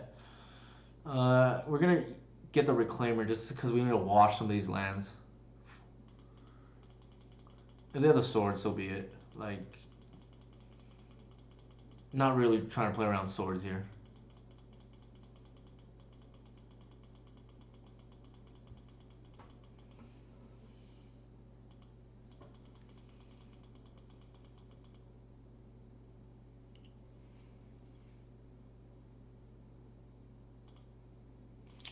Maybe we should be playing the Peeland for times like these.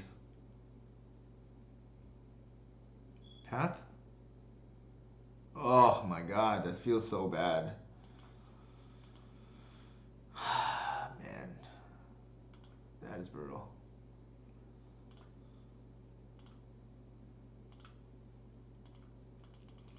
Not to have the other force in the deck. I got see. This is what I mean. Like I got a little punished there because I chose to deck thin instead of keeping the.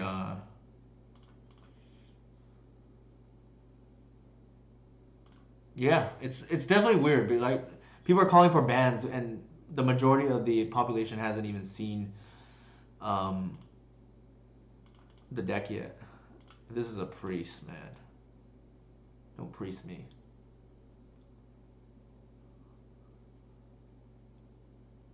Thank you. That should be game, I think.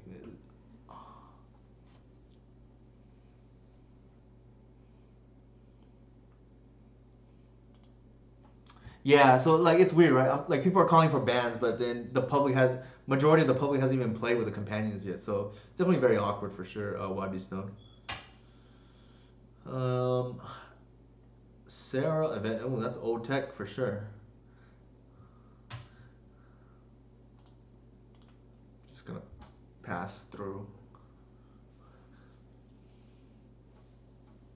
I don't think what they do matters unless they have the Council's Judgment now. 3 mana? What could that be? Sure. I don't think that matters.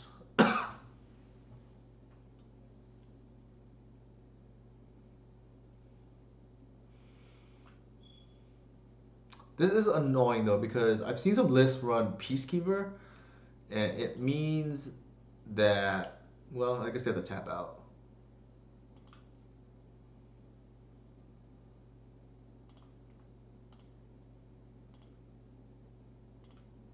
It means that we can't play and pit the Peacekeeper at the same turn now, unless we get that off the board.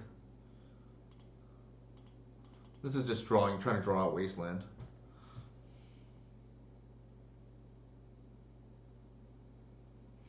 Well, it's the same thing, right? Like, there's no way to know for sure, YB Stone, that anybody's deck list is 60 cards exactly. You have to actually just check. So you can always just ask for a deck check.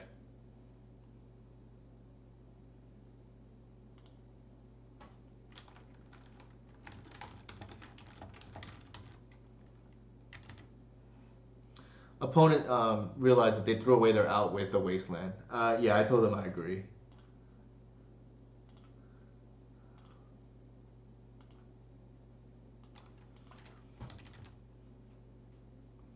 So we salvaged the 3-2, but it's just we went 7-3 tonight in 2 leagues. Just really unfortunately ran into Ruby Storm twice. Like I don't really expect to play against that in any like real setting, and we happened to lose to it twice tonight. That's actually kind of funny. It's true though, yeah. You see a bigger size and you know they're on Urian. The other thing is, and this is more Moto, 61 card tends to be tribal. I know Eli's off at the moment, but he plays. Goblins tend to play 61 cards. It's a tell. Elves before used to be a thing with 61. I'm not a fan, but I mean, if it works for you, do what works for you. I'm not gonna make a big spiel about you gotta play 60 cards no matter what. I'm gonna play 60 cards, but if it works for other people, they can do whatever they want. Like I'm not gonna like spend too much time on that. I guess is what I'm saying.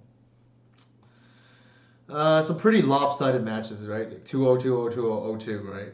This was the only one that took more than 2 games. Deck was fine, I think. We just, we went 4-1 into 3-2. We just played Ruby Storm twice, which is kind of unfortunate. Our only quote unquote real loss was to Blue Red Delver. Maybe we hedge more removal or for that matchup. Like I can see maybe playing 2-2 split between Trophy and Decay. Trophy being relevant for other matches is kind of big though. I'm trying to think how it played out. We lost. How did we lose? There was a cage, I remember, but I don't think that's why we lost. I didn't realize that. Oh, YB Stone. That's kind of funny. The main deck without Ooze, maybe we want Ooze, but I mean, the deck played pretty well, like otherwise. And Ooze doesn't really matter against,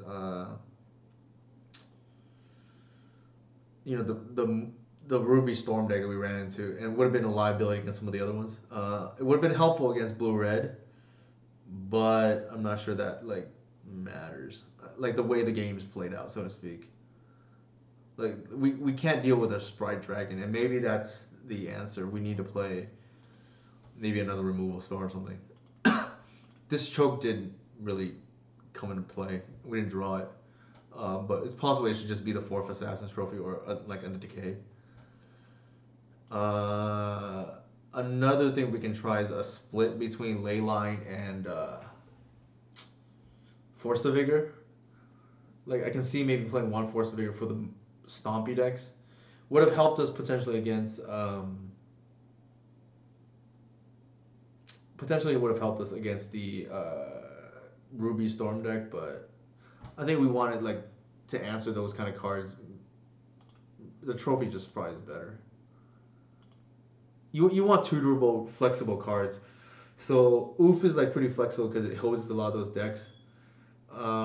Maybe the choke should just be another removal spell. Hard to say. Anybody have any questions for me or any preferences on who you stream with or to raid? I think we went 7-3, and like two of our losses are kind of asterisk. Like I don't expect to run into those decks. Like I said, and then we lost to blue red, which suggests maybe we need to play another removal spell. I don't know about the exact split, but 4 trophies isn't unreasonable, I guess. Or I can see 2 too. I definitely want some number of trophies with whale being an issue. I think with that said, if there's no questions, chat, thanks for tuning in. I'm gonna go ahead and raid Nathan now.